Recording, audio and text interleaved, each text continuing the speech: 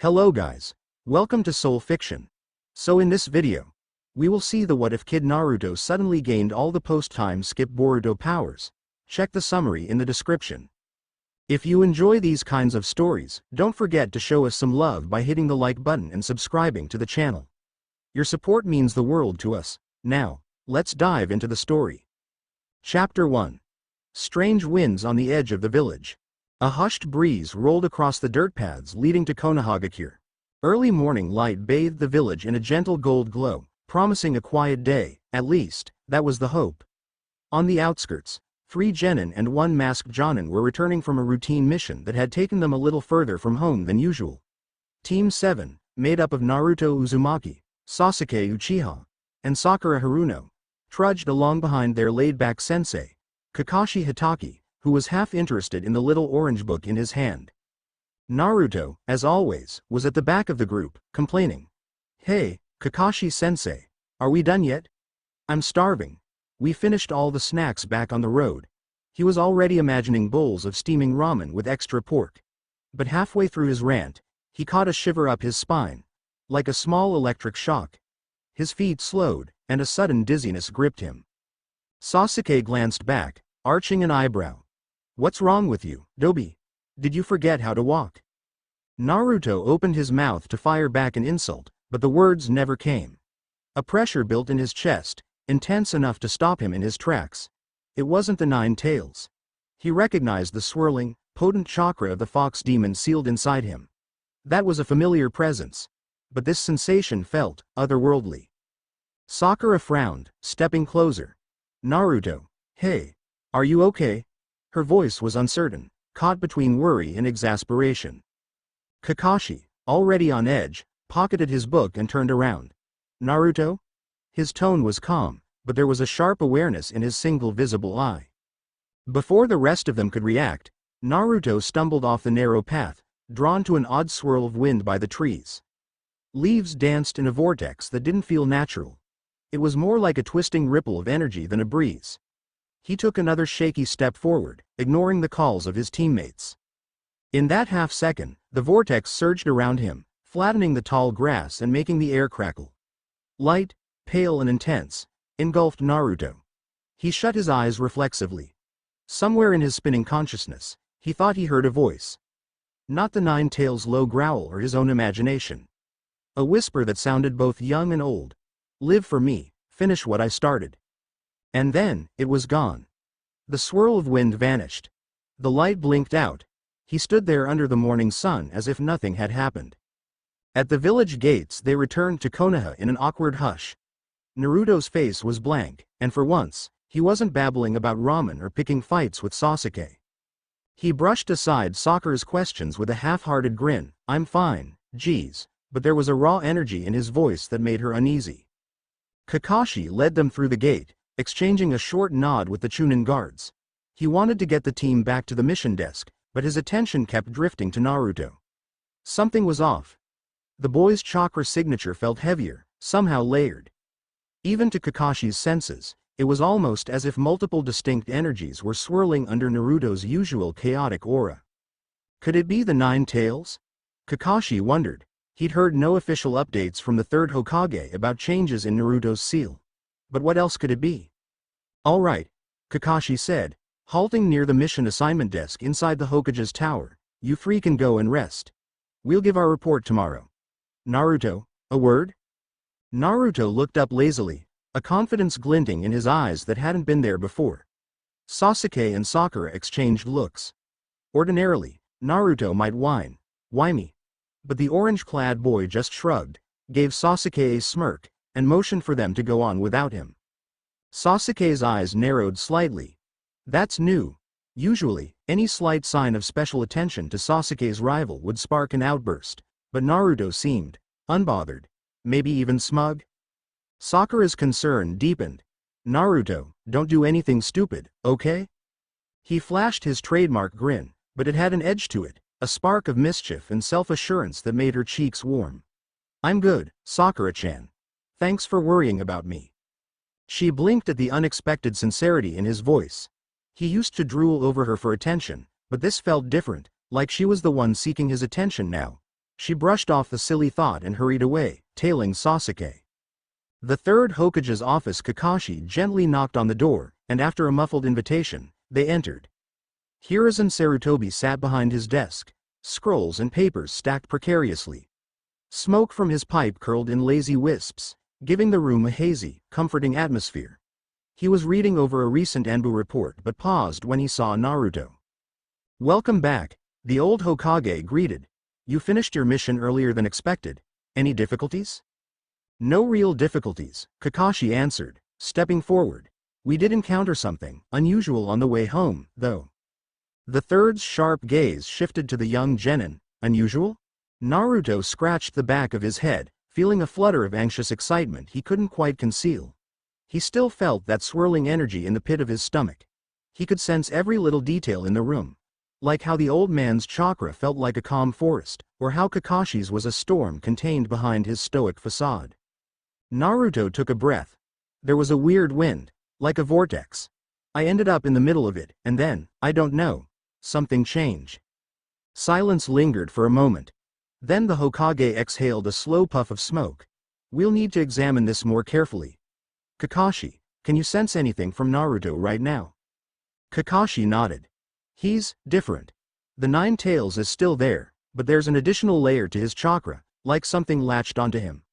Or, like he's harnessing a new flow of energy.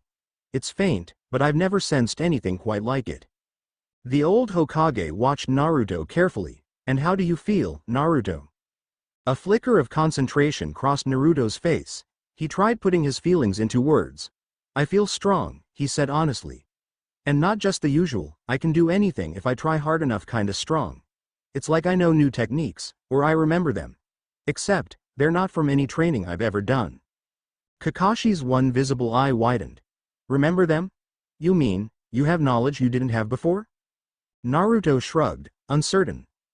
Yeah. Rasengan for example." Hiruzen nearly dropped his pipe. "Rasengan. That jutsu was created by the fourth Hokage." Kakashi's voice was calm but urgent. "Naruto, can you actually perform it?" "Not sure yet," Naruto admitted, though a slow grin formed on his lips. "But I feel like if I tried, I could. Like the muscle memory is there, in my hands." The Hokage stood up, a deep frown carving into his wrinkled face. "This could be dangerous. We should keep it discreet until we know more. For now, Naruto, I want you to refrain from openly displaying any new abilities. At least until we've investigated the cause." Naruto wanted to argue, but a swirl of rebellious excitement stirred in him. He didn't want to hide it. He wanted to see just how far he could push this new strength. Still, he wasn't going to defy the third Hokage outright. "Yeah, all right, old man. I'll try." But in his heart, he knew that, trying to hide, might last about as long as his next breath. At Training Ground 3, a cloudless afternoon sky watched over Naruto's Himane streets of Konoha. He needed to test out this new jutsu knowledge. He had to. The memory was so vivid. Swirling chakra in his palm, compressing it, shaping it into a sphere. He was certain he could do it. He glanced around to be sure no one was watching. "Here goes," he muttered, left hand supporting his right as he tried to gather chakra, focus. Chakra built in his palm, swirling.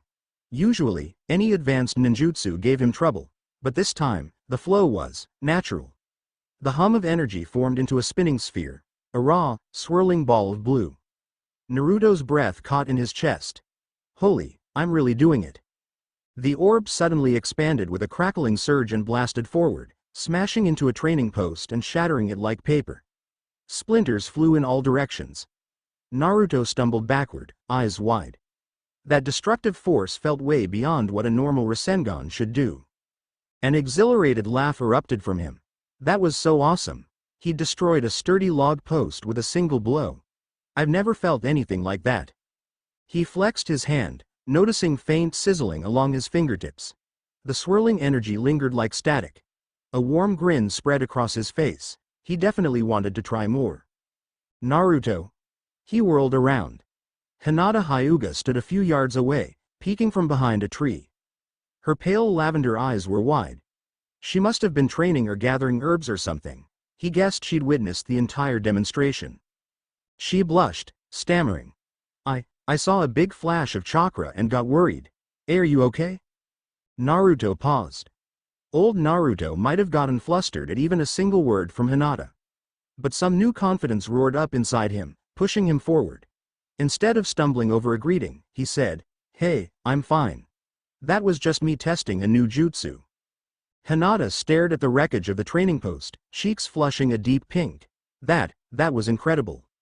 He took a few steps closer, noticing how her eyes flickered away in that shy manner of hers. A mischievous thought struck him. Why not see if these new abilities help me with more than just ninjutsu? "Hey, Hinata," he said, letting his voice drop, "wanna see something else I learned?" She blinked nervously. Sure, Naruto-kun." He closed the distance. She was only an inch or two shorter than him. The usual swirl of embarrassment that used to plague him was gone. Before he lost his nerve, he leaned in and pressed a quick, soft kiss to her cheek. Her face went from pink to scarlet in a heartbeat. She squeaked, nearly collapsing. Naruto-kun, why you. He felt a flutter of excitement. "Sorry," he teased, though he didn't really look sorry. "I just felt like I should thank you for always looking out for me. I guess you do it more than I notice." She covered her burning cheeks with her hands, stammering incoherently. Naruto found it almost endearing how she reacted. This new me is unstoppable, he thought. A small wave of guilt flickered in his stomach. Should he be messing with Hinata's feelings this way? But an inner voice whispered, "She likes you anyway, right?" Before he could say anything else, a voice cut through the trees. "What's going on here?" Naruto and Hinata both jumped. Ino Yamanaka popped out from behind a neighboring clearing, curiosity lighting her teal eyes. Hey, Ino," Naruto said, rubbing the back of his head, not quite losing his newfound cool. "We were just, training." Her gaze flicked to the shattered post. "Training? That's some training." She planted a hand on her hip, scanning Naruto up and down. "Wait a minute, you look different somehow. And your chakra, it's kinda intense. What have you been up to, Naruto?" He shrugged lightly, letting a grin surface. "Oh, just discovered a thing or two about myself." Ino's brow rose, and she looked at Hinata, who was still trying to compose herself. Then she tilted her head at Naruto. "Weird. Well, rumor has it that your team got back from a mission earlier, and Kakashi-sensei hauled you off to see the Hokage. People are saying something's up with you." News travels fast around here, Naruto thought, ignoring the small churn of worry in his stomach. He wasn't supposed to flaunt these new powers, but maybe a part of him wanted people to notice. "Let's say I got a power boost. That's all." Ino gave him a suspicious look, crossing her arms. "That so? You're the last person I'd expect to hide a big secret." He flashed a roguish grin that made her cheeks faintly color. "Keep it on the down low, okay? And maybe I'll show you something cool sometime." She scoffed, although a shy smile tugged at her lips. "Whatever, Naruto. Don't get too big ahead." Hinata coughed gently. I should go. Good luck, Naruto-kun." She hurried off before she fainted from embarrassment. Ino remained behind, studying Naruto more openly. "I'm heading to meet Shikamaru and Choji soon, but you wanna come show us what you can do? Maybe help me out with some training, or something else?" Her tone was half teasing. Naruto's heart thumped. A flutter of mischievous excitement coursed through him again. Am I turning into some kind of playboy? He remembered all the times he'd chased Sakura around for attention. Now, he was the one being approached. He liked the feeling. Still, for all his bravado, he remembered the third Hokage's warning. "Maybe some other time, Ino," he said, trying for a casual wave. "I'm about to go meet up with someone else. But I'll take a rain check." She rolled her eyes but smirked. "Fine. Don't keep me waiting too long, knucklehead. I might lose interest." "Wouldn't want that," he quipped. She giggled softly, then turned on her heel and strolled away, leaving Naruto alone amidst the swirling dust of the demolished training post. Evening in Naruto's apartment. A soft orange light fell through the single window of the cramped studio Naruto called home. He sat cross-legged on his small bed, spinning a ball of chakra in his palm. Earlier attempts that day had proven he could indeed control the Rasengan, and not just any Rasengan. He could pump it with monstrous energy, expanding its destructive potential. "This is insane," he whispered. He'd always been brash, always proclaiming he'd become Hokage, that he'd surpass everyone. But for the first time, he felt real power coursing through his veins. Closing his eyes, he focused on that swirl, letting it fade. That was only one jutsu he seemed to have gleaned from this weird phenomenon. If he pushed deeper, there were other techniques in his mind, half-formed. Advanced lightning-style manipulations, transformations that overshadowed standard illusions, and something about a dojutsu. An eye power. He could sense it behind his eyelids, a strange tingle. It reminded him of the Byakugan or Sharingan, but it felt wholly different. A flicker of doubt stabbed at him. What am I becoming? He let out a breath and glared at the empty space in front of him. No, don't chicken out. I want this. This is my chance to really be someone. If it helps me protect my friends, then great. The fluttering doubt sank away, replaced by an overwhelming sense of possibility. He rummaged in his cupboard for leftovers. Barely enough for a meager dinner, and ate quickly, finishing with a triumphant, "Datbeo." Early next morning, Academy grounds. Though Team 7 was officially off duty until the next mission, Naruto had decided to show up at the Academy yard bright and early. He often spent time messing around with Konohamaru or just hollering challenges at unsuspecting shinobi. But today, he wanted to see how everyone else might react if he showcased a fraction of his new strength. He had no intention of following the Hokage's "keep it secret" advice to the letter. If no one sees me, they can't see how cool I've become. But he'd try to be discreet, sort of. Near the stone benches, Tenten rolls, launching a barrage of kunai at a series of wooden targets. Each blade struck with pinpoint accuracy. She puffed a breath, clearly satisfied. Better. I've got to keep refining the speed though. Naruto strolled up with a grin. Hey, Tenten, feeling sharp today? She turned, eyebrows lifting. Naruto? You're up this early? He chuckled. I've got some new moves I'm itching to try out, we should spar. Tenten gave a skeptical smirk. She'd seen him around enough to know that Naruto was loud, brash, and fairly incompetent at times, though he had a big heart. Spar with you? Don't take this the wrong way, but I might be a bit out of your league when it comes to weapons. He held out his hand, palm open. Try me. Something in his tone made her tilt her head. All right, if you insist. They moved to a clear patch of yard. Tenten readied a sealed scroll, flicking it open with practiced grace. Kunai, shuriken, and a short sword erupted from the paper in a swirling dance of steel. She unleashed them at Naruto in a controlled volley. Enough to keep him on his toes, not to seriously maim him. Naruto's eyes narrowed. Relax, just do what the memory says. He inhaled, focusing his chakra. Instinct guided him. Suddenly, his right eye burned, and in that vision, time seemed to slow. He could see the path of each weapon, pinpointing exactly where they'd strike. Without conscious thought, he swayed and spun, weaving through the wave of steel.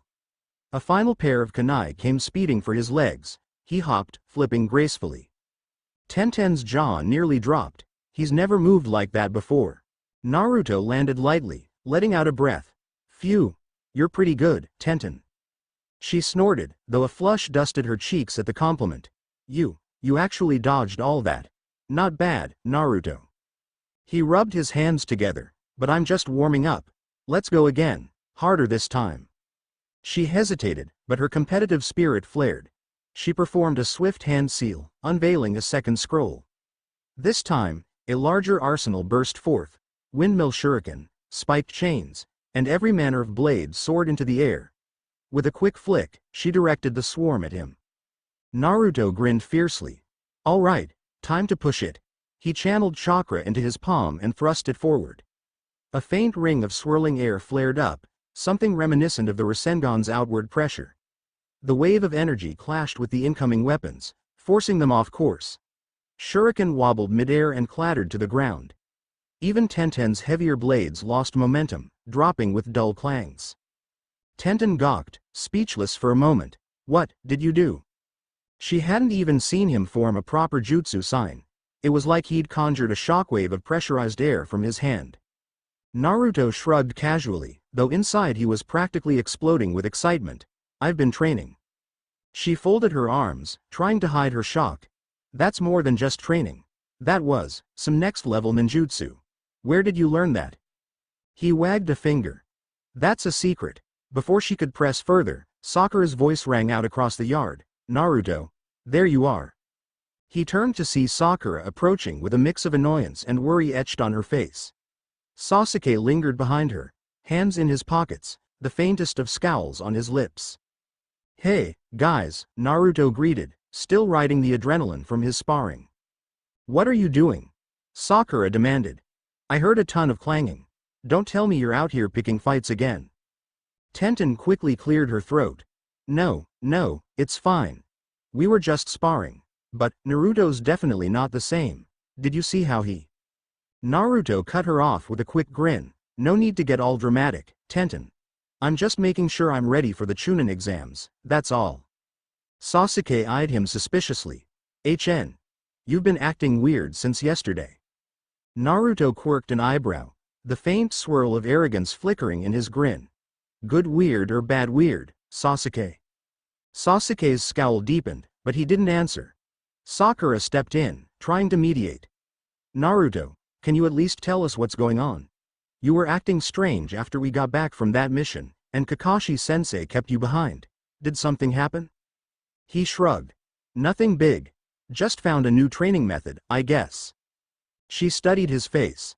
That's not convincing me. Tenten sheathed her scrolls, her curiosity clearly piqued. Whatever it is, it's letting you pull off some crazy moves. Sakura exhaled, deciding not to push further, at least not in front of Tenten. Alright, Naruto, we have to meet Kakashi-sensei in a while. Don't be late, got it? He tossed her a playful salute. Sure, Sakura-chan, we'll see you soon. As Sakura walked off, Tenten gave Naruto a last lingering glance.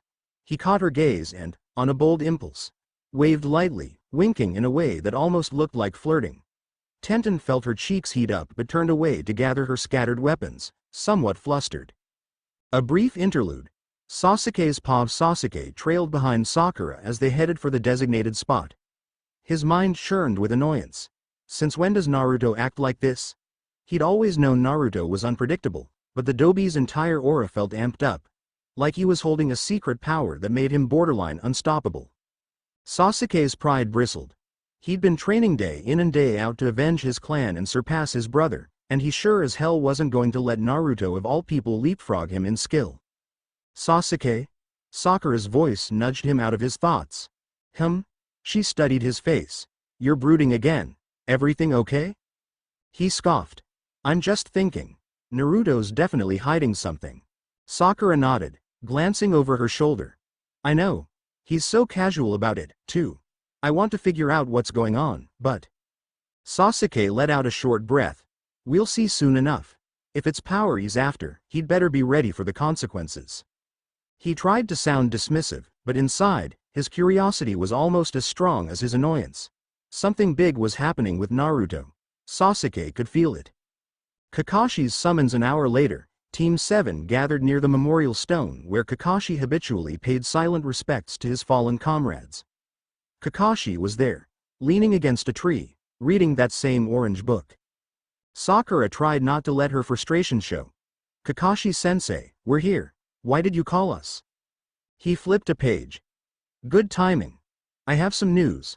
The third Hokage has decided that certain promising genin teams from our village will participate in the upcoming Chūnin Exams. He's recommended Team 7. Sakura's eyes went wide. We get to be in the exams? Sasuke's expression hardened with determination. So soon? Naruto grinned. Finally, this is gonna be awesome.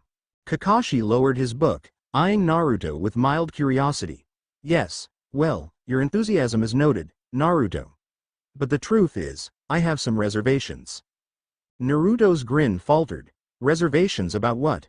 Your newfound abilities. Kakashi closed his book with a soft thud.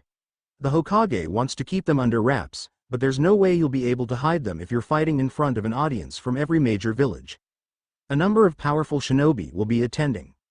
If rumors spread that the Nine-Tails Jinchuriki has tapped into some unknown, advanced power, we could attract all kinds of trouble. Sasuke crossed his arms. Then why let us participate? Kakashi gave a small shrug. The Hokage believes it's better to keep Naruto where we can see him, rather than letting him go rogue. He trusts Naruto's loyalty to Konoha, but we need to watch him closely. This also gives us a chance to gauge exactly what he's capable of. And there's no denying Naruto's grown stronger. If we harness that, an edge. Naruto frowned, not liking the idea of being watched as if he might be a threat, but he clenched his fists and stayed quiet. Kakashi continued gently, Naruto, I'm not accusing you of anything. But your powers, this sudden growth, none of us truly understands it yet. If we don't handle it correctly, you could hurt yourself or others. Naruto forced a tight smile. I get it, sensei. But I'm not planning on hurting anyone innocent. I can control this. Kakashi studied Naruto's eyes, his own gaze unreadable behind the mask. Very well. Just be cautious. During the exam, do your best to keep things somewhat contained. Understood? Naruto nodded, but inside he felt a surging defiance. I'm not holding back if I'm attacked. Sakura cleared her throat, looking between them. So, we're officially in, right? Kakashi's stare lingered on Naruto a moment longer before turning to her. Yes, you three are in. Better start preparing. The exam begins soon. Midday. Ramen break. Naruto retreated to his safe haven, Ichiraku Ramen. The comforting aroma of broth and fresh noodles did wonders to soothe his tense nerves. He sat at the counter, slurping from a steaming bowl, pondering Kakashi's warnings. I know they're worried, he thought, but come on. I finally have the power to stand toe-to-toe with all the elites who used to look down on me. I'm not giving that up. A swirl of the curtain behind him announced another customer. He glanced back to see Ino stepping in, her blonde ponytail swishing. She spotted him and slid onto the stool beside him, ordering a bowl for herself. Fancy meeting you here, she said, propping an elbow on the counter. But then again, this is your second home. Naruto grinned. What can I say? Ramen's my lifeblood. They made small talk for a moment, but Naruto noticed the subtle curiosity in her eyes. She finally came out with it. I heard from Tenten you pulled some crazy jutsu earlier. He hid his excitement behind a casual sip of broth. She talk about anything else? Ino smirked. She might have mentioned how you seemed different, said you moved fast, real fast. Naruto shrugged, feigning innocence. I've been training, that's all. The Chūnin exams are coming up, right? Her lips twisted thoughtfully. Huh. Usually, that wouldn't explain you suddenly pulling off advanced techniques. Are you sure you're not secretly from some super legendary clan? His chuckle was light, but inside, the question struck deeper than she knew. I'm not from any special clan. But maybe I do have some special destiny I never realized. He turned to face her, letting a small grin show. If you're that curious, maybe I can give you a demonstration. Ino's eyebrows rose. Oh, right now? Here? In front of everyone? He laughed. I meant maybe after we eat, or tomorrow. He let his voice drop. I wouldn't mind showing off a little if you're there to see it. A pink flush tinted her cheeks, but she rolled her eyes, refusing to be flustered. Confidence looks good on you, Naruto. But you better be able to back it up. He swallowed another spoonful, relishing the playful banter. I can back it up, believe me. Their conversation flowed more naturally than Naruto ever remembered. In the past, he might have been too brash or awkward. But this new well of certainty guided him effortlessly. After a short while, Ino waved a goodbye, leaving him alone with his second bowl of ramen. As he watched her exit, he couldn't help but reflect that something had definitely changed in him. Maybe it was the sudden sense that he didn't have to clamor for approval or recognition. He had real power now, enough to shake the strongest opponents. An ominous presence feeling stuffed, Naruto hopped down from his stool and stepped onto the street. A hush fell over him as he sensed something. A flicker of unfamiliar chakra. A cold, subtle wave that prickled the back of his neck. He glanced up the busy road. Shoppers bustled, shinobi passed by, but no one else seemed disturbed. Who's there? Out of the corner of his eye, he caught a glimpse. A tall figure wrapped in a dark cloak, slipping behind a building. It didn't look like any shinobi he recognized. Could be a visiting ninja for the exams, he reasoned. But the aura he felt was wrong. Determined, Naruto quietly followed. He snuck around the corner, scanning the alleyway. Nothing. The figure was gone. Yet that creeping sense of dread remained, like an echo in the air. He clenched his fists. If someone's messing with me, I'll find them, he whispered. Then, pushing the thought aside, he hurried off to rejoin his team, He didn't want to be late for any last-minute training. Late afternoon, Team 7 training session. Kakashi had them practicing coordination drills near the river outside Konoha's walls, likely to gauge Naruto's newly heightened abilities. Sakura tried to keep up. Sasuke pushed his speed to the limit, but Naruto breezed through the sets as if he'd been doing them for years. Sasuke's frustration finally boiled over. "Come on, Naruto," he barked, halting the exercise. "What happened to you? Nobody gets this strong overnight." Naruto shrugged, offering a mild grin. "It's not overnight. I've been working hard." "Don't lie to me," Sasuke growled. "We've been on the same team. I know how you train." Naruto's grin sharpened. "Maybe I'm just talented," he teased, flipping Sasuke's usual claim back at him. Sasuke bit back a retort, hands tightening into fists. A swirl of tension crackled in the air. Kakashi stepped in, raising a hand. "That's enough, both of you. We're not here to pick fights." Sakura placed a hand on Sasuke's shoulder, calming him. "Sensei, maybe we should call it a day." Kakashi nodded, but his gaze lingered on Naruto. "Yes, let's. Naruto, I want to see you in private for a moment."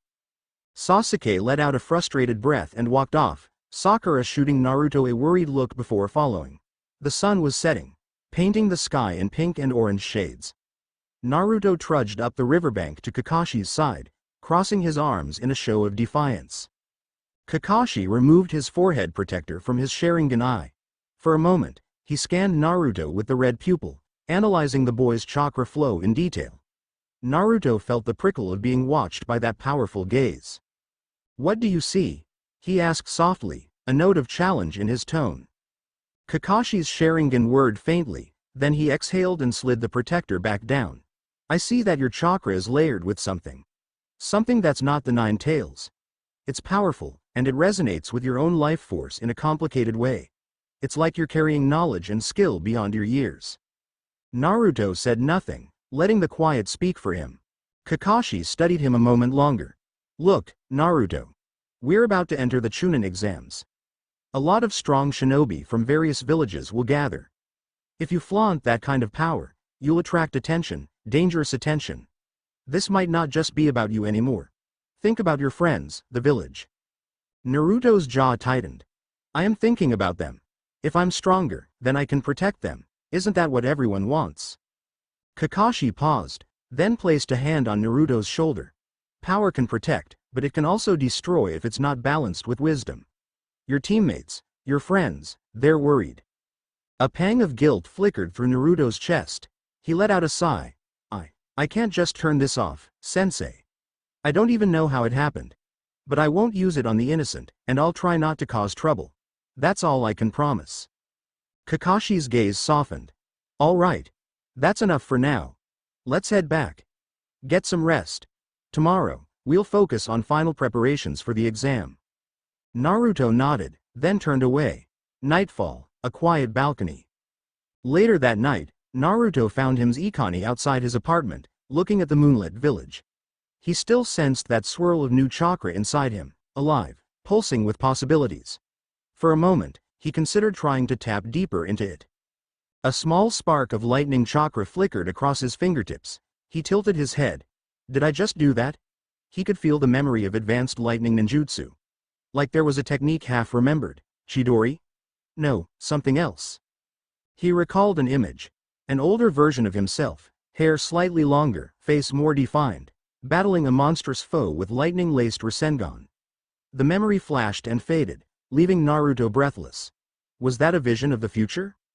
He closed his eyes, feeling the weight of a destiny he never asked for. Something about that older Naruto's resolve, the heartbreak and hope in his eyes, felt so real. A gentle scraping sound brought him back to the present. Sakura stood below his balcony, looking up. "Naruto, can I come up?" He hopped down to meet her. "You could have just knocked on my door, you know." She shrugged awkwardly. "I was passing by and saw you up there. Sorry if I'm intruding." He brushed it off. "Nah, it's fine. What's up?" She searched his eyes, clearly steeling herself for a serious talk. "Are you really okay? I've never seen you like this. You're still you, but there's something different, and it's scaring me." He wanted to snap back, offended, but her genuine concern disarmed him. "I'm sorry I worried you," he said quietly. I don't even know how to explain it. I've got powers I never had before, and it feels amazing. But I didn't ask for them." She inhaled, biting her lower lip. "You know you can talk to us, right? Sasuke and we're on your team, we can help." Naruto looked down at his hands, memories of that unstoppable Rasengan echoing in his mind. "I'm not sure how anyone can help. This is happening inside me, but maybe talking does help." Sakura's features softened. "Then talk to me." He sat on a wooden crate beside the building, beckoning her to sit near him. The night air was cool, laced with the distant chirping of crickets. For once, Naruto didn't feel compelled to crack jokes. He told her bits and pieces. The swirling vortex on the way back from the mission, the sudden knowledge of new jutsu, the glimpses he'd had. Like shards of a dream, of an older, more battle-worn version of himself. He left out the parts about the more personal moments with Ino, Hinata, Tenten, though he could sense Sakura might suspect something. She listened, eyes wide. "That's unbelievable," she finally breathed. "An advanced Rasengan, knowledge from some kind of future memory?" He nodded, forcing a laugh. "Yeah, it sounds crazy. Even I'm not sure I believe it." She reached out tentatively, laying a hand on his shoulder. "It's okay.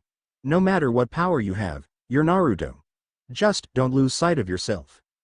Her closeness made his heart pound. Old Naruto would be over the moon just having Sakura near. New Naruto still felt that thrill, but now he had the confidence to do something about it. He met her gaze, noticing the flicker of hesitation in her eyes, the way her breath caught. Then, bold as the new voice inside him demanded, he leaned forward and pressed his lips lightly to hers. Her gasp was muffled in the soft contact. For a second, neither moved. Then she pulled back, face a furious shade of red. "And Naruto." He felt a surge of both triumph and fear. I'm sorry, Sakura-chan, I just." Her hand lifted, as if she might slap him. Then she froze, warring emotions flashing in her eyes. Instead of smacking him, she whispered, "You idiot," and stood abruptly, turning away. He blinked, uncertain how to interpret that. She paused a few steps away, hugging her arms. "You definitely change. But maybe not everything about you is new." With that, she hurried off into the darkness, leaving Naruto alone with his racing heartbeat.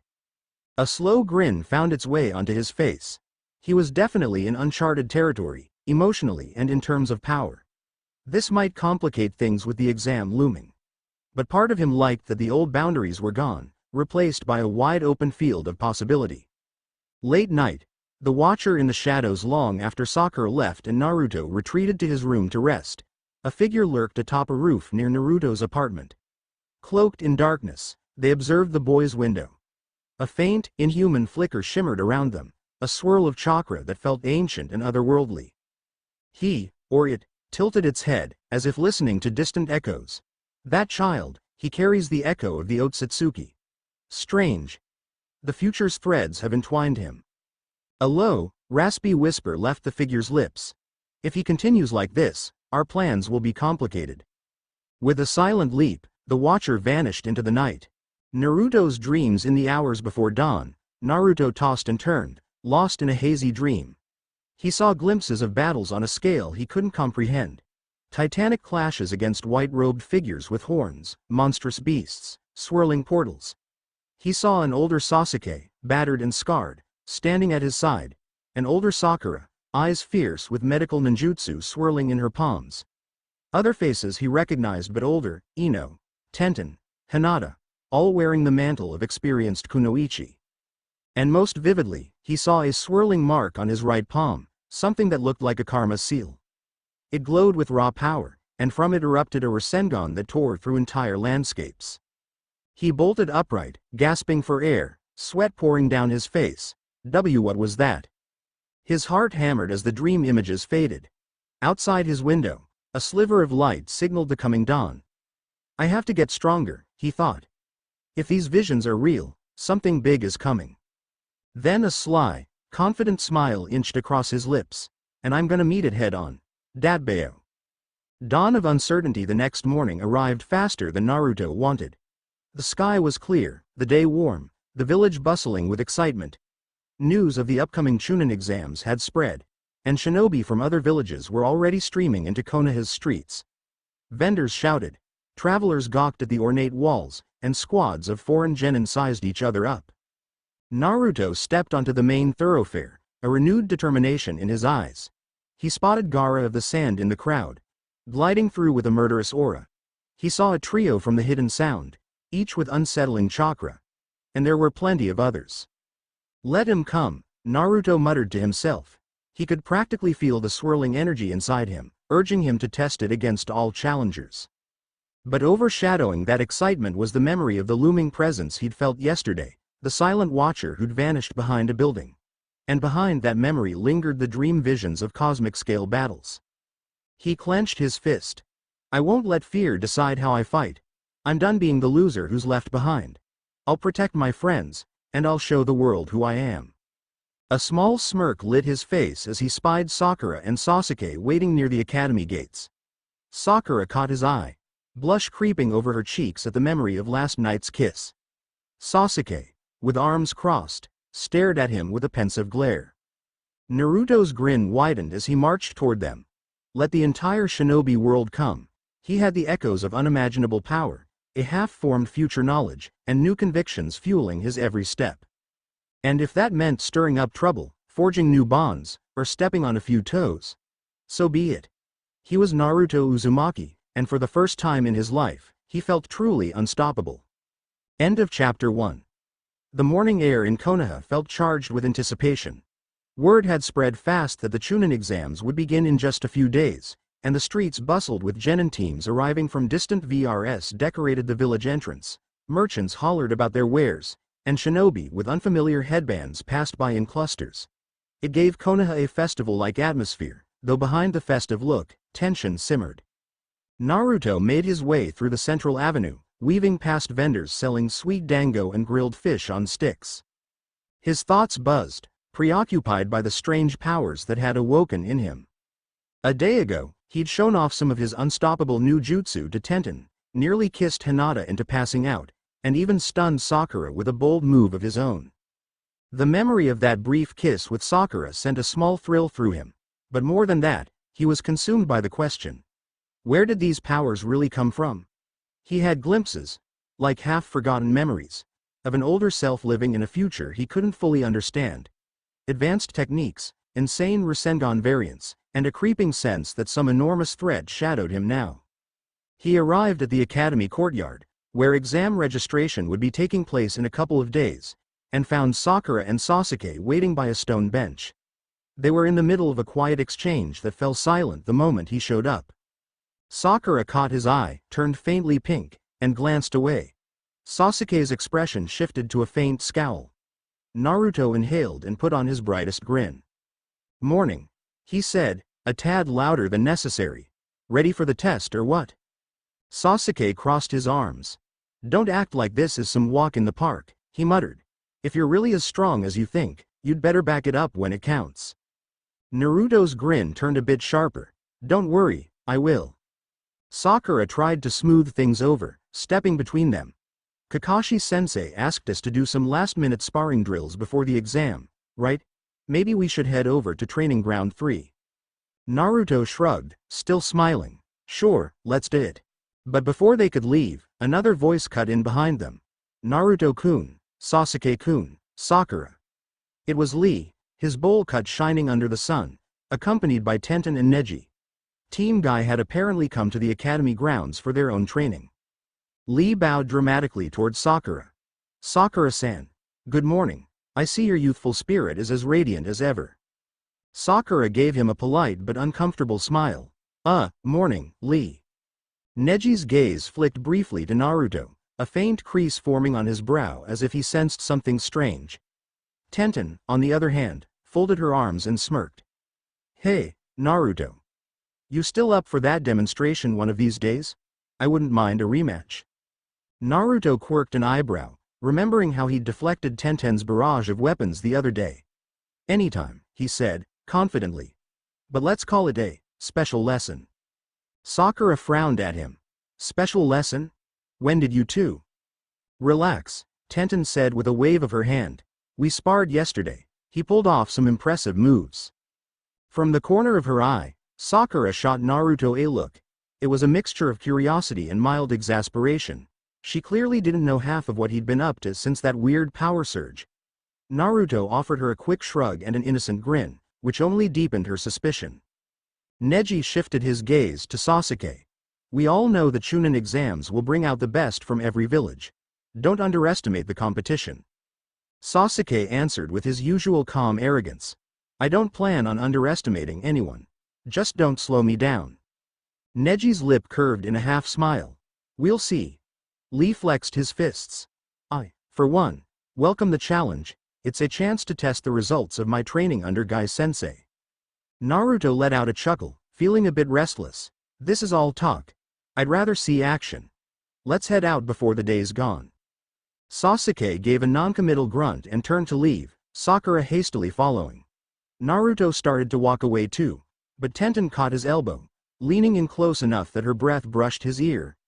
If you're free later, come find me. I want to see that weird wind shockwave thing again. Her tone was low, mildly flirtatious. A quick grin tugged at Naruto's lips. Count on it, he said, letting a confident spark light his eyes. Tenten stepped back, and he jogged off to catch up with Sasuke and Sakura. He couldn't help noticing how Tenten lingered, watching him go, a faint pink warming her cheeks. It put a little bounce in his step. They made their way to Training Ground 3, the same field that had hosted so many of Kakashi's early lessons. The memorial stone glinted near the trees, and the grass swayed in a light breeze. Sakura looked around. Kakashi-sensei said he'd meet us here, but I don't see him. She exhaled, half exasperated. He's always late. Sasuke didn't respond. He was already moving to the center of the open field. He turned on his heel and faced Naruto. If he's late, we might as well get started. Show me some of those fancy moves of yours. I want to see exactly how much stronger you are. Sakura stepped forward, hands raised as if to break them up. Wait, you two can't just. But Naruto only smirked and walked out to meet Sasuke. Sure. Let's see if you can handle it. Sasuke's eyes narrowed. We'll see, Dobi. Sakura groaned under her breath but stood back, mentally preparing to intervene if things got too wild. Something about the tension between them felt different than normal squabbles. Sasuke seemed genuinely disturbed by Naruto's newfound confidence, and Naruto. He was clearly itching to prove himself. They faced off 10 yards apart. Naruto's posture was relaxed, arms at his sides, but his aura all but crackled with energy. Sasuke took a quick stance, testing the waters with a swift rush forward. In a typical match, Naruto would fumble for a second before reacting, but this time, Naruto sidestepped smoothly and brought up an elbow that barely missed Sasuke's jaw. Sasuke slid back, face twisting in surprise. That speed, he muttered, kicking off the ground again. He spun low, aiming a leg sweep. Naruto hopped over it, pivoted in midair, and brought his heel down. Sasuke barely dodged. The blow cracked the earth, leaving a shallow crater behind. Sakura's eyes went wide. He's gotten stronger than before, way stronger. Sasuke and Naruto exchanged a flurry of blows, each one faster than the last. Fist met palm, foot met forearm. Sasuke's Sharingan wasn't awakened yet at this point in time, but even if it were, the raw speed Naruto displayed would have been startling. As Sasuke lashed out with a punch, Naruto ducked under it and snagged Sasuke's wrist, pivoting to throw him over his shoulder. Sasuke landed hard on his back, letting out a frustrated hiss. He rolled to the side and sprang up again, but Naruto was right there, fist glowing with swirling chakra. For a split second, that energy coalesced into a shape reminiscent of a small Rasengan. Sasuke scrambled back just in time to avoid it slamming into his ribs. Enough, called a casual voice.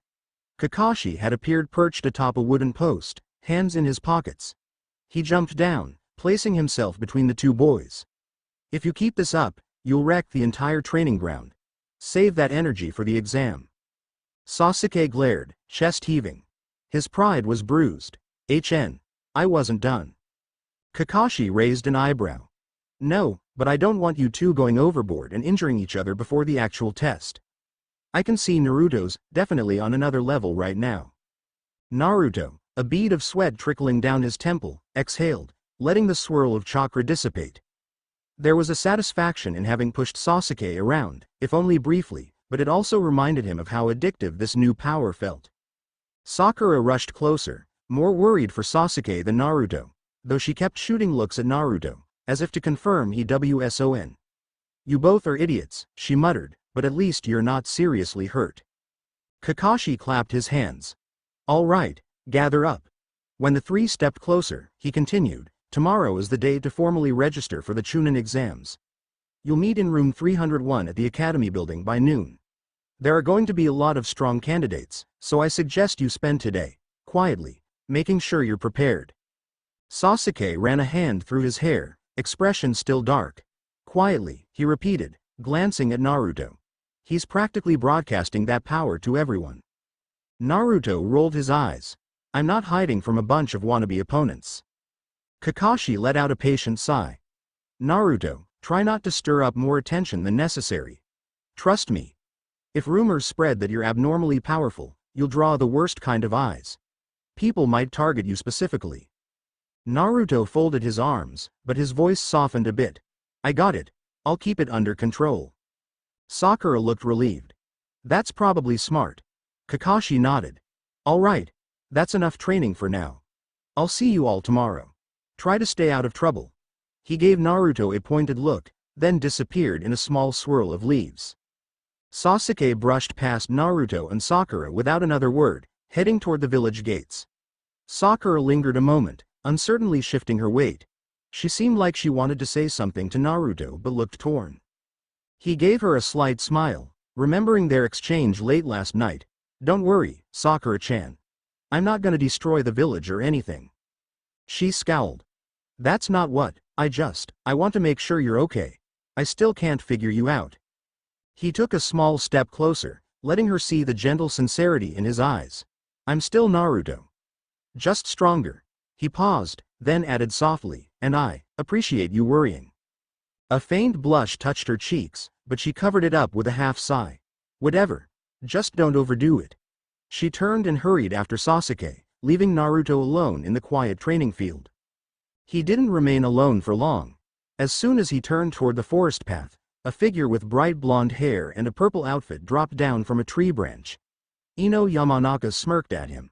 "So that's how you treat your teammates now, huh? That was an intense spar." Naruto's adrenaline was still high. "You were watching?"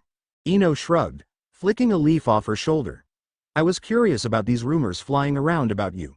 Tenten told me you destroyed a training post with some kind of Rasengan, and I've heard from a few academy kids that you can do advanced taijutsu now.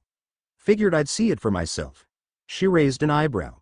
"And I have to admit, I'm impressed." He stepped closer, letting a confident grin tug at his lips. "I can show you more if you want." She met his gaze, challenge twinkling in her eyes. "Oh, I bet you'd love to." A playful tension filled the air. Before, Naruto might have stumbled over his own words, but now he let the moment draw out intentionally. He took one more step, edging into her personal space, and let his voice drop. "So, how about a little demonstration right now?" She blinked, cheeks warming slightly. "Of your jutsu, or something else?" He only smiled. For a second, it looked like he might just lean in and kiss her then and there, but Ino wasn't quite as shy as Hinata. She wouldn't be so easily caught off guard. She placed a hand on his chest, gently stopping him. Yet there was a coy smile on her face, as if daring him to go further.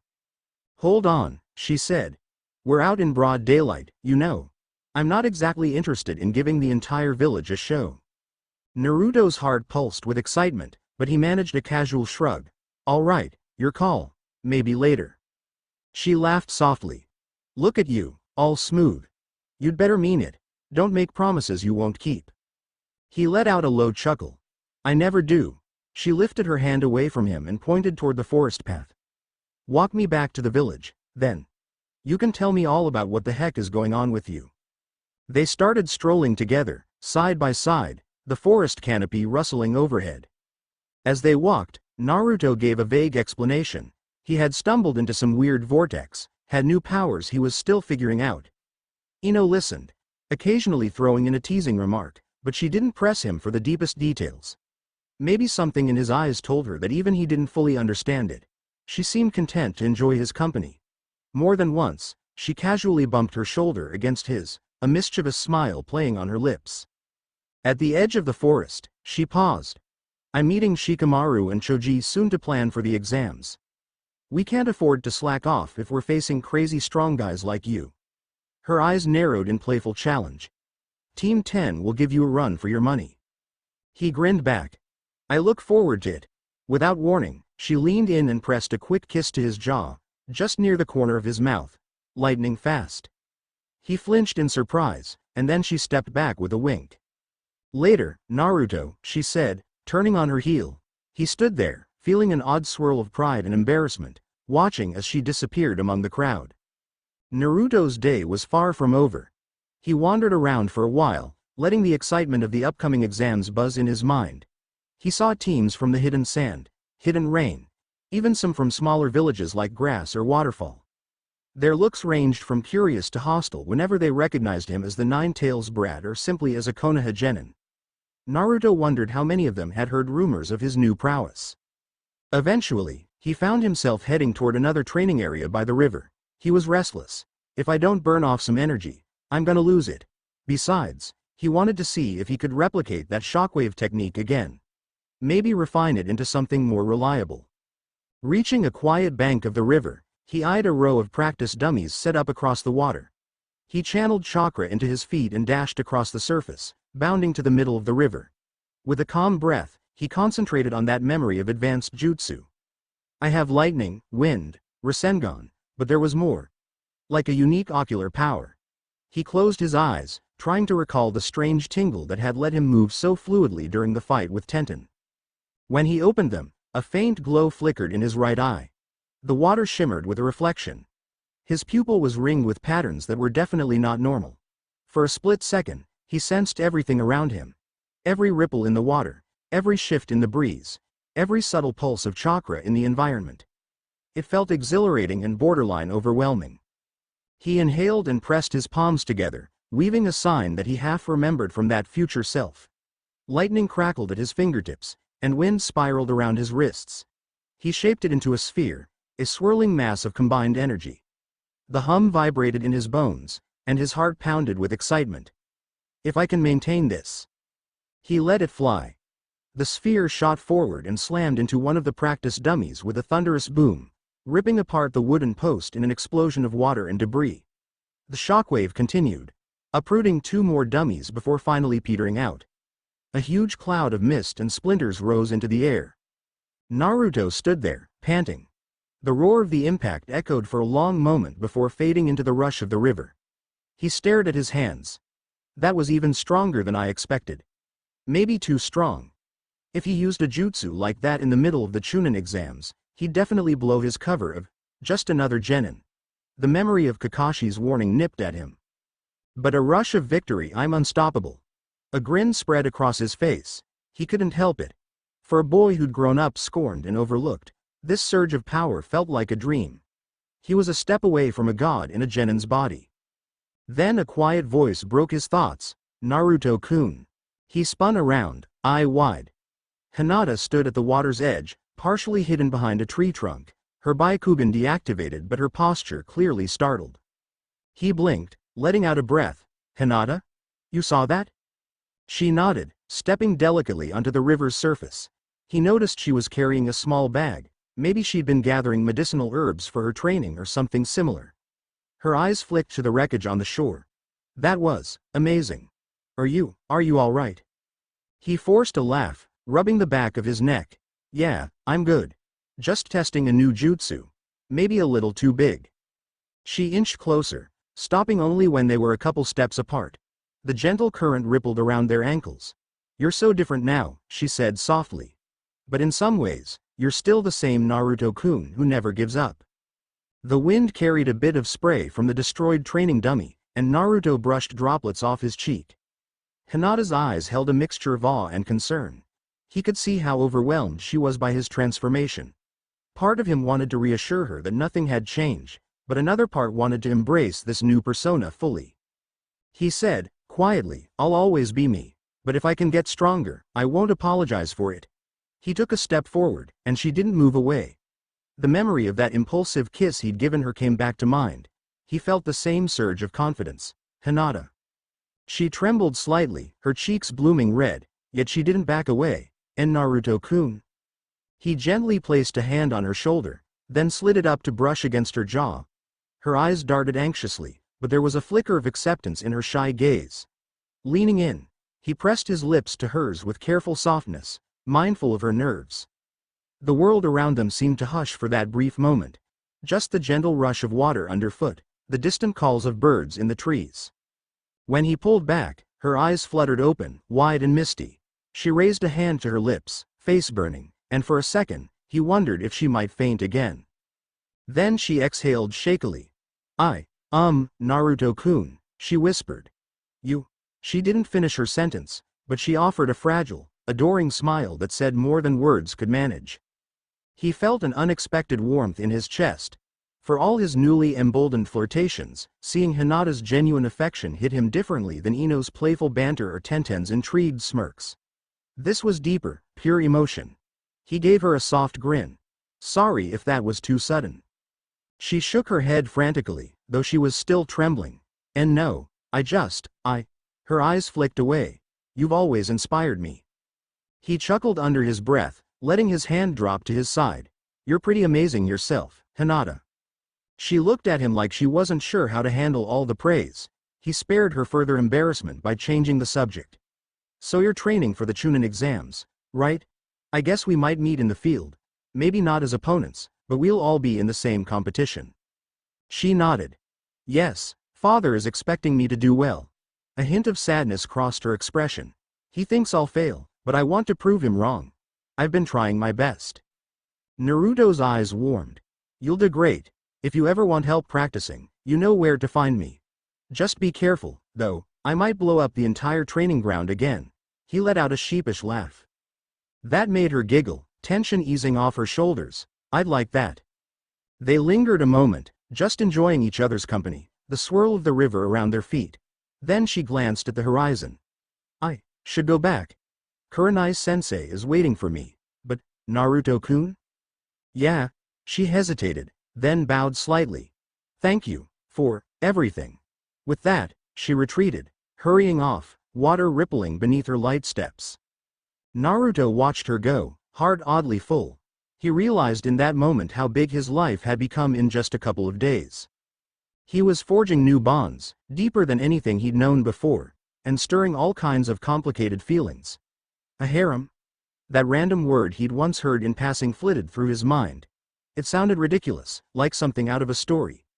Yet here he was, kissing multiple girls in the space of a day or two, all drawn to him for reasons as varied as curiosity, admiration, or affection. What am I turning into? He wondered again, but as quickly as doubt surfaced, the unstoppable sense of excitement flooded him. He turned his gaze back to the wreckage he'd caused. If the exam started soon, he had to figure out how to moderate these powers without revealing everything. Kakashi's caution echoed. Then he recalled his short clash with Sasuke. This new strength, I'll use it how I want. No one else can decide for me. That night, the village took on a carnival-like glow. Lanterns hung across streets in preparation for the inflow of foreign shinobi.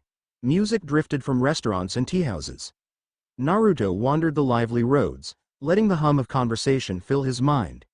He spotted a few shinobi from the hidden rain, looking ominous in gray cloaks, quietly sizing up the leaf nin around them. He saw a massive man from Hidden Cloud boasting about his sword skills to a crowd of merchants. Everyone seemed on edge, sizing up potential threats or possible allies. His stomach rumbled. Time for dinner. He headed straight for Ichiraku Ramen, hardly surprised to see a big turnout. Several out-of-town genin were there, curious about Konoha's famous ramen stand. The smell of rich broth and sizzling pork greeted him like an old friend. He found a seat, flagging down Tucci and Ayame. Ayame gave him a friendly wave. Naruto. You're just in time. We've got a special miso tonight. He grinned. Gimme 2 bowls. Extra toppings. Actually, make it 3, I'm starving.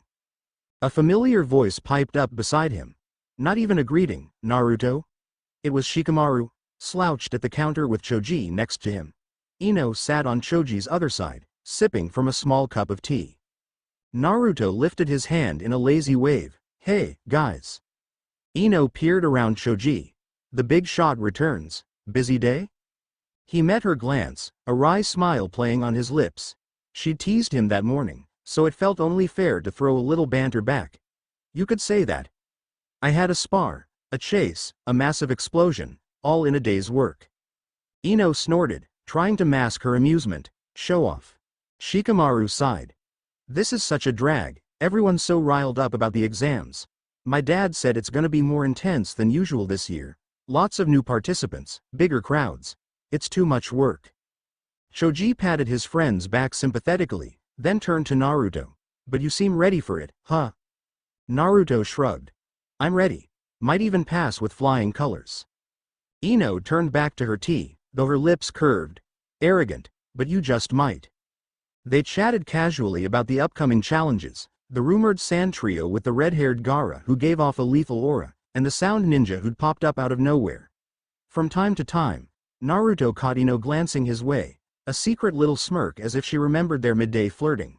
He flashed a discreet grin back at her.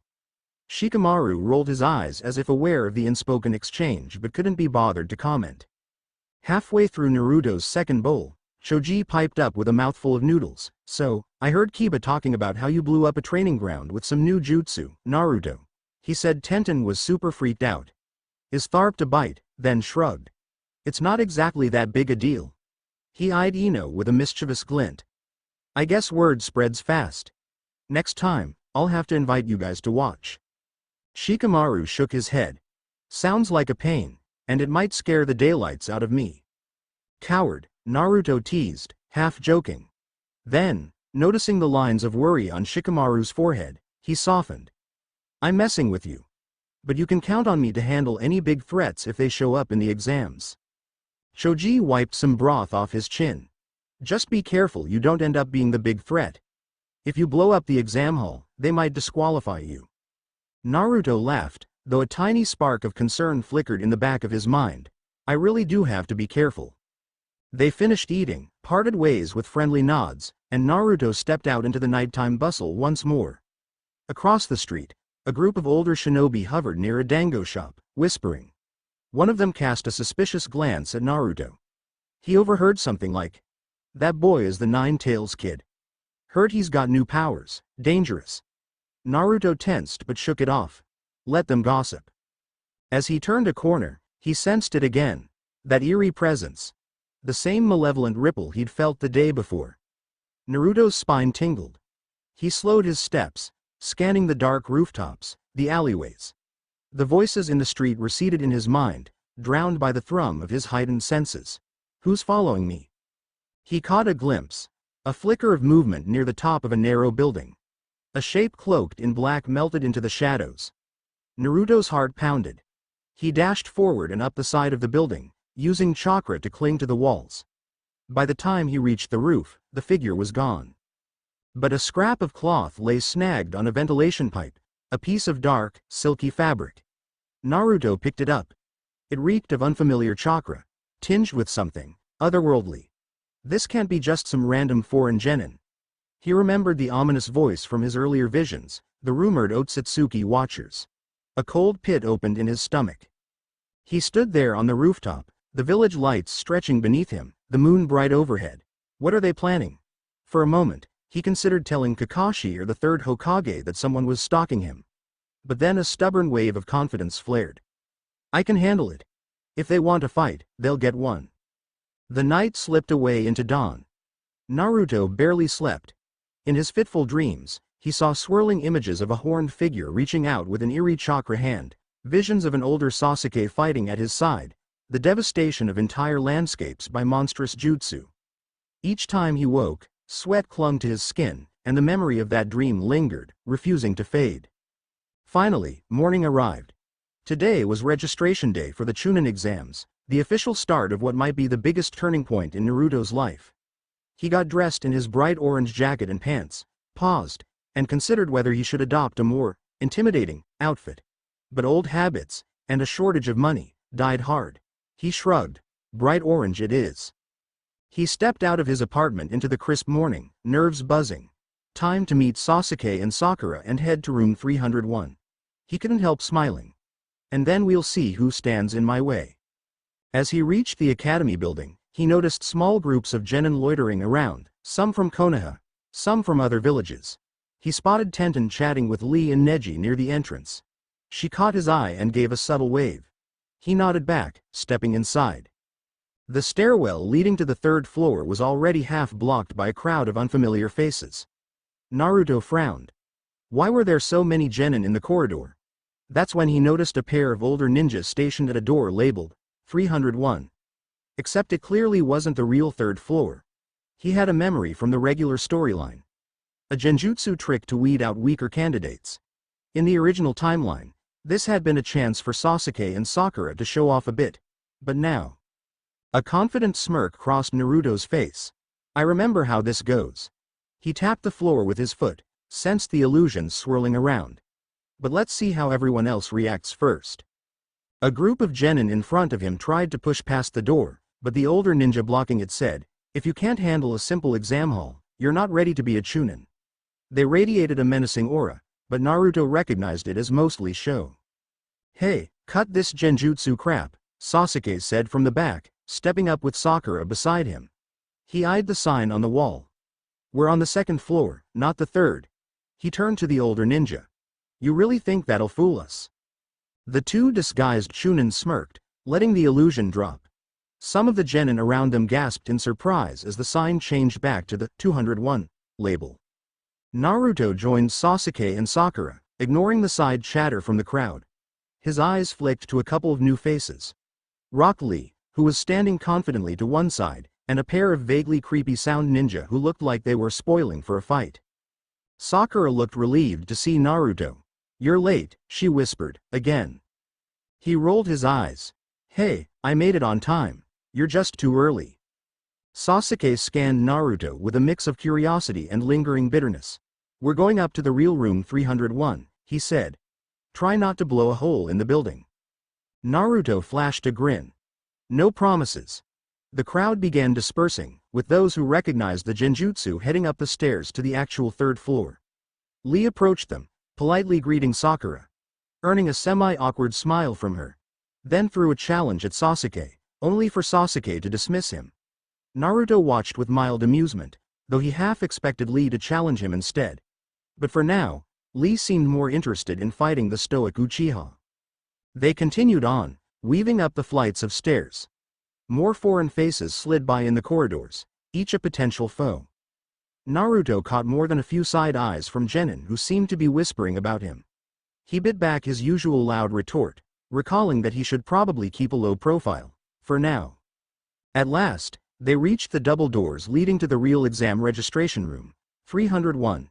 Inside, a wide space was packed with teams from every corner of the shinobi world.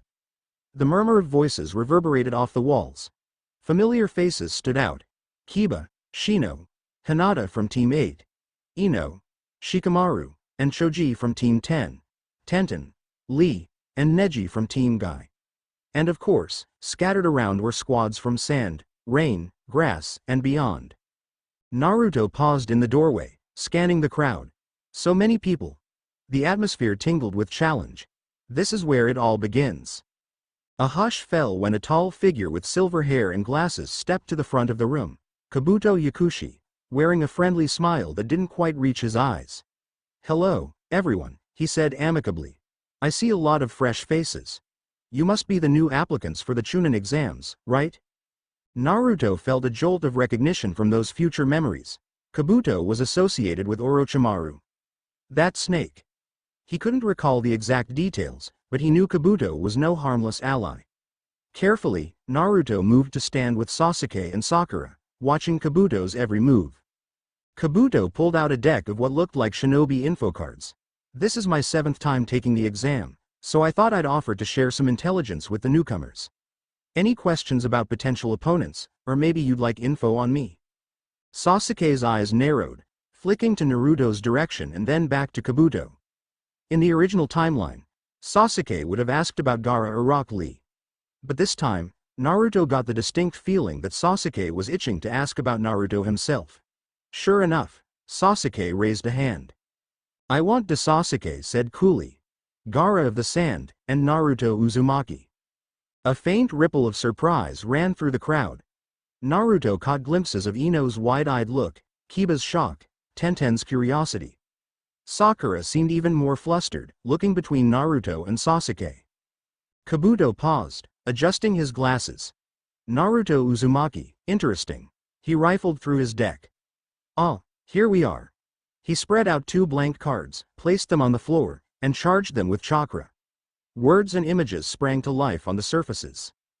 For Gaara of the Sand. Missions completed, D rank 8, C rank 1, B rank, none. But he has a record of returning from missions without a scratch. There are rumors he's lethal in combat. He gave a mild chuckle. He's apparently come out of every mission uninjured. Impressive. Sasuke gave a slight nod, lips pressed tight. Then Kabuto tapped the second card. Now, for Naruto Uzumaki. A genin from Konoha, known to be the Nine Tails Jinchuriki. Missions completed. A fair number of D rank, a few C rank. Oh, interesting, there was that B rank fiasco in Wave Country not too long ago. Current evaluation. Incompetent but tries hard. A slow smile pulled at Kabuto's lips as more text glowed. Though, there have been recent anomalies reported. Something about an explosive spike in power. No official data yet. Sorry, that's all that's on the card. The hush in the room deepened. A few foreign genin sneered, some whispered, "So he's just the Nine Tails kid." Others looked intrigued. Naruto felt a flicker of annoyance that Kabuto's card had him labeled incompetent. Then again, his transformation was too new for any records to exist. Good, he thought. Let them underestimate me. Sasuke's eyes bore into Naruto. Incompetent, huh? That's old news, right? Naruto just smirked. You know it. Kabuto arched an eyebrow, sliding the cards back into his deck. Well, that's about it. Good luck to everyone. Before Naruto could snark, the room was suddenly flooded with a menacing aura. A tall, scar-faced man with a bandana stepped in, flanked by several Chūnin. His voice boomed, "All right, everyone, listen up. I'm Morino Ibiki, your proctor for the first stage of the Chūnin Exams. Form your lines and get ready for the written test." The crowd shuffled into place. Naruto glanced sideways at Sasuke and Sakura. This was the dreaded written portion, the one he'd barely survived in the original timeline. But now, with his newfound perception, he wasn't worried about cheating or tests. In fact, he wondered if his advanced ocular powers might help him copy answers instantly. Hey, maybe I'll blow the written exam out of the water, too. People lined up to get their number tags, collecting the exam forms. Naruto took a seat beside Sakura, while Sasuke ended up in the next row. The tension rose as Ibiki gave instructions in a harsh tone, explaining the rules. No talking, no cheating unless you can avoid getting caught, and so on. Failure was immediate disqualification. The final question would come later, with a unique twist. Naruto recognized how the exam was meant to test intelligence gathering and composure under pressure. When the test began, pencils scratched across paper. A few murmurs rippled around the room before stiff proctors stomped out the noise. Naruto hovered his pencil over the test, scanning the complicated questions. Just like last time, these are beyond genin level. But he didn't panic. Instead, he let that ocular power flicker in his right eye. In his vision, he could perceive subtle bursts of chakra from other examinees who were using hidden techniques or contraptions to cheat. He could see their papers if he focused. The letters practically glowed with a faint aura, letting him read them from across the room. This is easy. He jotted down answers methodically, keeping an eye on Sakura's paper as well. Hers matched perfectly with what he was gleaning from the top scores in the room. He felt a slight sting of pride that he wasn't forced to rely on her entirely. In fact, thanks to his strange new ability, he cross-referenced multiple top-scoring test-takers at once. He was done in less than 5 minutes, but he pretended to be stumped for a bit so it wouldn't look too suspicious. Across the room, Hinata caught his eye. He gave her a reassuring nod. She blushed but seemed to take comfort from it. Tenten was further down the row, looking intensely at her paper. Naruto guessed she'd figure something out. Ino was next to Sakura, skillfully using her mind transfer trick to glean answers from someone. Everything was playing out as he half remembered, except now he was breezing through it without a scrap of worry. Time ticked by. A few genin were caught cheating, escorted out in shame. Ibiki watched it all with that cold gaze, arms folded. Naruto sensed no trouble from the proctors. So far, so good. At last, Ibiki barked, pencils down. The tension in the air rose another notch. We'll move to the final question. But before that, there are special rules you must accept, or you can choose to forfeit now. He launched into the usual spiel. If you choose to answer the final question and get it wrong, you'll never be able to take the Chūnin exam again. If you forfeit, you can try again next year. The threat loomed, and one by one, some participants cracked. They raised their hands, trembling, leaving in groups. Naruto recognized this part. It was all mental warfare. The question itself was a trick. If you believed in yourself, you'd stay. If not, you lost automatically. Finally, Ibiki scanned the room. Last chance. Who's out? No one else moved. Naruto shared a quick look with Sakura, who nodded determinedly. Sasuke's eyes were hard with resolve. Hinata was trembling but remained in her seat. Ino clung to her pencil, looking anxious, but stayed. Lee, Tenten, and Neji showed no signs of leaving. Gaara sat at the far side of the room, expression empty. The sound ninja glowered menacingly. None of them budged. Silence weighed on the group. Ibiki gave a grim smile. All right, then. For those who remained, you pass. A burst of shocked exclamations erupted, just like in the original timeline. Ibiki explained the logic behind the test. The written questions were to gather intelligence without being caught, and the final question tested your determination to face impossible odds. The room filled with a wave of relief and excitement. Naruto almost laughed.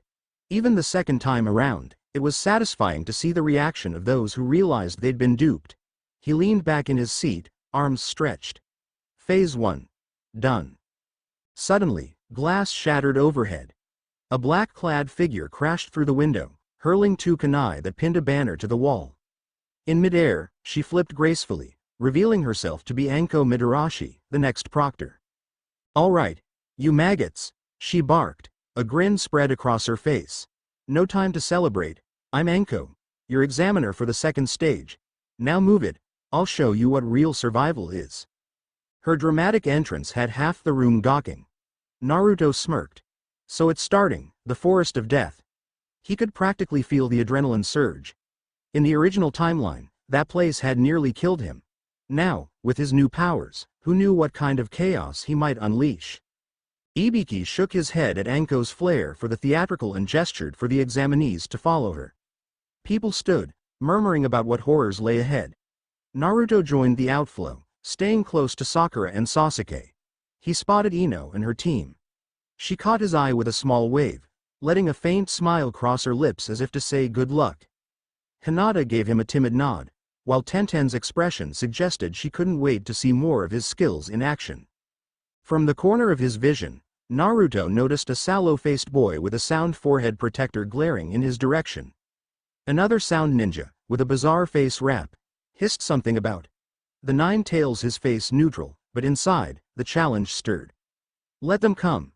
If they wanted a fight, they'd learn soon enough that he wasn't the same clueless boy from a week ago. Anko led the throng out of the academy and toward the massive iron gates of the Forest of Death.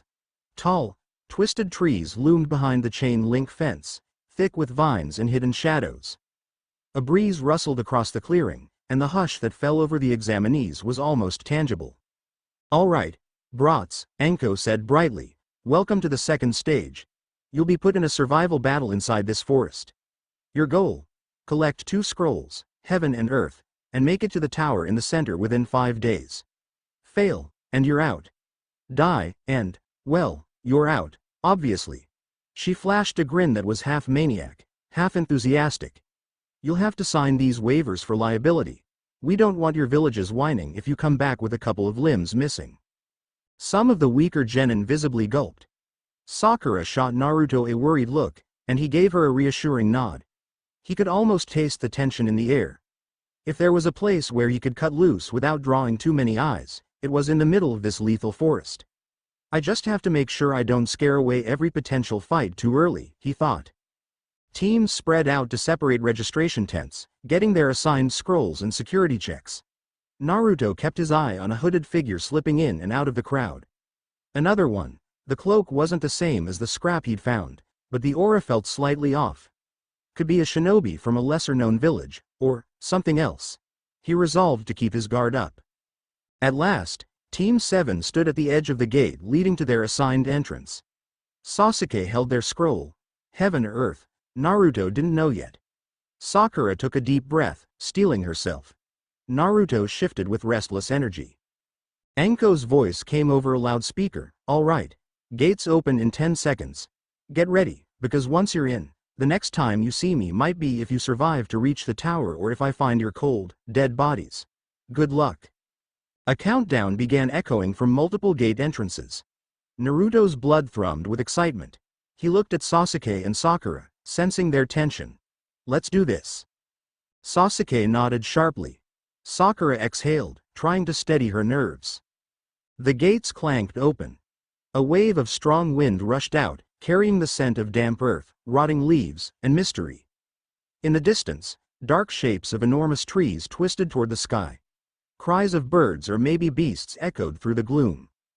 Team 7 dashed forward, disappearing into the forest of death. The second stage had begun. As they wove through the towering undergrowth, Naruto's senses lit up with the chaotic medley of life in the forest. The place was riddled with massive leeches, giant centipedes, prowling tigers, and who knew what else. For the first half hour, Team 7 moved quickly, planning to put distance between themselves and the gate to avoid immediate confrontations. But Naruto, with his heightened awareness, kept picking up flickers of chakra signatures. Some were faint, scattered among the vegetation.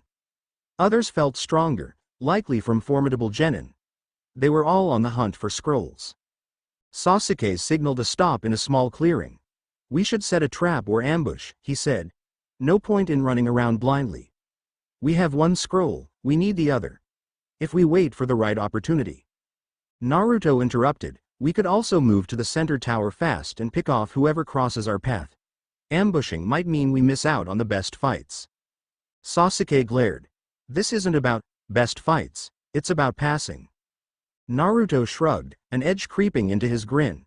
Yeah, but we can't pass if we just wait and do nothing. Sakura stepped between them again.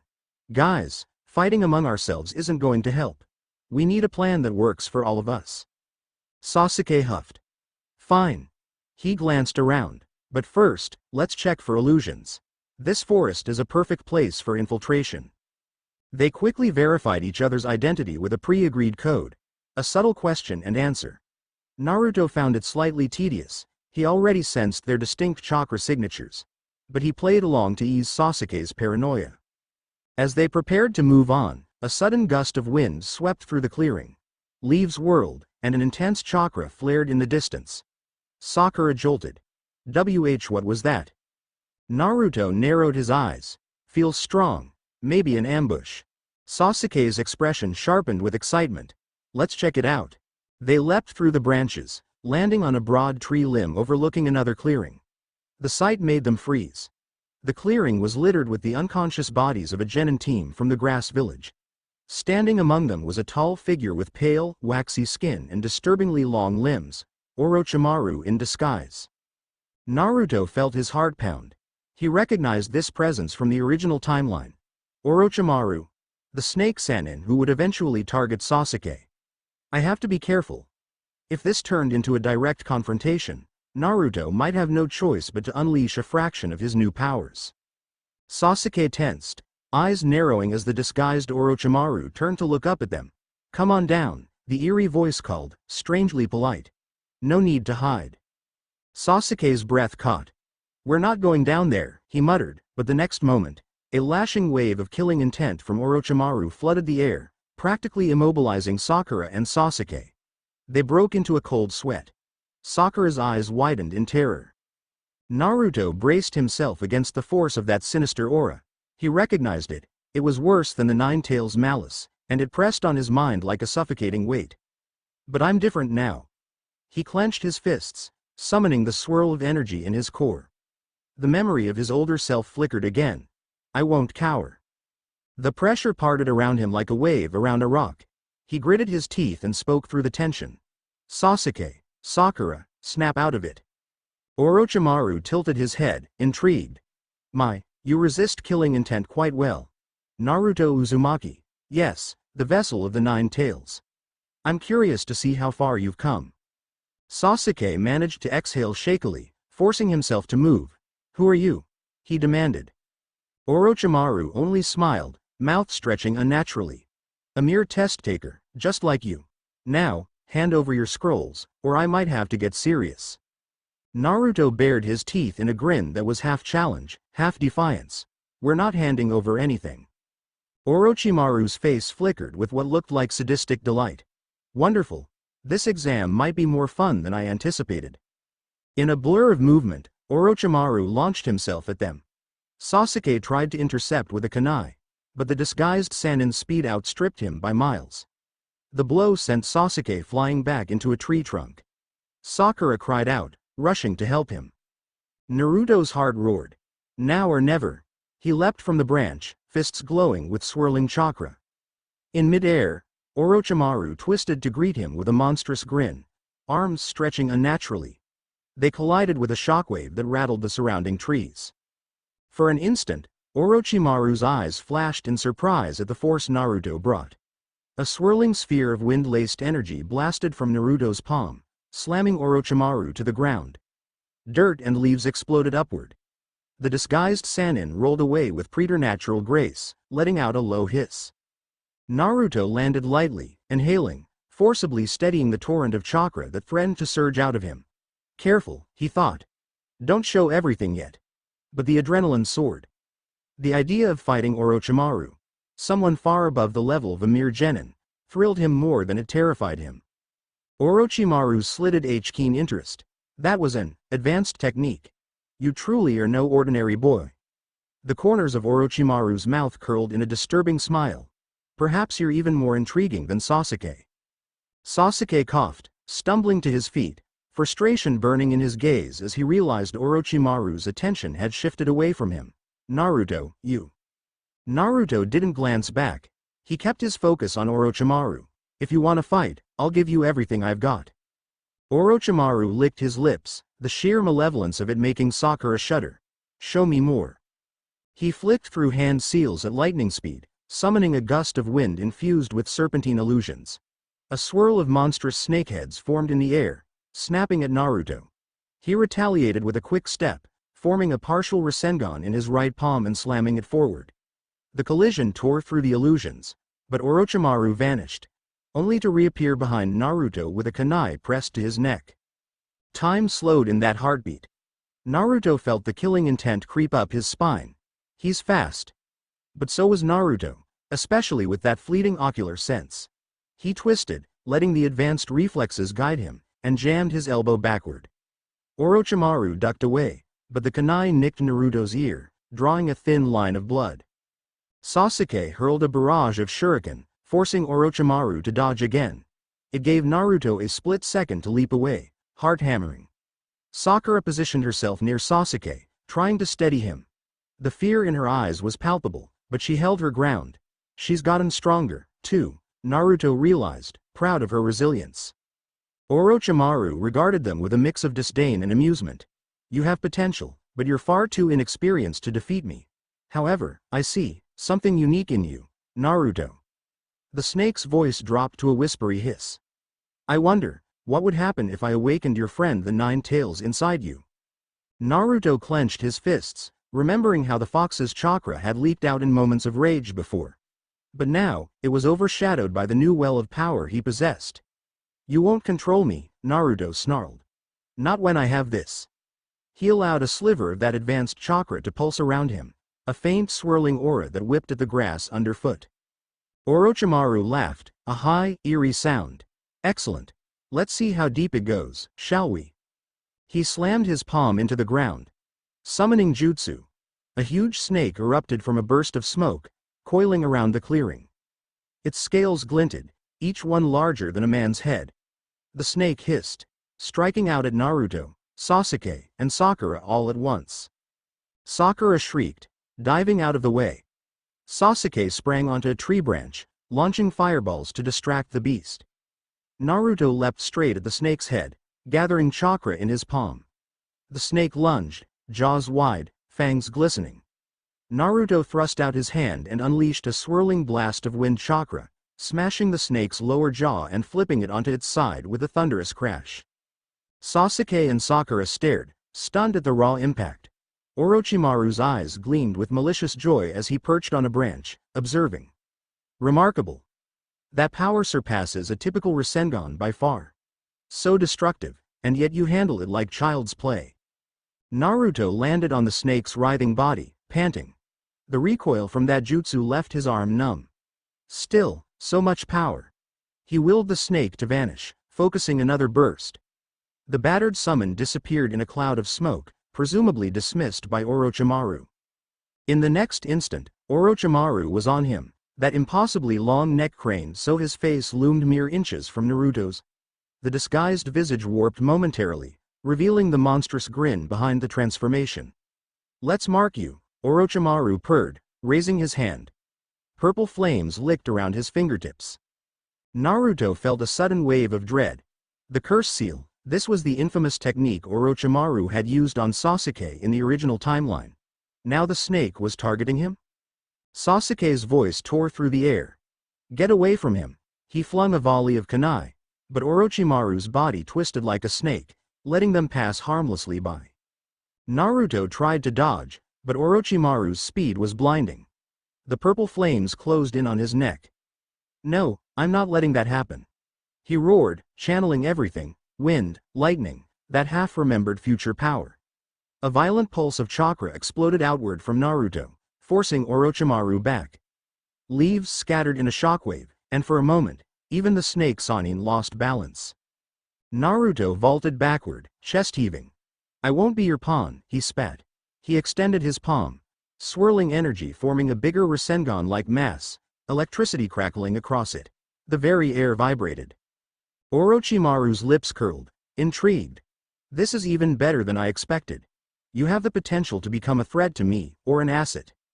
Sasuke launched himself forward, coordinating with Naruto for once. He hurled a barrage of shuriken to pin Orochimaru's limbs in place, but the man dissolved into mud. A clone? Behind you! Sakura shouted, pointing. Naruto whirled, just in time to see Orochimaru reappear, arms outstretched like serpents. He braced for another wave of killing intent. Only this time, he met it with a fierce glare of his own. Their gazes locked, tension crackling between them. The hush broke as Orochimaru sank lower, as if carefully studying Naruto. Then, abruptly, he turned his attention to Sasuke. A sadistic smile curved. Sasuke Uchiha. Your eyes hold such desperation. Perhaps you still have what I seek. He lunged at Sasuke with inhuman speed. Naruto cursed under his breath. He soared forward, but Orochimaru was already sinking his fangs into Sasuke's shoulder, delivering the curse mark. Sasuke let out a strangled cry, collapsing to his knees as the sinister seal spread across his skin. Sasuke! Sakura screamed, rushing to his side. Naruto clenched his teeth, rage boiling. He hurled another wave of energy at Orochimaru, but the snake Sannin evaded, letting out a twisted laugh. That's enough for now, he said, voice echoing. I'll leave you to watch over him as he changes. With that, Orochimaru's form melted into the trunk of a large tree, vanishing. The clearing fell silent but for the rustle of leaves and Sasuke's ragged breathing. The curse mark pulsed an ominous purple on Sasuke's neck. Sakura tried to keep him conscious, tears threatening to fall. Naruto stared at the place where Orochimaru had disappeared, fists trembling. The adrenaline coursed, but behind it, fear knotted in his stomach. I couldn't stop him. He dropped to Sasuke's side, pressing a hand to his teammate's shoulder. Sasuke's eyes flicked open, swirling with pain and anger. Naruto, that bastard, his words degenerated into a choked groan as the mark flared. Sakura bit her lip, tears in her eyes. We have to find a safe place to hide until Sasuke recovers. Naruto forced himself to breathe, to tamp down the furious energy raging in his veins. Yeah, okay. We'll find cover. They helped Sasuke up, half carrying him. The forest around them suddenly felt more menacing, as if Orochimaru's presence had infected the very air. Naruto's mind raced. He tried to give me that curse seal, too. A chill ran through him. If he succeeded, what would that have done to me? He shuddered at the thought of combining that malevolent seal with the powers he already had. They found a thick grove of trees and carefully settled Sasuke against one. He was sweating, trembling from the curse's poison. Sakura tore a piece of cloth to dab his forehead, anxiety etched in every line of her face. We need medicine, I don't know what we need. I'm not a trained medical nin yet. Naruto rested a hand on Sasuke's forehead, feeling the scorching heat of the mark. We'll figure something out. Then, more QYI couldn't stop him. Sasuke grunted, voice strained. Shut up, not your fault. Naruto clenched his jaw. This was no time for regrets. I have to keep us safe until Sasuke recovers, or at least until we can move. The exam was far from over, and other teams might show up any moment, ready to steal their scroll. Orochimaru was out there, possibly still watching. And beyond that, the watchers Naruto had sensed, whether they were Otsutsuki or another unknown threat, could be lurking. He looked at Sakura, who was trembling with worry. He gently squeezed her shoulder. Hey, it's gonna be alright. I'll protect you guys. Her eyes brimmed with unshed tears, but she nodded. Okay. Naruto nodded firmly. He scanned the dark forest, the echo of Orochimaru's chilling grin fresh in his mind.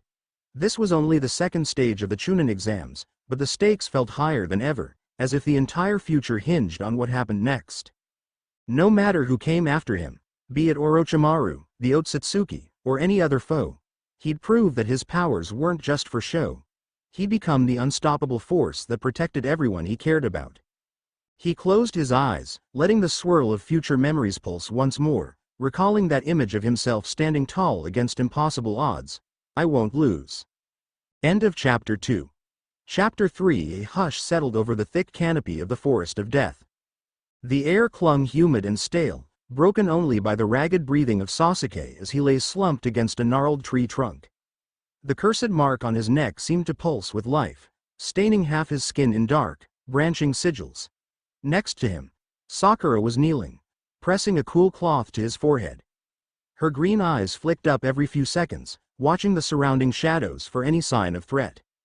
Naruto stood guard a few paces away, scanning the dense foliage. Despite the swirling energy coiled inside him, enough power to blow holes in this entire forest if he wanted. He felt a knot of frustration in his chest. Orochimaru had come and gone, leaving Sasuke wounded with that infernal mark. And even though Naruto had hammered Orochimaru with monstrous jutsu, it wasn't enough to stop him. Sasuke let out another stifled groan, pain scrunching his face. Sakura's voice was shaky but resolute. You'll be all right, she murmured, though the tremor in her tone betrayed her nerves. She glanced up at Naruto. He's still burning up. We have to find a safe spot for him to rest, or maybe a medical kit, something. Naruto nodded, eyes flicking over the canopy. All right. I can carry him. We'll move somewhere less exposed.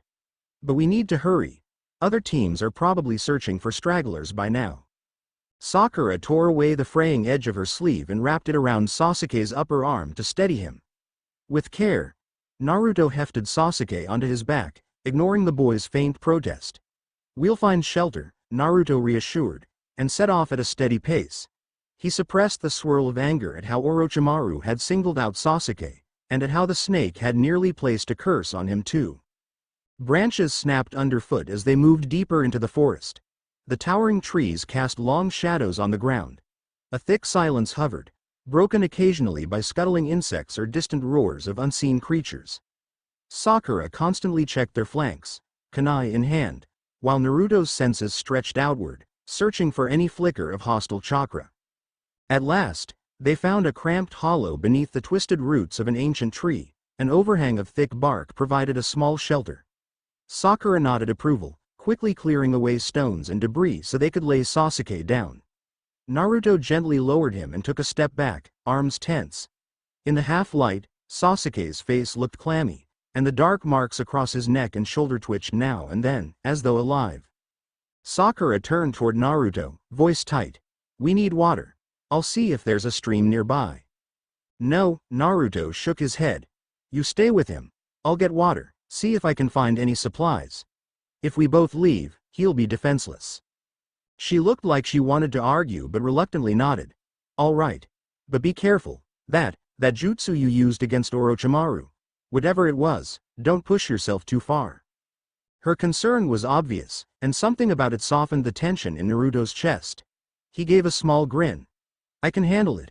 Then he darted off, slipping into the foliage. Leaves brushed against him as he leapt from one thick root to another. A swirl of memory flashed in his mind. Images from that older self using some advanced tracking technique. He paused, focusing on his senses, letting the faint hum of chakra pool behind his eyes. Sure enough, he felt a subtle shift in the air. I can sense flows of water. It wasn't quite the Byakugan or the Sharingan, but it was a heightened awareness, courtesy of these strange powers. He turned east, bounding over logs and lichen-covered rocks, until he heard the trickle of a stream. Sure enough, a narrow creek ran between mossy stones. He checked the surroundings, mindful of potential ambush, then knelt to fill the small container he carried. The water was cool and clear. He hoped it'd help ease Sasuke's fever. Just as he stood, container sloshing, a soft rustle sounded behind him. He snapped around, alert. Who's there? Branches parted, revealing Hinata Hyuga, her pale eyes wide. She must have recognized him first, because she quickly lowered her guard. Naruto-kun. He breathed a small sigh of relief. Hinata, didn't expect to see you here. Then he stiffened. Where's Kiba? Shino. Her posture turned worried. We got separated. A team from the Hidden Rain attacked us. Shino and Kiba lured them away so I could hide with the scroll, but I lost track of them afterward. I was trying to find them again. Naruto caught the anxiety in her voice, along with the faint tremble in her hands. She was obviously alone and vulnerable. You okay? He asked gently. She nodded, though her cheeks flushed with relief at seeing a friendly face. I'm a little shaken, but I'm fine. Then she noticed the container of water. Is your team? Sasuke's hurt, Naruto said grimly. He exhaled, debating how much to reveal. Orochimaru attacked us. He left a mark on Sasuke that's causing some weird fever. Her eyes widened. Even Hinata knew how dangerous Orochimaru's reputation was. That's terrible. Can I help? He paused, glancing around. We do need all the help we can get. But dragging Hinata into danger with Orochimaru or other teams might be risky. Still, the compassion in her eyes was unmistakable. We're holed up not too far from here, he said. Sakura's with Sasuke. If you want, you can join us until you find Kiba and Shino. But it might be risky. She managed a small, determined nod. I want to help. I know a bit about healing herbs. Maybe I can ease the fever. Naruto found himself smiling at her resolve. All right, follow me. They took off through the forest, retracing his path. Hinata's Byakugan flared occasionally to check for enemies, which actually made the trip safer. They arrived at the hollow. Sakura tensed at first, then relaxed upon seeing Hinata. Together, the two girls began tending to Sasuke, mixing water with some mild herbs Hinata had foraged. Sakura gently dabbed Sasuke's forehead, while Hinata whispered instructions in a soft, calming tone. Naruto stepped outside the hollow and paced, listening to the muffled murmur of the girls' voices behind him. The cursed mark was a ticking bomb in Sasuke's body. If the original timeline was anything to go by, Sasuke would eventually awaken with that power. But how it might differ now that Naruto was also an anomaly weighed on his mind. Nothing's playing out exactly the same. The rustling canopy overhead put him on edge. He scanned the undergrowth, Haru or some other thread to pop out. Then, a loud creak of snapping branches cut the silence. Footsteps approached, slow and deliberate. Get down, he hissed under his breath, crouching low. He turned just as the ferns parted. 3 unfamiliar genin emerged into the clearing. Sound ninja, judging by their hite-8. They had a predatory gleam in their eyes. Oi, look, the one with a bandaged face drawled, voice muffled. That's the Nine-Tails brat. Rumor said he's packing new powers. His teammate, a lithe girl with strange gauntlets, grinned. He's alone. Let's bag him, get his scroll, and enjoy the spoils. Naruto felt a spark of confidence. They want me alone, do they? Fine. He stepped clear of the hollow, not wanting to draw attention to Sakura, Hinata, and Sasuke. You guys want to fight? I can oblige. The third sound ninja, a heavy-set boy with large, square fists, smirked. He talks big. His fists banged together, producing an eerie resonance of chakra. Naruto let out a small sigh. I should keep the massive jutsu under wraps, but a normal scrap with these punks shouldn't be an issue. He dropped into a fighting stance. Come on. They rushed him, no hesitation. The bandaged one launched a sonic blast by flicking his wrists, creating a piercing wave that shredded leaves in its path. Naruto felt the vibration rattle his bones but forced himself forward. He closed the distance, weaving past the next wave, then hammered a straight kick into the bandaged one's chest. The man skidded back, coughing, eyes wide. The lithe girl lunged from behind, metal gauntlet swinging. Naruto whirled, blocking with his forearm. The impact made him grunt. Some mechanism in her gauntlet increased the force. He slid back a foot, then pivoted, slamming an elbow into her ribs. She yelped, doubling over. The big one rushed in, fists glowing with shockwaves. He swung wildly, the air rippling around each blow. Naruto ducked under a left hook and retaliated with a sweeping kick to the man's ankles, toppling him. As the sound ninja crashed to the ground, Naruto pressed a crackling palm to his chest and unleashed a small pulse of chakra, just enough to knock the wind out of him. All three enemies sprawled on the forest floor, groaning. It had taken less than 30 seconds. Naruto rubbed his forearm, feeling a dull ache from the girl's gauntlet strike. So much for them. He glared at the bandaged one, who was struggling to get up. Got any scrolls you want to hand over? Naruto asked, remembering the exam's main purpose. The bandaged one spat. TCH, don't think we'll just give. Naruto's eyes narrowed. In a blink, he was crouched beside the ninja, pinning his arm behind his back. I'm not asking twice. A flicker of fear crossed the man's face. He nodded to the girl, who groaned and slid out a battered earth scroll from her pouch. Whatever, take it, she muttered. We'll find another team to rob. Naruto snatched the scroll, stepping back. He'd been hoping for the opposite type of scroll, but he pocketed it anyway. Who knew? Maybe Team 7 could use it for leverage or trade. Now get lost, he said, voice icy. The sound nin scrambled to their feet and limped off, shooting him dark glares. Naruto tensed, ensuring they didn't try any last-minute trick. Once he was sure they were retreating for good, he turned back to the hollow. He found Sakura peeking out, kunai in hand. She sagged in relief. That sounded intense. Hinata hurried up behind her. Are you hurt, Naruto-kun? He forced a grin. Nah, they weren't much of a challenge. Then he showed them the scroll. They had an earth scroll, but I don't know if we need earth or heaven for the next stage. Sasuke has ours. Sakura's expression shifted. Actually, we got a heaven scroll from the proctor tent. So now we have both. She paused. If Sasuke recovers in time, we can head for the tower. A mix of relief and worry tugged at Naruto. What about Sasuke? Is he any better? They exchanged looks. Hinata pressed her fingers together, uncertain. His fever's not as high, but the mark keeps throbbing. I've seen curse seals in scrolls from the Hyuga archives. They're very dangerous. He might wake up and not be himself. Sakura cast her eyes downward. We can't do anything to remove it. All I can do is hope he overcomes it. Naruto clenched a fist. He hated feeling powerless, especially now that he'd tapped into so much strength. We'll stay by him. If Orochimaru tries anything else, He stopped, a surge of anger coursing through him. I won't let him take Sasuke. A soft breeze rustled the leaves. In the distance, Naruto thought he heard shouting. Other teams were surely locked in battle. They needed to move soon. Staying in one place too long was dangerous. But Sasuke wasn't in any condition to travel. He glanced at Hinata. We'll watch over him for a while, but if you want to find your team. She lowered her gaze. I can't leave you. If Orochimaru or other enemies appear, you might need my Byakugan. And, I'm worried about you, too, Naruto-kun. This forest is crawling with danger.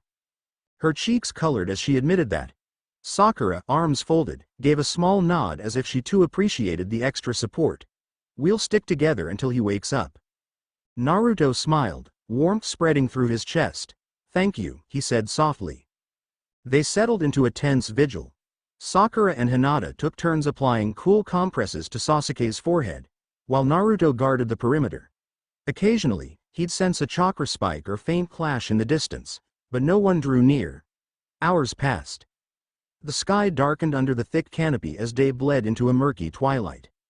At one point, Naruto returned to the hollow to check on Sasuke. He found Hinata taking Sakura's place. Sakura had dozed off out of exhaustion. Hinata was kneeling by Sasuke, pressing a damp cloth to his face. She looked up as Naruto approached, a gentle glow in her eyes. "He's sleeping," she whispered. "His breathing seems calmer than before."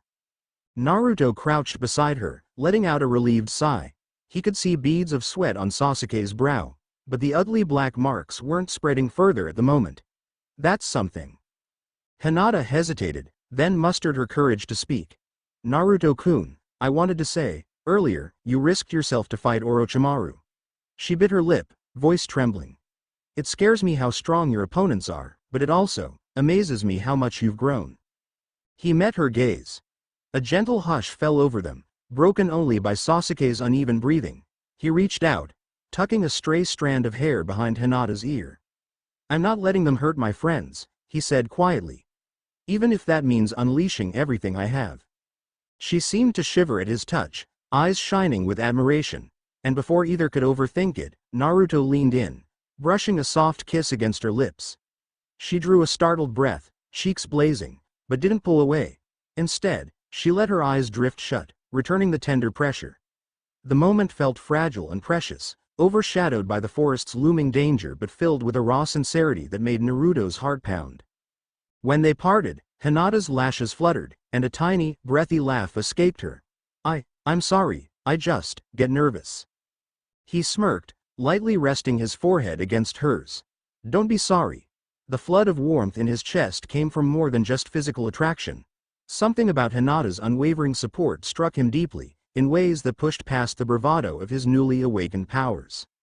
A quiet cough startled them both. Sakura was sitting up, staring at them. Her face flared pink, and she turned her head away, clearing her throat again. Sorry to interrupt." She paused, clearly flustered. "But we have a situation." Naruto quickly withdrew, standing up. Hinata's face near of her jacket. "What's going on?" Naruto asked, trying not to sound too awkward. Sakura pointed past the hollow's entrance. "I heard voices while I was half asleep. There's a group of ninja nearby. They don't sound like they're from Konoha." Naruto stepped out to the edge of the root overhang, focusing his senses. Indeed, faint chatter drifted through the trees. He felt unfamiliar chakra signatures. 3, maybe 4 individuals. "I'll go check it out." Hinata wiped her cheeks, nodding. "I'll come too. I can scout with my Byakugan." Sakura stole a glance at Sasuke, biting her lip. "I'll stay here with him. If things get ugly, we might have to move. So be careful." Naruto and Hinata slipped into the undergrowth, moving with controlled steps.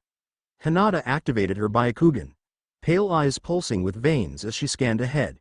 She raised a hand, signaling for silence. Slowly, they inched closer to a thick patch of vines. Through the leaves, they glimpsed a ragtag group of 4 grass ninja. 3 of them looked battered, as if they'd barely escaped a fight. The 4th carried an unconscious comrade on his shoulder. "Damn that sand brat," one muttered. "He took us out like we were nothing.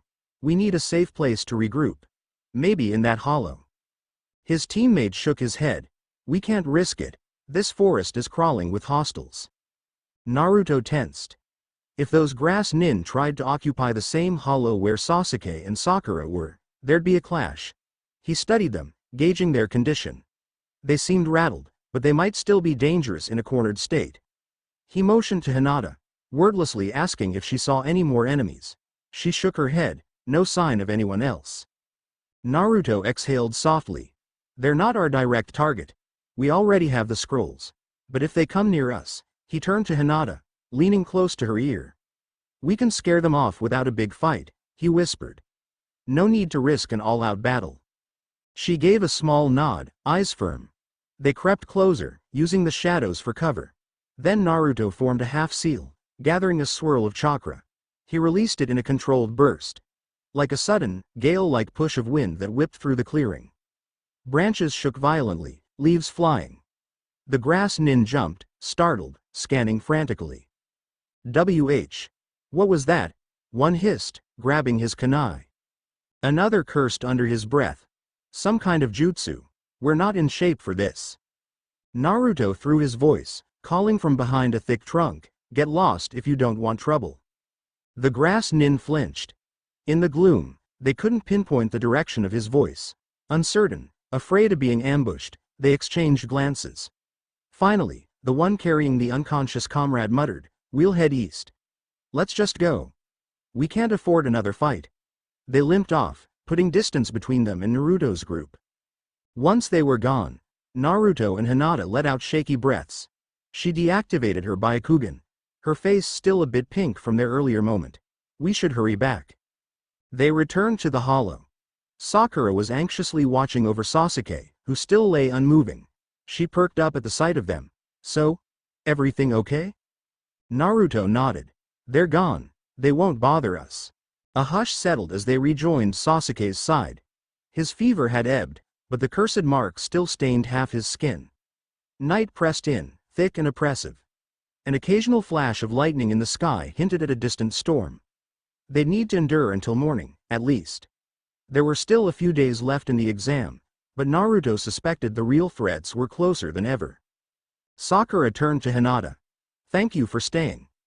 I'm sorry you had to separate from your team." Hinata shook her head. "I just hope Kiba and Shino are safe. But Naruto-kun said we'll search for them when Sasuke recovers, and I trust him." Sakura offered a gentle smile. She seemed more at ease with Hinata's presence than she would have been with, say, Ino. "We appreciate it," she said softly, then cast a hesitant glance at Naruto. There was a moment of tension, maybe from catching that kiss earlier, but she kept her thoughts to herself. Naruto, trying to lighten the atmosphere, forced a small grin. "We'll have a real reunion after we get out of this forest alive." Sakura gave a wry chuckle, the corners of her mouth lifting. "Right." A roll of thunder echoed in the distance. The wind picked up, rustling the high branches. The three settled into a quiet watch, with Sakura eventually nodding off again. Hinata rested her back against the hollow's edge, eyes half closed, while Naruto stood at the entrance, arms folded, scanning the shadows. Time dragged in the hush of night. Eventually, he felt a jolt of chakra from behind him. He whirled around to see Sasuke stirring, the cursed marks writhing on his neck. Sakura jolted awake and rushed to his side. "Sasuke. Sasuke, can you hear me?" Sasuke's eyes snapped open, revealing slitted pupils. An unsettling grin stretched his lips for a second before his expression twisted, confusion clouding his face. The markings receded slightly, leaving him panting, drenched in sweat. Sakura, he rasped, blinking. "Naruto, what?" He struggled to focus, and Sakura gently guided him upright. "Easy," she murmured. "You were attacked by Orochimaru. He put some seal on you." Sasuke's gaze flicked to Naruto, who approached slowly. "We've been watching your back," Naruto said. "You feeling up to moving?" Sasuke winced, as if the simple act of sitting caused him pain. Then his expression hardened. I can stand." He tried to force himself up. Naruto put a hand on his shoulder, pressing lightly. "Don't push it. We have both scrolls. We can head to the tower whenever we're ready. No need to rush and get yourself killed." A low scowl surfaced on Sasuke's face. "Where's Orochimaru?" "Gone," Naruto answered, frustration creeping in his voice. "He left after marking you." Sasuke's fists tightened. "He took me down so easily," he let out a trembling breath. "And you? Did you fight him off?" Naruto dipped his head. "I tried. I landed a few solid hits, but it wasn't enough." He slipped away. "Actually, he nearly put a curse seal on me, too, but I managed to knock him back." Sasuke's jaw tightened at that, and his eyes flickered with a mixture of envy and relief. Sakura cut in gently. "Don't dwell on it now. You need to recover. Let's see if you can walk, at least." Sasuke tried to push off the ground. This time, with Sakura steadying him, he managed to stand. The cursed marks across his neck remained dormant, though they pulsed faintly every few seconds. "I'll be fine," he muttered, brushing off Sakura's support after a moment. We're heading for the tower, right? Let's get out of this forest. What about them? Hinata asked softly, pointing to herself. She hesitated. I mean, my team is missing, and I haven't found them yet. She fidgeted with her fingers. But I don't want to leave you if Orochimaru might come back. Naruto exchanged a look with Sakura. Sasuke frowned, still unsteady on his feet. She helped us? He asked, voice subdued. Sakura nodded. She's been here the entire time, taking care of you with me. We owe her. A flicker of gratitude passed in Sasuke's eyes. He faced Hinata. Thank you, he said curtly, as if the words were difficult for him. We can, keep an eye out for your team on the way. It's safer than you wandering alone. Hinata bowed her head quickly, relief shining in her face. Naruto patted her shoulder. We'll find them, he promised. And if they're at the tower, we'll reunite there. A gust of wind blew through, shaking loose leaves from the high branches. The faint thunder from earlier rumbled again, closer this time. Naruto's senses prickled. It felt like an actual storm was rolling Inshin building inside him. We need to move before we get caught in a downpour, or worse, another ambush. Let's go, he said quietly. Stay alert. Sasuke pushed forward, leading the way despite his shaky breath. Naruto followed, with Sakura and Hinata close behind. They moved through the forest with renewed caution, each footstep measured. The sky above the canopy darkened further, and the wind sighed in the leaves. Every so often, they'd pause while Hinata activated her Byakugan, scanning for threats or the faint possibility of spotting Kiba and Shino. But the forest was vast, and all she could see were fleeting glimpses of other genin teams fighting or hiding. Once, she caught sight of Tenten and Lee in a distant clearing, locked in combat with a squad from the Hidden Rain. Naruto wanted to help, but they had to focus on staying together and keeping Sasuke moving. They pressed on for what felt like hours. Finally, the looming shape of the Chūnin Exam Tower rose in the distance, cutting a stark silhouette against the dull sky. Relief washed over them. Just a bit farther. The forest thinned out, opening to a wide clearing that surrounded the tower's walls. A few broken trees and scorch marks hinted at previous battles fought nearby. This is it, Sakura breathed, eyes on the tall structure. But just as they reached the perimeter, an electrifying presence exploded from the tree line. Naruto spun around to see Rock Lee and Tenten sprint into the clearing, breathing heavily. Neji trailed behind, calm but tense. Behind them, a swirl of deadly wind formed a miniature tornado. Emerging from that vortex was a sand genin with dark-rimmed eyes. Gaara. His siblings, Temari and Kankuro, flanked him, each radiating menace. Lee glanced at Naruto, eyes widening. Naruto-kun, be careful. These three are dangerous, he warned, chest heaving. Tenten, grim-faced, wiped blood from her lip. They showed up out of nowhere. Their jutsu is insane. We can't get past them to the tower. Naruto's heart thudded. He knew Gaara was strong, unbelievably so, with that Shukaku demon inside him. In the original timeline, Gaara was an almost unstoppable force at this stage. Now, Naruto felt a tingle of anticipation. So it's me versus Gaara? The thought both thrilled and worried him. Gaara stepped forward, his gourd shifting on his back. Sand trickled out in thin streams, swirling around his ankles. His face was impassive, but a lethal aura pulsed in the air. We only want to test ourselves, he said in a soft, hollow voice. No one leaves until we're satisfied. Temari smirked, leaning on her giant fan. You guys sure you want to run? The real fun's just starting. Kankuro remained silent, scowling behind his face paint. Sasuke, leaning heavily against a nearby trunk, let out a ragged breath. We don't have time for this. Lee shook his head. We tried to reason with them, they won't budge. Naruto stepped forward, ignoring the alarmed looks from Sakura and Hinata. He locked eyes with Gaara. A swirl of new, potent chakra gathered in Naruto's core. He's strong, but so am I, and I won't let him stand between us and the tower. I don't want to kill you, Naruto said, voice steady, but if you force us to fight, I won't hold back. A flicker of interest lit Gaara's eyes. Then fight, he said simply. The sand around his feet spiraled upward like tentacles, writhing with malice. Tenten, already worn from the earlier skirmish, tightened her grip on a scroll. Naruto, If you have some crazy new jutsu, now might be the time. Lee moved into a stance, but Naruto shook his head. You guys step back, I'll handle this.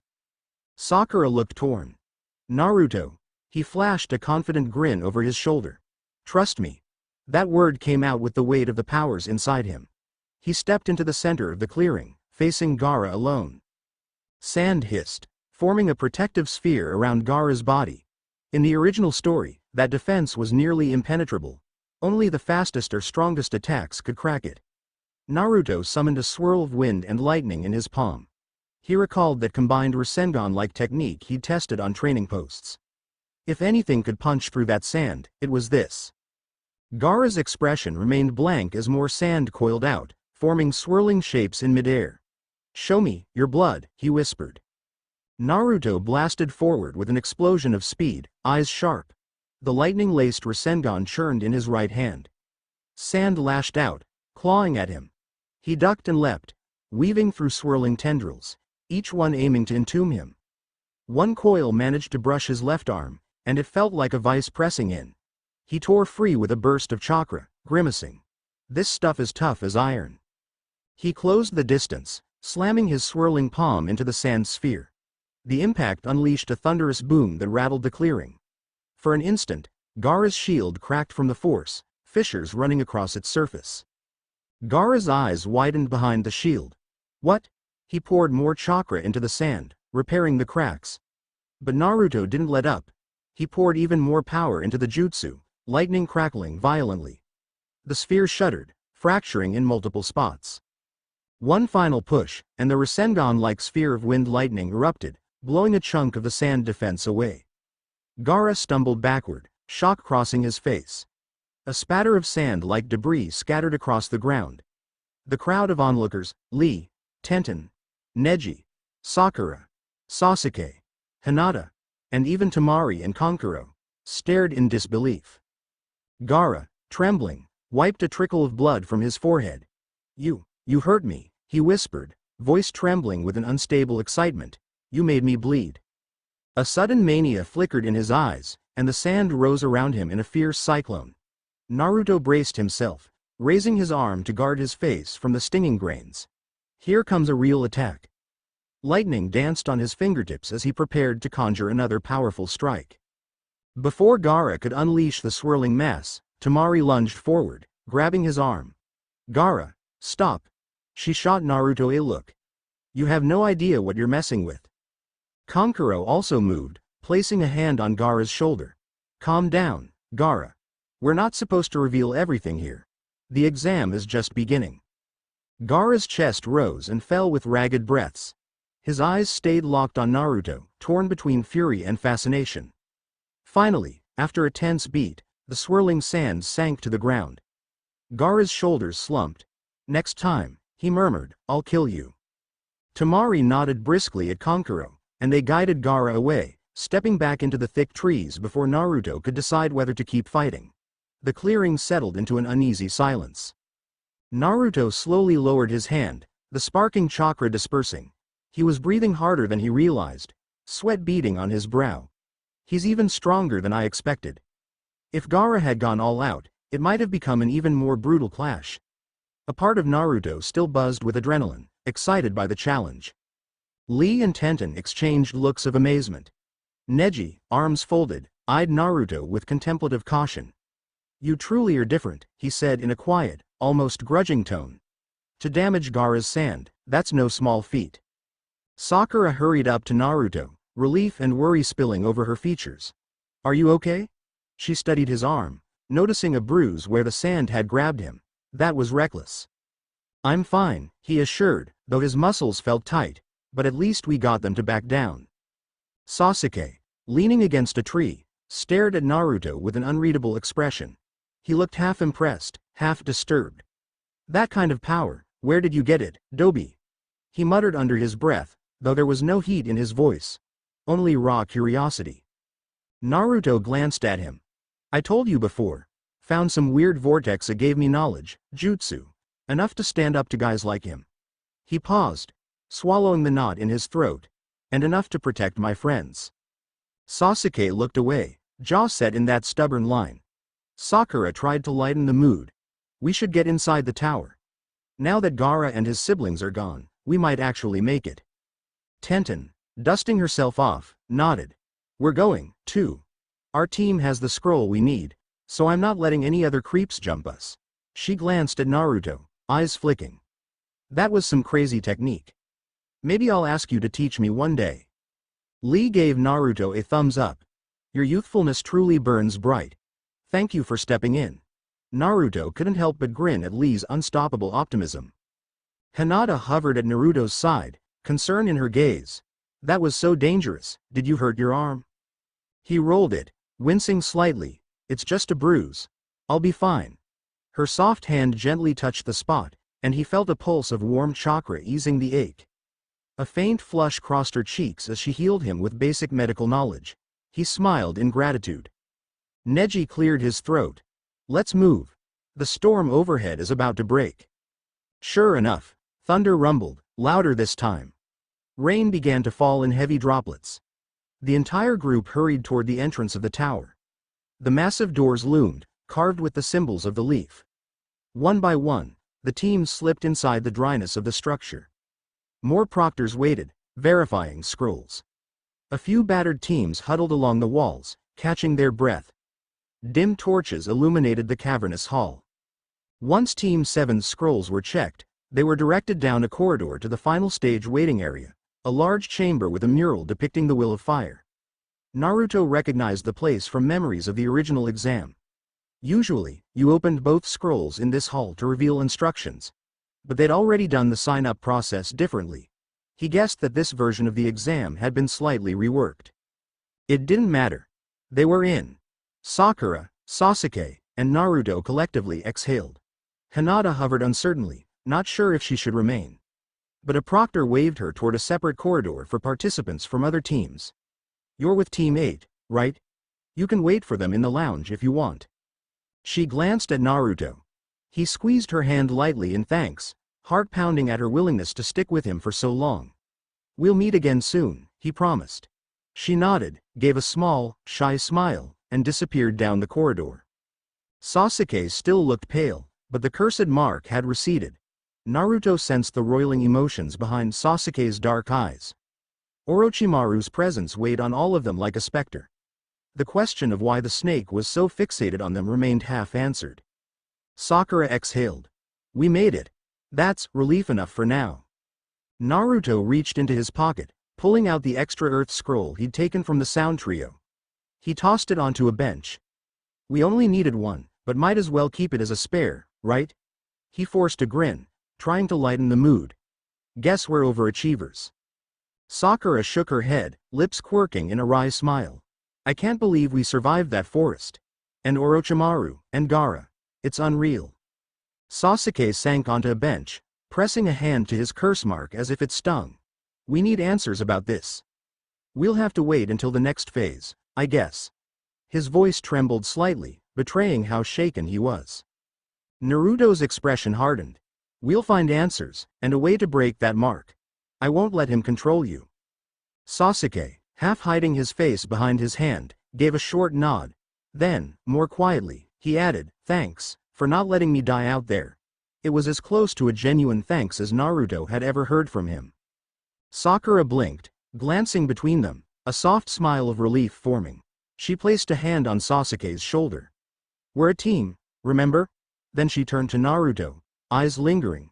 It reminded him of Hinata's concern, but there was a distinct flicker of something else. Maybe lingering confusion about the changes in him and her own feelings. She cleared her throat. Anyway, we should rest.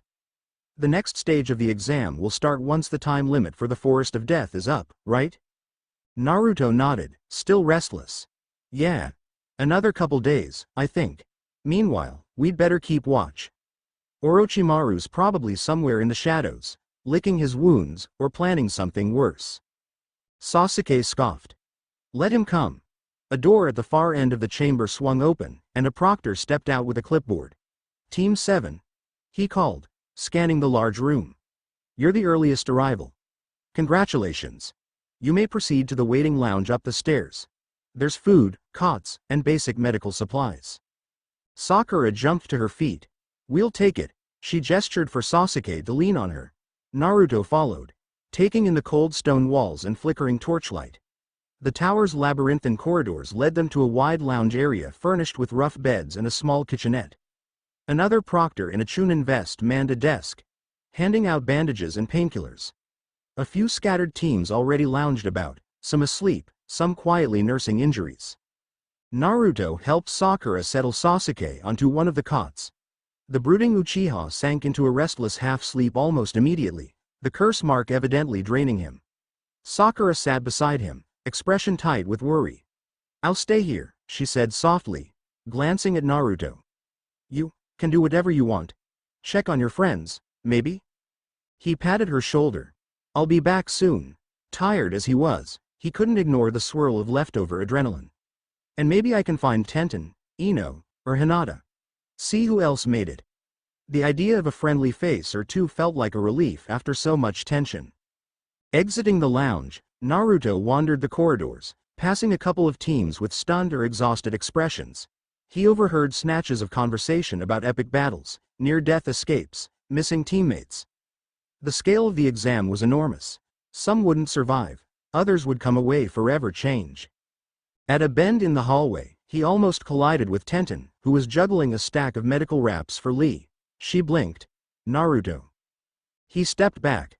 "Whoa, sorry. You good?" She shrugged, shifting the supplies in her arms. "Lee took a hard hit from Gaara before you showed up. Neji got off easier. We're okay now, though. You bit bruised." "No big deal," Naruto replied. Then he eyed the wraps. "Need a hand?" She almost refused, but eventually handed him a couple rolls. "Thanks." A tiny smile curved her lips. "You were amazing out there. Breaking Gaara's sand, I didn't think that was possible."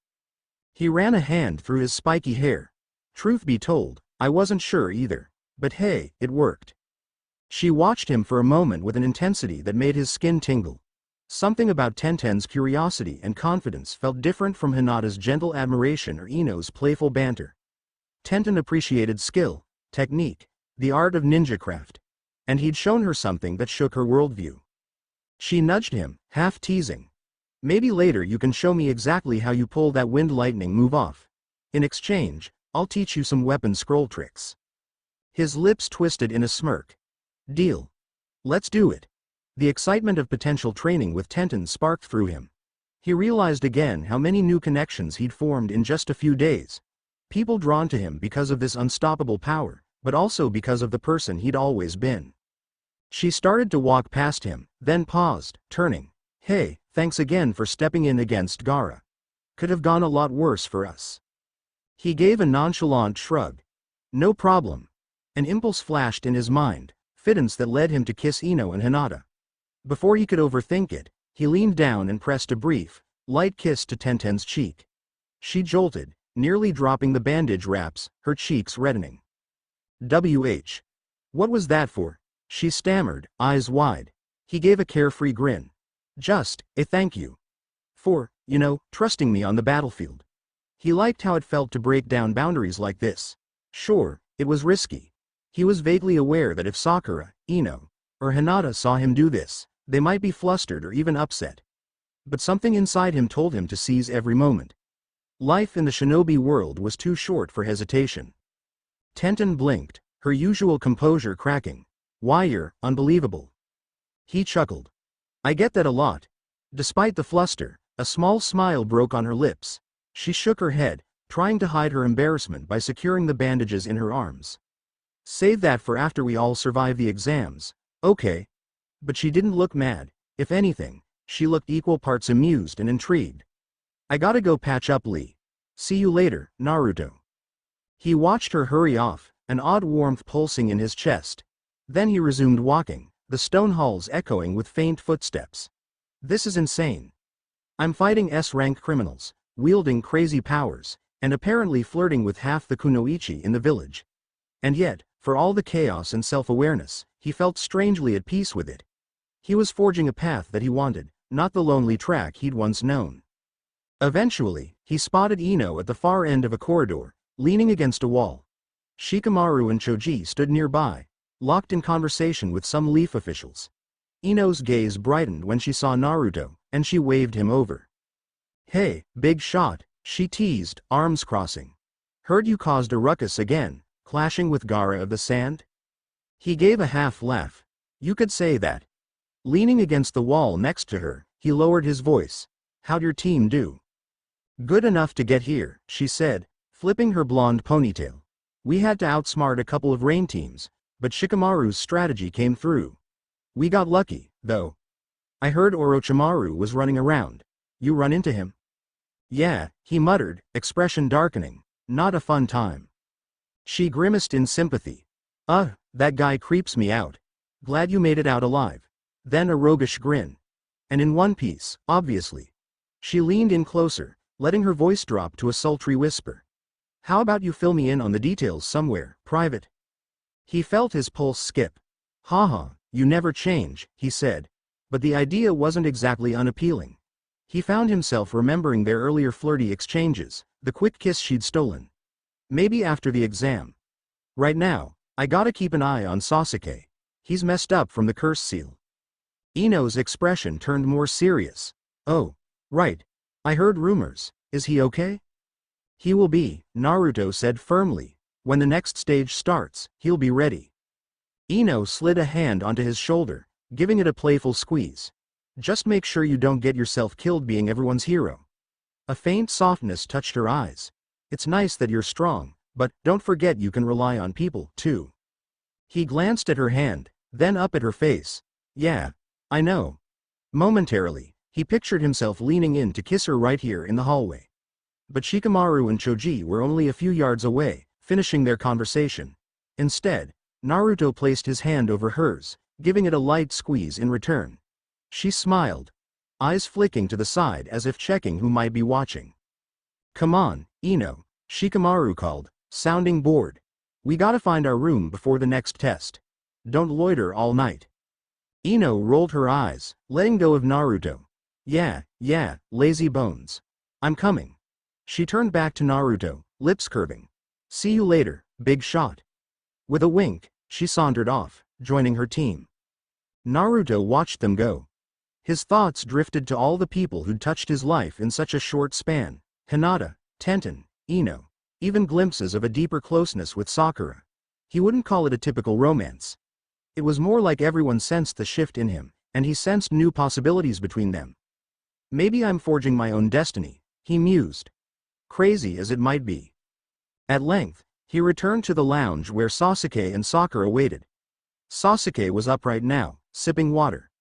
Sakura had rummaged some light medical gear from the supply boxes, rebandaging the shallow cuts. The moment Naruto entered, Sasuke sent him a sidelong look. "Meet all your fangirls?" he muttered dryly. Naruto barked a laugh. "Jealous?" Sasuke scoffed, but there was no real bite in his tone. "You wish." Anyway, a proctor came by.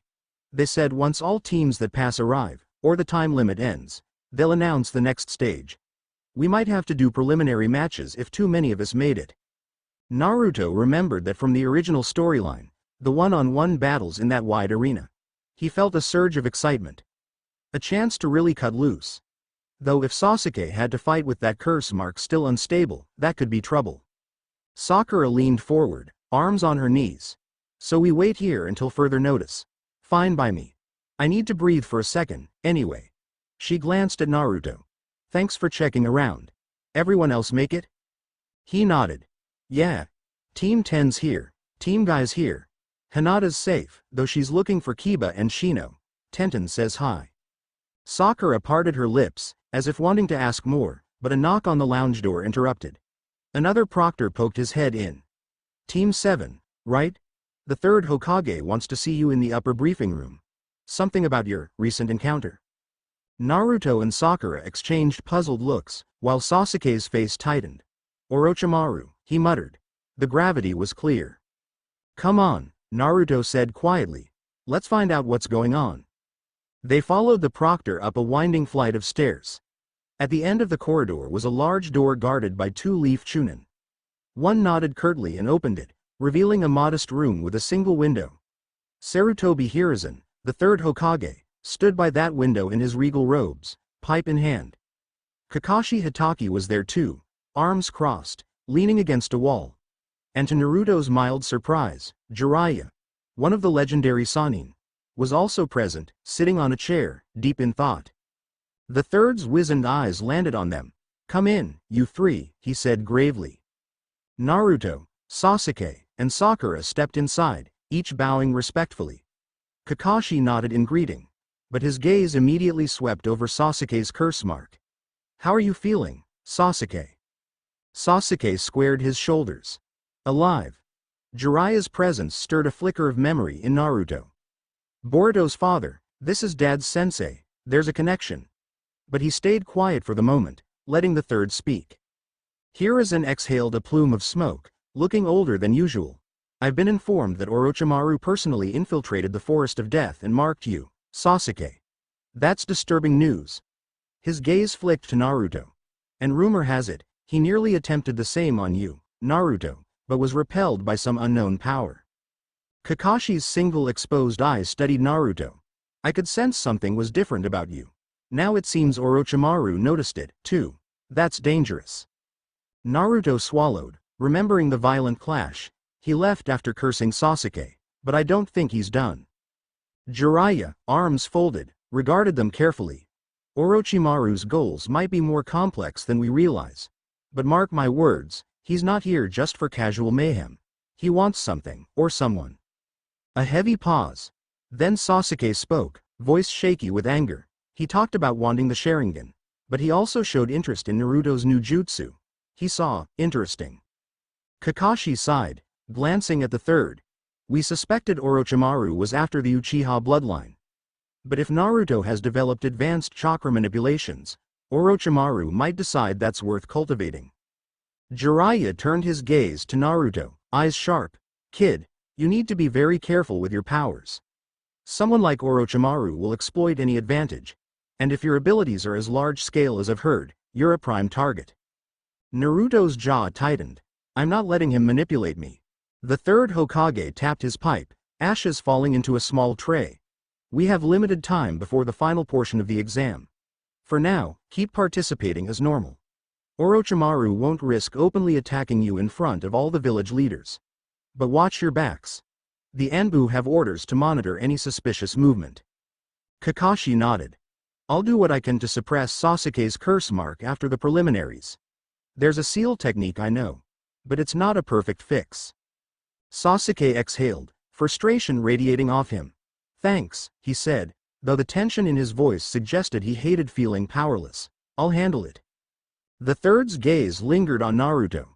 "And you? I hear you nearly matched Orochimaru's speed in the forest. You've taken down multiple enemy teams single-handedly. While I'm impressed by your growth, I also caution you. Tremendous power is a double-edged sword. Do not let it consume you." Naruto dipped his head, a swirl of conflicting emotions rising inside him. "I understand, Lord Hokage." The old man nodded gravely. "Good. That's all for now. We'll see you again when the exam's next phase commences." Jiraiya stood, giving Naruto a lingering look. "Kid, I'll be around if you need training. Think about it." Then he slipped out the door, likely to continue investigating Orochimaru. Kakashi followed, gesturing for Sasuke to accompany him. "Come on, I'll give you a quick checkup," he said quietly. Sasuke cast a glance at Naruto and Sakura, then trudged out behind Kakashi, shoulders stiff. Alone with the Hokage, Naruto and Sakura exchanged uncertain looks. Hiruzen's expression softened slightly. "You two have done well. Truly. Now go get some rest. I suspect the next stage will be just as dangerous." "Yes, Lord Hokage," Sakura said, bowing. Naruto echoed her. Then they exited, leaving behind the swirling tension of that secret meeting. They walked in silence down the corridor, the torchlight flickering over their tired faces. At length, Sakura spoke, voice subdued. "It's bigger than we thought, isn't it? This exam, Orochimaru's infiltration, it's not just a test anymore." Naruto nodded, feeling the weight of it all. "We'll get through it," he vowed. "No matter what it takes." A flash of doubt crossed Sakura's eyes, but she mustered a small smile. "I know. Because we're Team 7. He paused outside the lounge door where Sasuke was presumably waiting after his checkup. You should rest, he told her. I might wander around a bit more, see if I can talk to Jiraiya or something. She offered a weary nod, then hesitated. Her gaze flicked away, cheeks tinting. Naruto, about earlier, when Hinata was with us, or Tenten, or Ino, she trailed off, clearly unsure how to broach the subject. He shrugged, a wry smile tilting his lips. It's complicated. He could guess what she was getting at. He'd been more openly affectionate with multiple girls.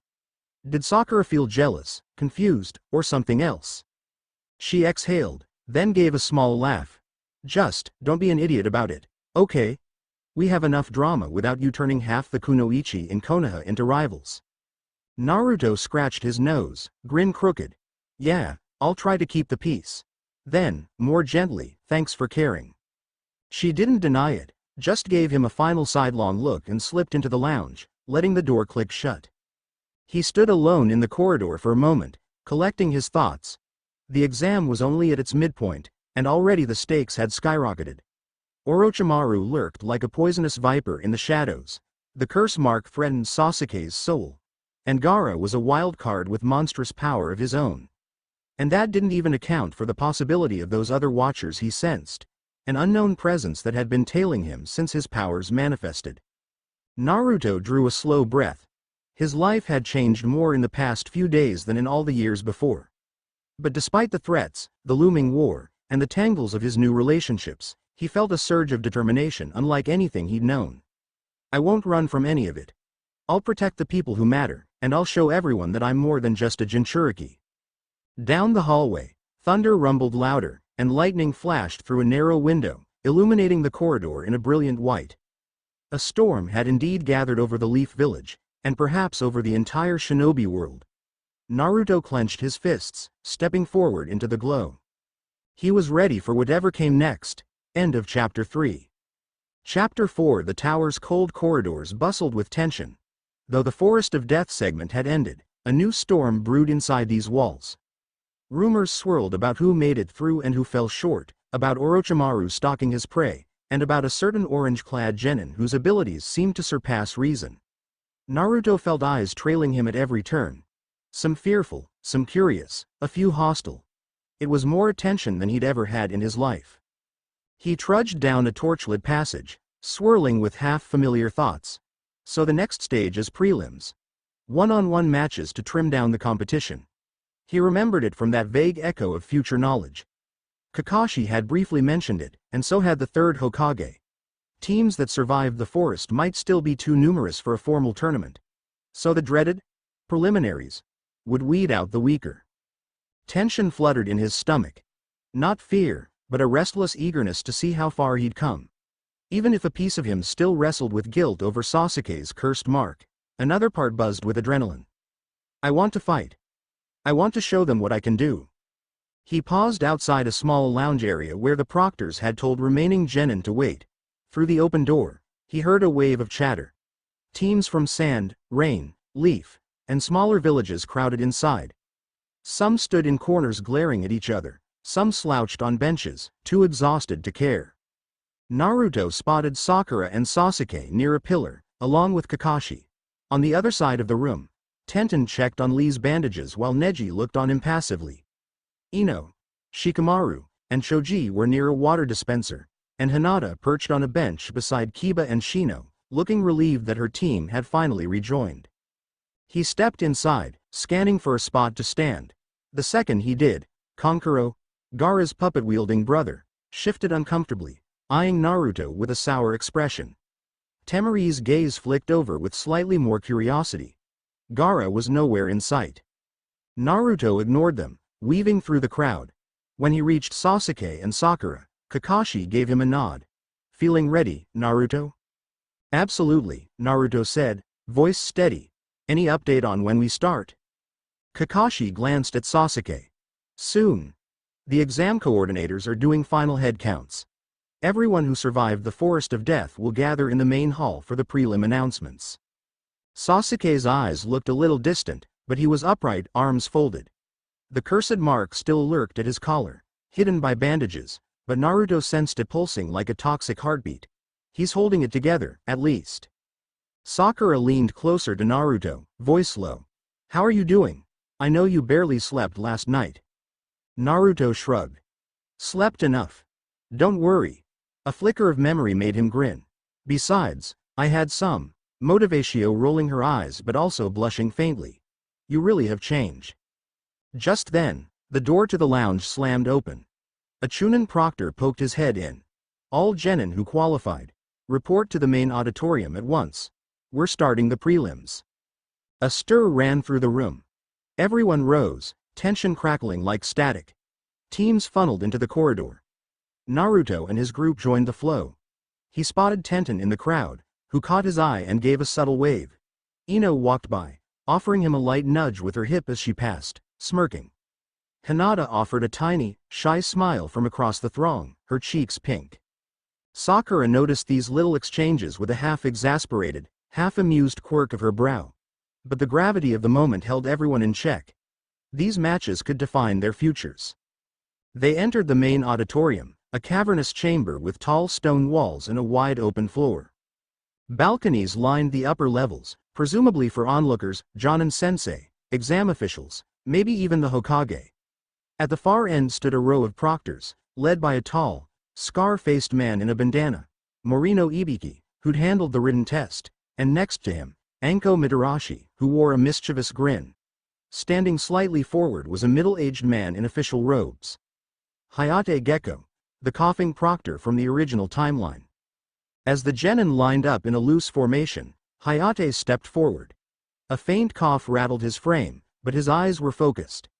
Congratulations on completing the second stage. My name is Hayate Gecko, and I'll be overseeing these preliminary battles.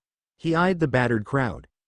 Given the large number of qualifiers, we'll have a series of one-on-one matches. Lose, and you're out of the exam. Win, and you proceed to the finals. A quiet ripple of tension passed over the group. Naruto noticed how some teams stood braced and confident, like Gaara's siblings or the Sound Ninja. Others looked exhausted from the forest. Hayate gestured to a large electronic board on the wall, blank for now. Names will appear in pairs. Those two will descend to the center ring and fight until one yields, is knocked out, or a proctor calls the match.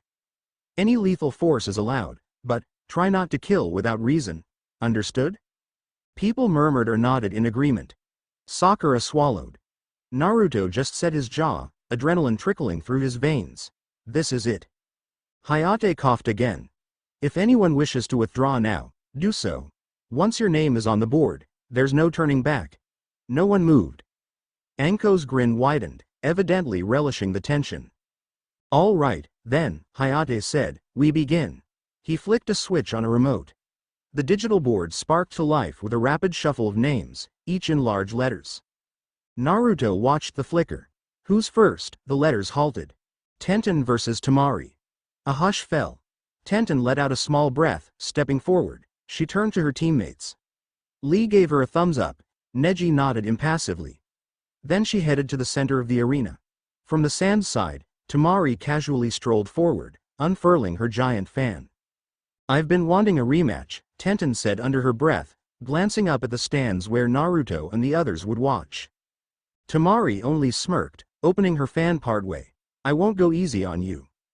Hayate signaled them to begin. Tenten launched into action, tossing open a scroll. A flurry of kunai and spiked balls rained down, each accompanied by windmill shuriken. Temari swung her fan once. An arc of slicing wind knocked the projectiles aside. The clang of metal echoed. Naruto tensed, remembering that Temari specialized in wind-based jutsu that deflected multiple attacks. Tenten didn't relent, pulling out a second scroll. She leapt, flipping overhead, unleashing a hailstorm of weapons from all sides. For a moment, it looked like a perfect envelopment. Tenten's skill with ranged weaponry was top-notch. But Temari's second fan swipe created a massive gust, swirling around her like a vortex. The weapons were flung away, clattering helplessly. The wind whipped Tenten's hair, nearly throwing her off balance. You can't beat me in a distance fight, Temari teased, stepping forward. She flicked her fan again, sending a razor-like wind slash that cut Tenten's leggings. Tenten hissed, forced to dodge back. A thin line of blood showed on her calf. She shot a look at Naruto in the stands. He'd told her that she could surpass the old timeline's outcome. That the future wasn't set in stone. Her gaze hardened. She wasn't going down without a fight. She pulled a third scroll from her vest, biting her thumb. Ninja art. Twin dragon assault. Two plumes of smoke erupted, coiling around her, forming twin swirling dragons made of ink and chakra. The onlookers gasped. Within the swirling vortex, Tenten summoned a barrage of spiked chains and short swords, each rotating with lethal intent. Temari's eyes narrowed. Fine, I'll stop playing around. She fully opened her fan, revealing 3 purple moons painted across its spread. Wind Scythe Jutsu. A colossal gust surged forward, like a wall of slicing air. Tenten's swirling weapons clashed with it mid-flight, some of them shattering outright, others spinning away. Tenten was caught in the backlash. The wind hammered her body, and she slammed hard into the floor, rolling painfully. Blood trickled from her brow. Temari gave a cocky grin. Told you, this is pointless. Tenten groaned, pushing herself up on trembling arms. Her entire arsenal lay scattered, some pieces destroyed. She cast a quick glance at the stands, cheeks burning with frustration. She'd promised herself she wouldn't lose the same way as in the original timeline. I can't let it end here. She forced down the pain, searching for a final trick, but she could feel her chakra reserves fraying.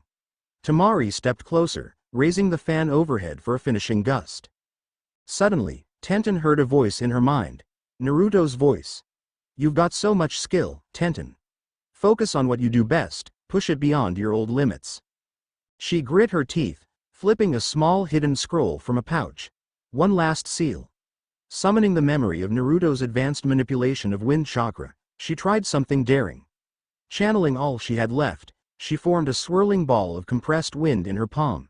Crude, smaller than any Rasengan, but a start. Temari raised an eyebrow, seemingly curious. You can't outwind me, she snapped, swinging the fan. Another slicing gale barreled forward. Tenten thrust her hand out, releasing the half-formed wind ball. It collided with the gale, not enough to overpower it but enough to disrupt the flow momentarily.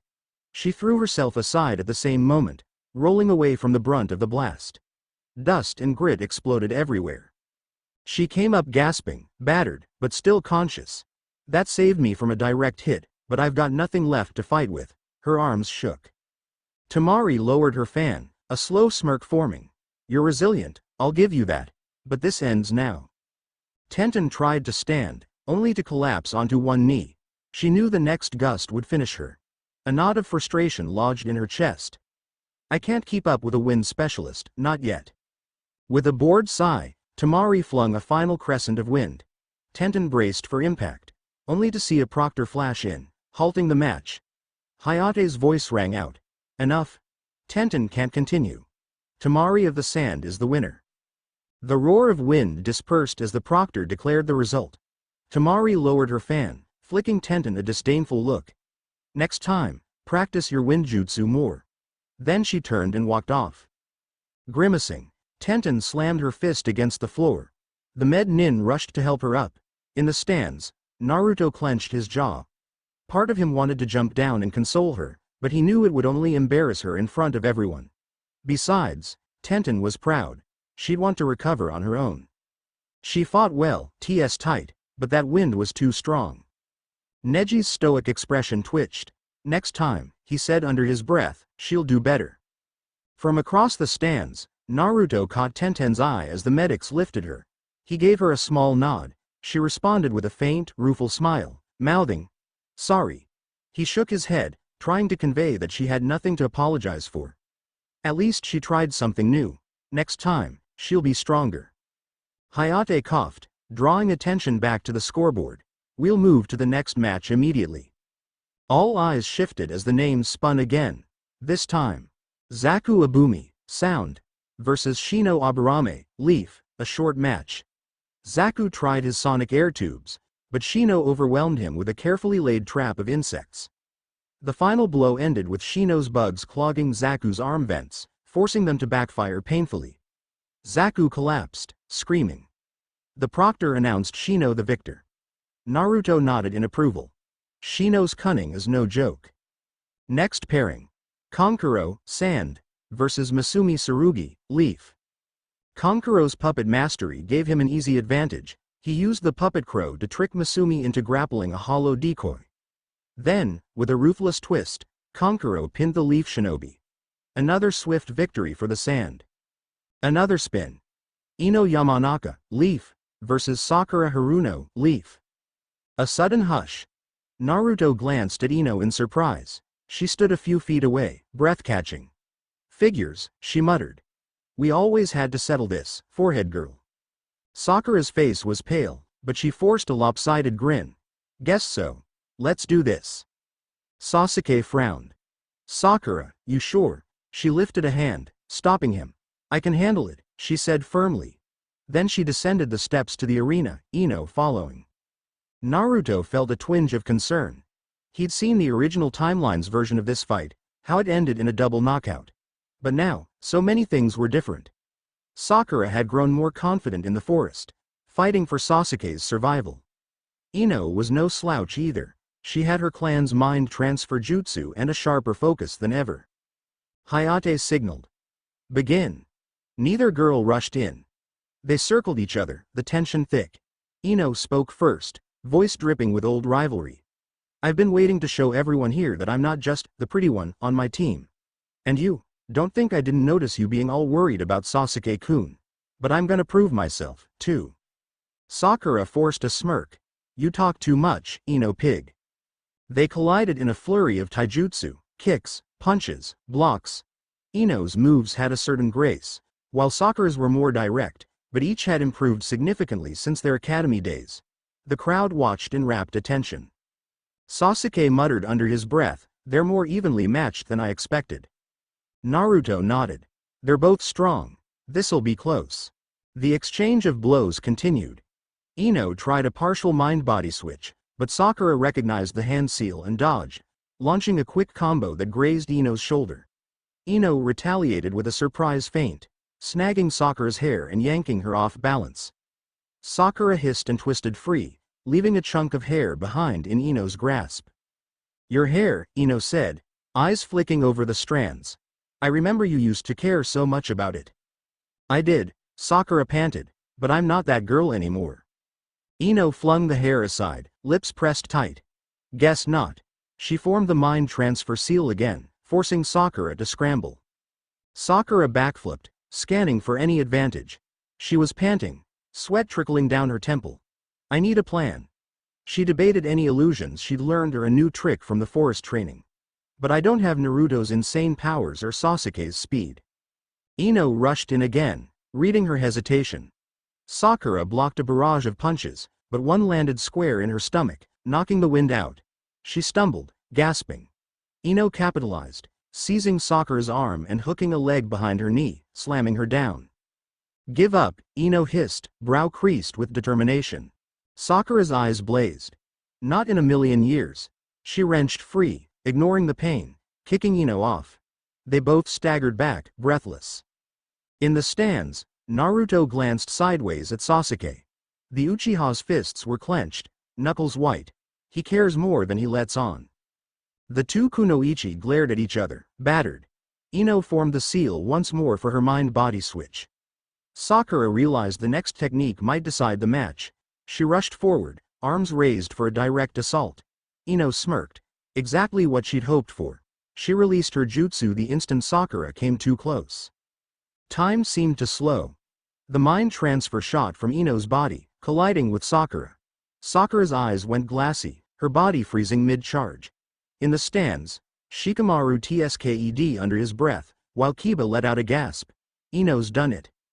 Sakura's limbs relaxed, and a subtle grin curved her lips, Ino's grin. The real Ino slumped, supported by psychic threads. Sorry, Sakura, Ino's voice came from Sakura's mouth. But I want this more. She maneuvered Sakura's body and advanced to the proctor, about to declare surrender on Sakura's behalf. But an instant later, Sakura's hand twitched, forcibly resisting. No, Sakura's voice rasped inside her own body. Ino's eyes widened. What? An internal battle waged. Sakura has multiple personalities. Or is her will that strong? In the original timeline, She overcame the jutsu by sheer stubbornness and that fleeting inner Sakura. Now, she'd grown even more determined from the hardships they faced in the forest. In the stands, Naruto silently cheered her on. Come on, Sakura. With a shriek of willpower, Sakura broke the mind control. A pulse of chakra knocked Ino's consciousness back into her own body. She gasped, collapsing on her knees, while Sakura stumbled, pressing a hand to her throbbing head. They both panted, shaking. Ino managed to stand first, determined to not let this chance slip. Time to finish, she whispered, gathering the last of her energy. She dashed forward, drawing a kunai. Sakura forced her body to respond. She met Ino in the center, each brandishing a blade. Their final blow flashed in unison, crossing each other's path. A second later, both fell to opposite sides, hitting the floor with dull thuds.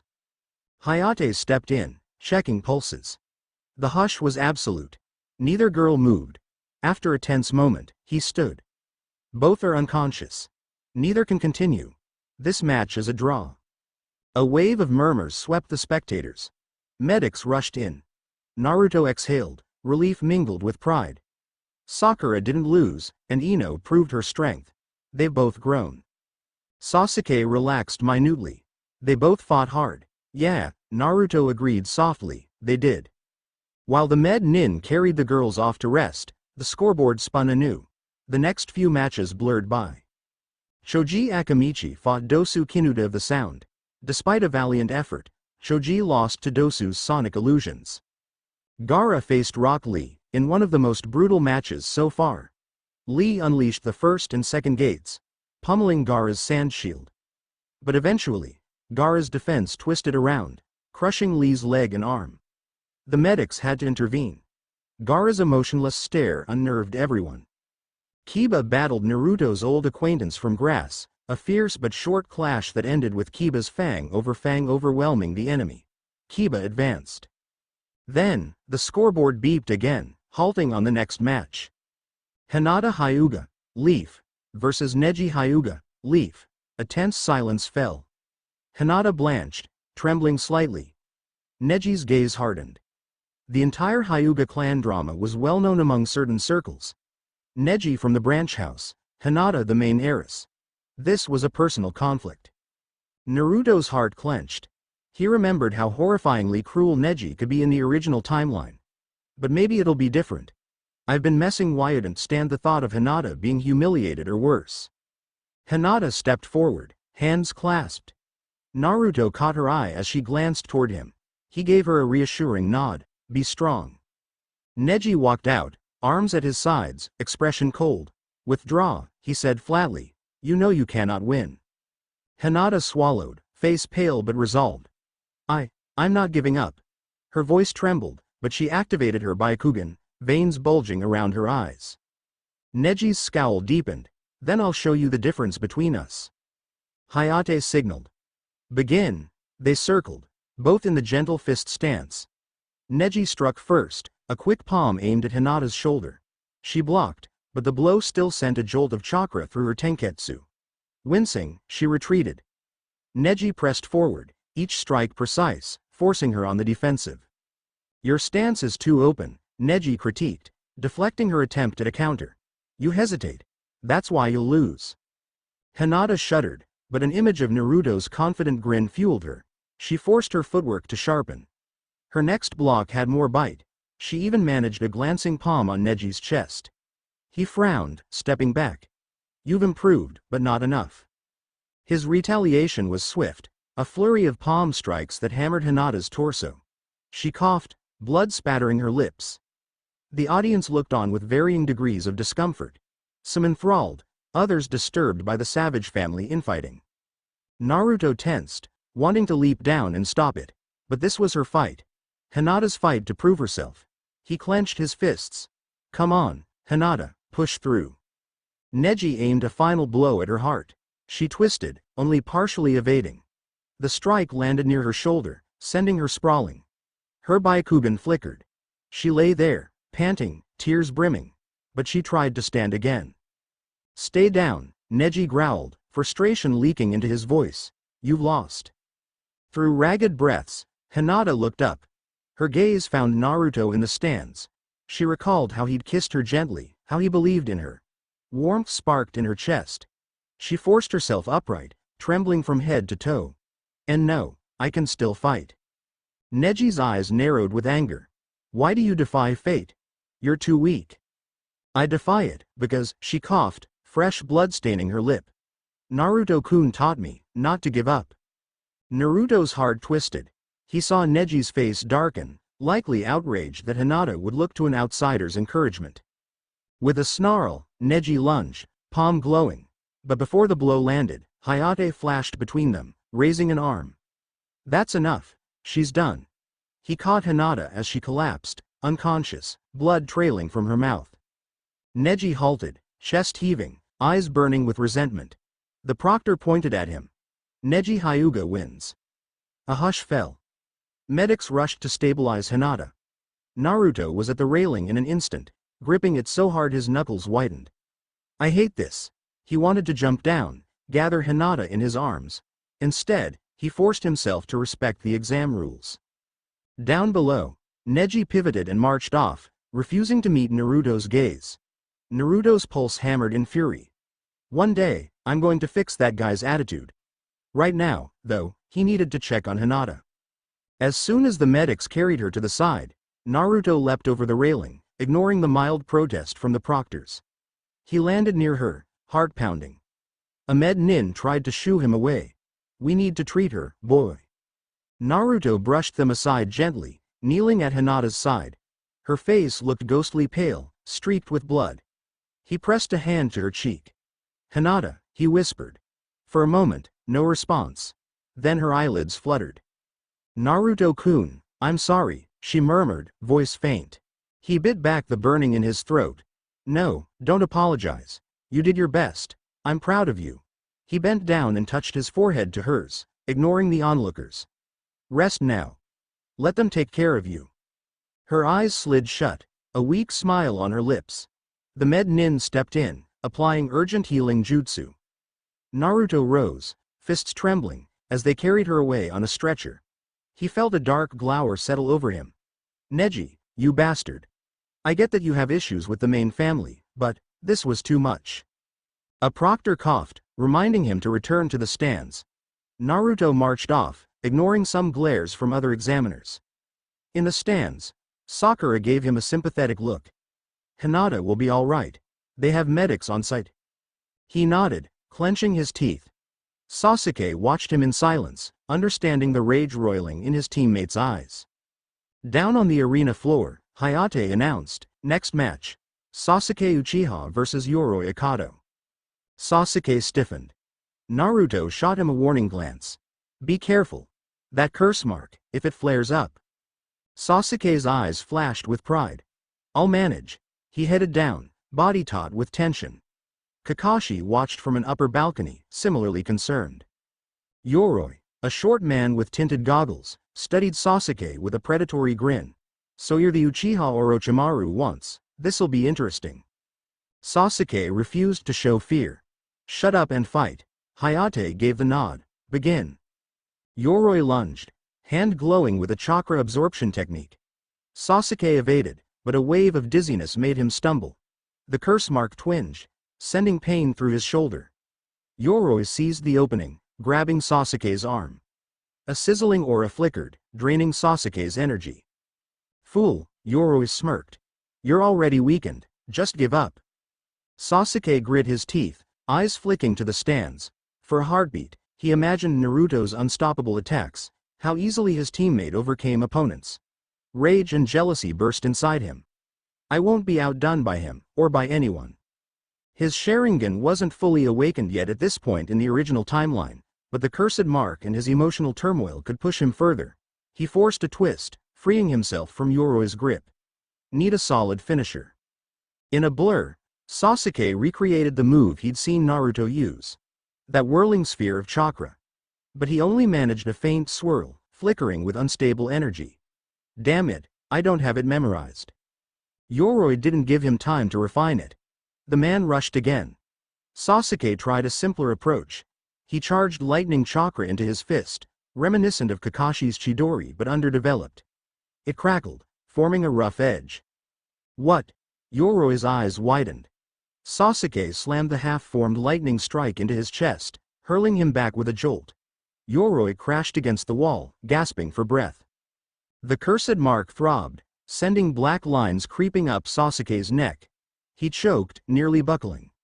A wave of searing pain lit his nerves. His own chakra threatened to spiral out of control. No, not now.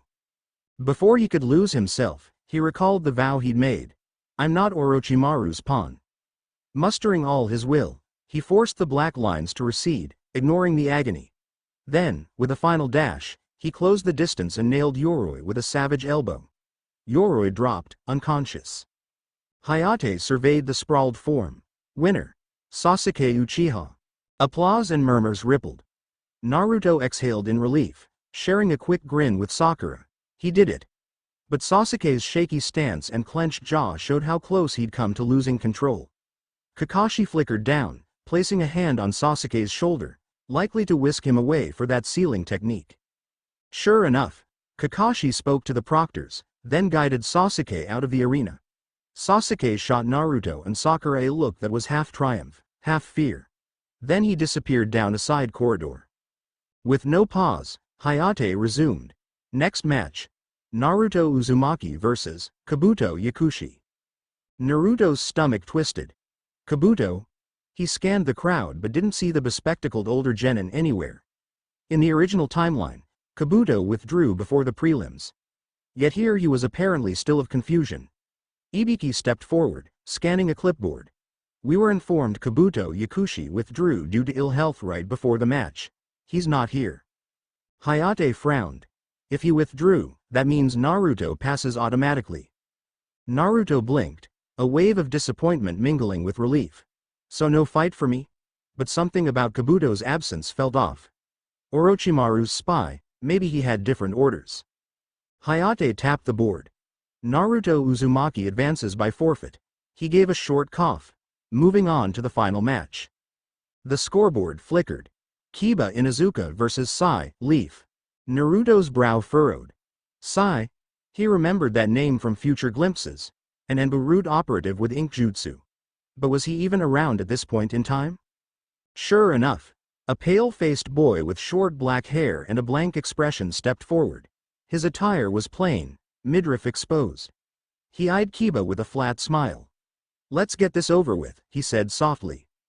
Kiba snarled, cracking his knuckles. Hey, never heard of you, pal. This'll be quick. Sai only shrugged. We'll see.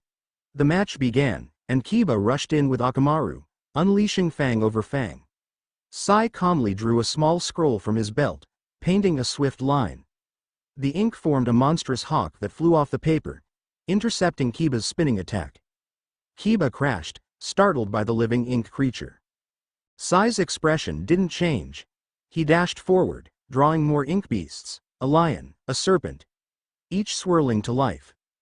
Kiba struggled to keep up, partially pinned by the conjured illusions. Meanwhile, Sai circled around, delivering a sharp blow to Kiba's shoulder. Akamaru barked, leaping in to help, but the serpent coiled around the dog, restricting movement. Naruto watched with a knot in his gut. This Sai is no ordinary genin. He fights with cold precision. Kiba managed to break free, finishing the serpent, but Sai capitalized. He thrust a palm into Kiba's back, slamming him onto the floor. The breath whooshed from Kiba's lungs. Another swirl of ink pinned his arms. Within seconds, Kiba was immobilized, forced to yield. The proctor declared Sai the winner. The boy bowed politely, then dismissed his ink creatures and walked off without another word. Kiba pounded a fist on the floor in frustration. Hayate cleared his throat. That concludes the preliminaries. The following have advanced to the final stage. He listed the winners. Gaara, Temari, Kankuro, Dosu from the Sound, Shino, Neji. Kiba's name was replaced by Sai, Sasuke, Naruto, and a couple of lesser-known genin from other villages who'd squeaked out victories. Anko stepped forward, grinning. In 1 month, you'll fight in a formal tournament with all the major village leaders watching. Train however you want until then. This is the real highlight of the Chūnin Exams. Ibiki nodded. If you have injuries, Get them treated promptly. We expect you all in top shape next month. Naruto exhaled, scanning the winners. Gaara stood stoic, eyes unreadable. Neji's face was carved in stone.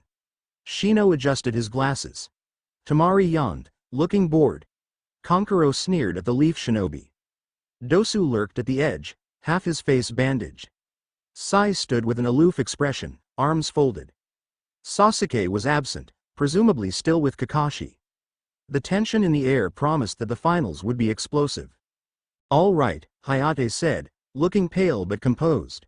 Dismissed. He coughed. We'll see you in a month. Teams dispersed, some heading straight to the infirmary.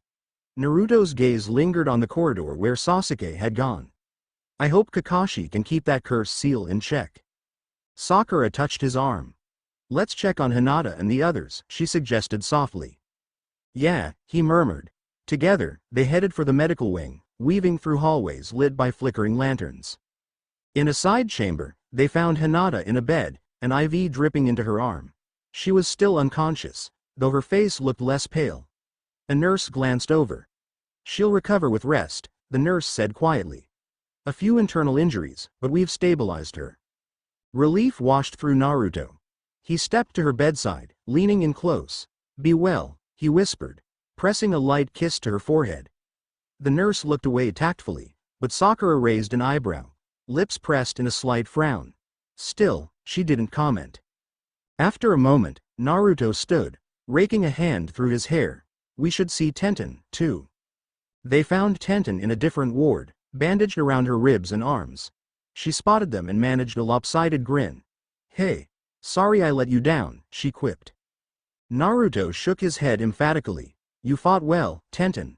Temari's no joke. You'll get her next time. She exhaled a long breath, frustration flickering in her eyes. It stings, losing, but yeah, next time. Then her gaze softened. Thanks for believing in me, though. That meant a lot. Before he could answer, she caught his wrist, drawing him closer. In a swift motion, she leaned up and planted a brief, daring kiss on his lips. Naruto froze in surprise. Sakura let out a stifled gasp behind him. Tenten pulled away, cheeks hot, but her eyes steady. That's for all the encouragement, she murmured. Naruto grinned, heartbeat skipping. You're welcome. Part of him sensed Sakura's presence at his back, an awkward tension. Tenten noticed too, giving Sakura a faint, sheepish smile. Sorry if that was weird. Sakura cleared her throat. No, it's fine, she said, though her tone suggested complicated feelings. Just, rest up, Tenten. You'll get stronger. They left Tenten's room. Naruto could almost feel Sakura's questions simmering, but she said nothing as they walked. The medical wing corridors seemed uncomfortably silent. After checking on Ino, who was also asleep, bandaged from her double ko with Sakura, they bumped into Shikamaru and Choji. Shikamaru heaved a sigh. So this is over, right? 1 month break? Yeah, Naruto replied. We can train, then fight in the finals. Or, in your case, sorry you didn't make it. Shikamaru scratched his head. I barely squeaked by in that match with that weird rain guy. I guess I'm in the finals too. So troublesome. Naruto blinked. Wait, so you advanced? I must have missed your match. The fights had come quickly one after another, some overlapping with visits to the medical area. Shikamaru must have outsmarted his opponent somehow. Yeah, Shikamaru said with a bored wave. I'm stuck now. Life is so troublesome. Choji patted his own belly. Time for a snack, right, Shikamaru? They wandered off. Naruto and Sakura turned a corner, heading back to the main lounge. He sensed her tension. Finally, she spoke, voice uncertain. Naruto, you and Tenten, and Ino, and Hinata, she trailed off, struggling for the words. Naruto exhaled. I know it's weird. I can't explain it. Since these powers awakened, I've been braver, more open. People who used to look at me as the loud knucklehead are suddenly seeing something else in me, and I'm not turning them away. Sakura sighed softly, hugging herself. I just don't want anyone to get hurt, emotionally, I mean. Her eyes flicked up. We're a team, we care about each other, it's complicated. He put a hand on her shoulder, gently. Yeah, it is. I care about them, too. About you. I'm not trying to toy with anyone's feelings, it's just happening. She stared at his hand, cheeks coloring. For a second, it looked like she might lean in. Then she shook her head. Forget it. I'm just overthinking. She patted his hand. Come on, let's go see if we can find Kakashi-sensei. Maybe he'll fill us in on Sasuke. They headed for the corridor that led to the ceiling room. On the way, they nearly collided with Jiraiya, who was striding purposefully, a look of annoyance on his face. Oh, it's you, kid, he muttered. Bristled at the offhand nickname, but Naruto cut in. You know how Sasuke's doing. Jiraiya shrugged. Kakashi sealed his mark to keep it from flaring up. But that boy's got a lot of pent-up anger. He'll need special training if he wants to control it. Good luck to him. He paused, eyeing Naruto more keenly. What about you, kid? I saw that you advanced without even fighting. Kabuto chickened out, huh? Naruto frowned. Guess so, but it feels suspicious. Orochimaru's spy, right? Probably, Jiraiya said. Anyway, I hear you can do some advanced jutsu. Want to show me a sample? We've got a month before the finals. I might have a few pointers. Naruto's eyes lit up. Really? That'd be awesome. Sakura raised a hand timidly. What about me? If Sasuke's training with Kakashi, maybe I can. Jiraiya scratched his chin, studying her. Let's see. If you want to tag along, sure, but I'm planning to push Naruto real hard. You might not enjoy the intensity. He's special. Sakura opened her mouth to protest, but Naruto caught her gaze. He's right, he thought guiltily. My training might get crazy. Aloud, he said, Sakura, if you want to train with me, that's fine.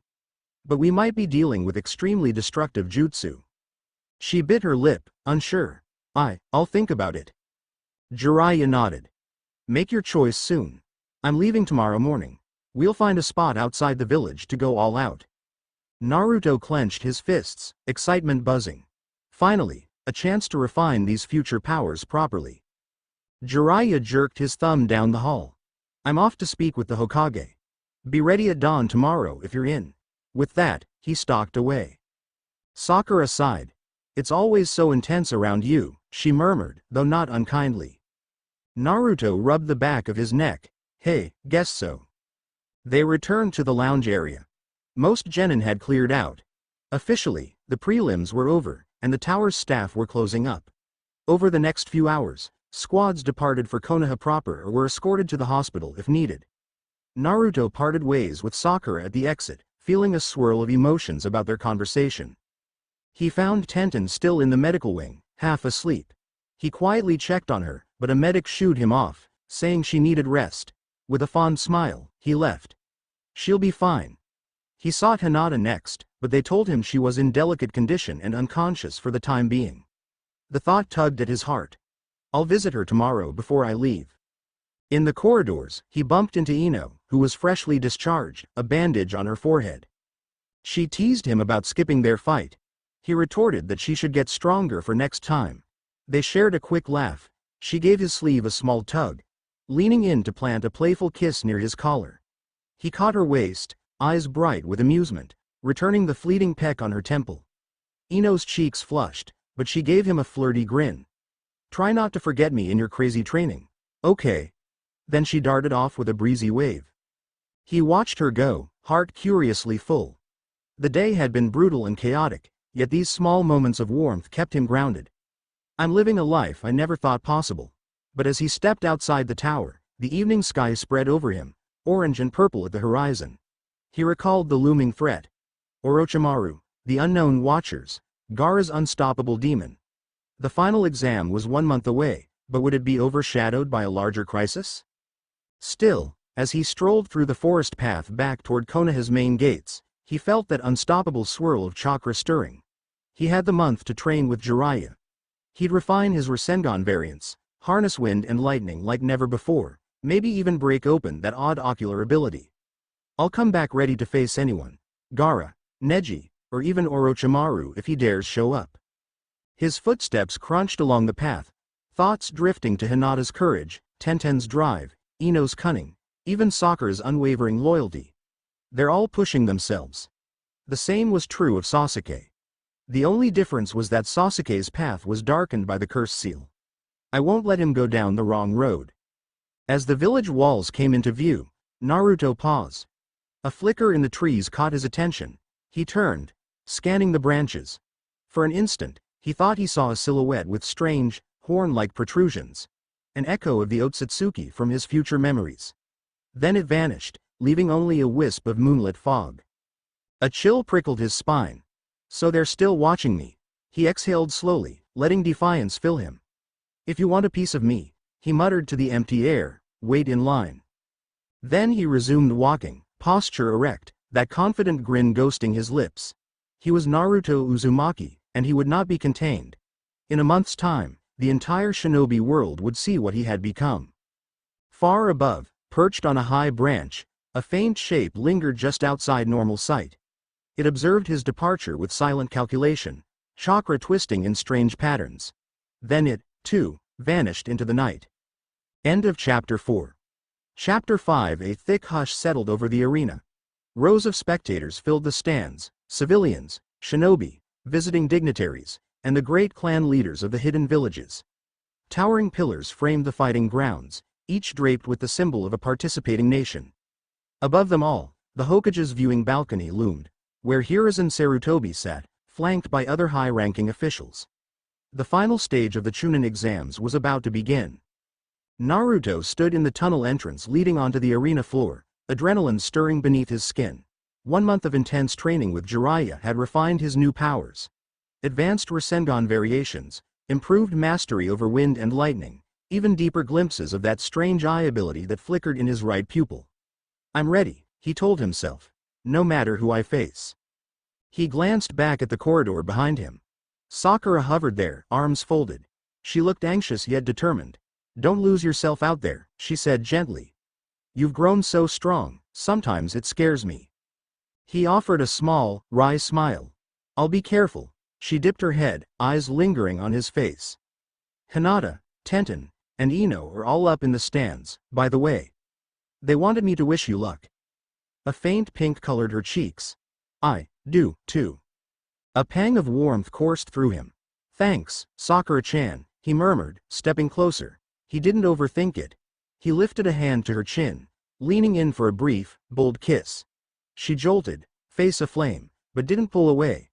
When he broke off, her eyes were wide and uncertain, yet a shy grin tugged her lips. I'll be watching, she whispered. Before she could say anything else, the proctor's voice boomed. Naruto Uzumaki, please step forward. He squeezed Sakura's hand once, then turned and strode out onto the field. High above the arena, rows upon rows of spectators chatted in excitement. Merchants hawked refreshments, children craned their necks for a better view, and clan heads observed with keen interest. The Sand siblings, Temari and Kankuro, waited in a separate box, Gaara standing silently with arms crossed.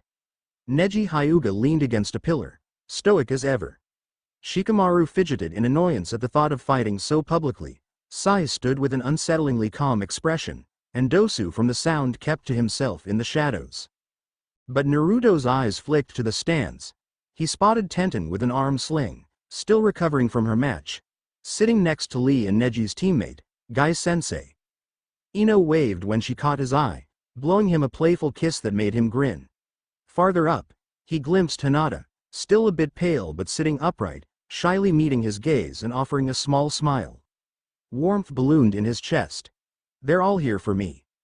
Across TGED near the VIP balcony, he gave Naruto a lazy salute. Kakashi stood off to the side with Sasuke, who had a fresh seal over the cursed mark on his neck, arms folded in tense focus.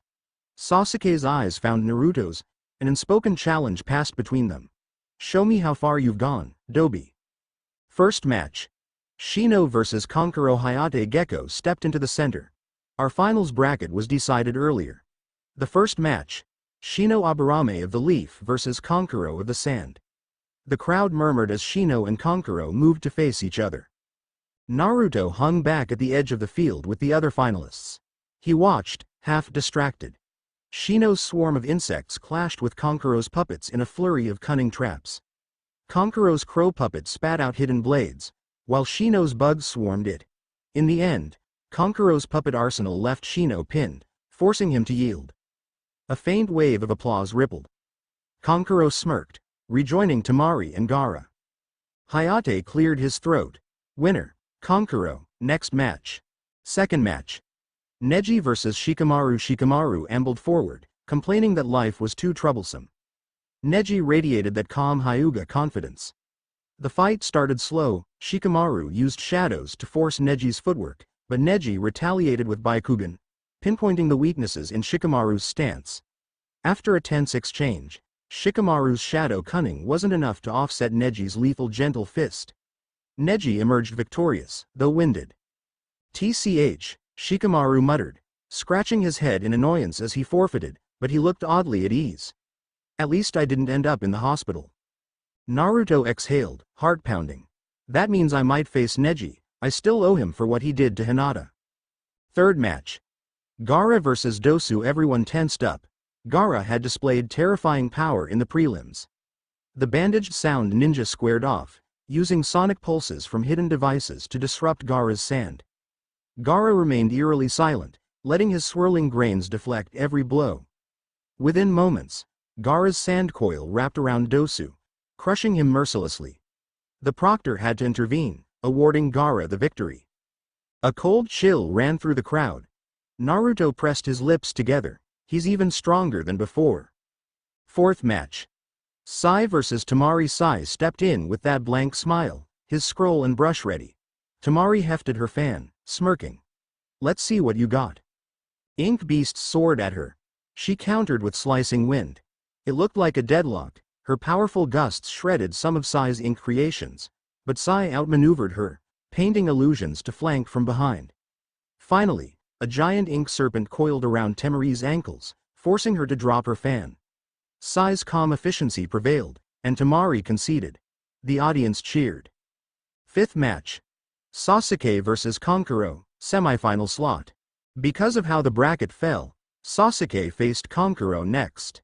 The crowd buzzed with excitement. Konkuro unleashed his puppet's hidden compartments, scythe blades whirling. Sasuke used partial lightning jutsu, something akin to a half-formed Chidori, to slice through the puppet's limbs. The cursed mark threatened to flare, but Sasuke pushed it down, channeling raw determination. In a final exchange, he shattered Konkuro's puppet core, leaving the sand ninja open for a knockout strike. Sasuke claimed victory, panting, curse mark seething under the seal. Next, Naruto vs Neji. The moment arrived. Naruto stepped forward, adrenaline blazing. Neji's pale eyes locked onto him with that same haughty calm. The memory of how Neji had brutalized Hinata churned in Naruto's gut. Time to settle this. Hayate swept his arm. "Begin." Neji glided in with gentle fist, trying to strike Naruto's chakra points. But Naruto was faster than before. He channeled a flicker of the advanced ocular power behind his eyelids, letting him read Neji's movements. In a swirl of wind-laced footwork, Naruto evaded the first barrage and slammed a solid punch into Neji's side. The Hyuga coughed, staggering. Murmurs rippled through the stands. Naruto's speed had leapt far beyond a normal genin's. "Interesting," Neji muttered. "But you can't escape fate." He activated full Byakugan, unleashing a torrent of palm strikes. This time, he cornered Naruto with a flurry of unstoppable hits. Each blow carried a pulse that threatened to close Naruto's tenketsu. Naruto grimaced. "He's fast, but so am I," he twisted, letting a swirl of lightning chakra coat his arms. Neji's palm smacked into a crackling barrier, shocking him. Neji withdrew, hissing in pain. "You talk a lot about fate," Naruto said, voice carrying across the silent arena. "But this world isn't as fixed as you think, Neji." He clasped his hands, forming the swirl of advanced Rasengan, wind and lightning dancing in his palm. Neji's expression tensed. The stands rumbled with excitement. Kakashi's visible eye widened.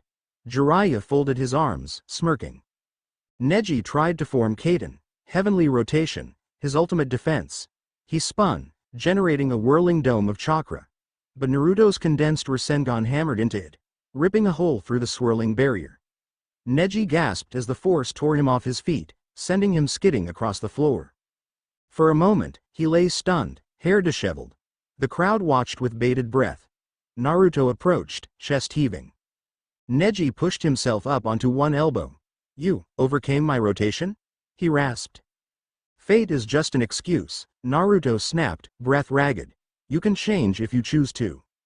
Neji glared, but something in Naruto's blazing gaze shook him. Shoulders sagging, he let out a trembling sigh. "I concede," he murmured, slumping forward. Hayate raised his hand. "Winner. Naruto Uzumaki." An eruption of cheers and gasps roared through the stadium. Sakura and Ino whooped. Tenten grinned from her seat. Hinata clasped her hands over her heart with tearful relief.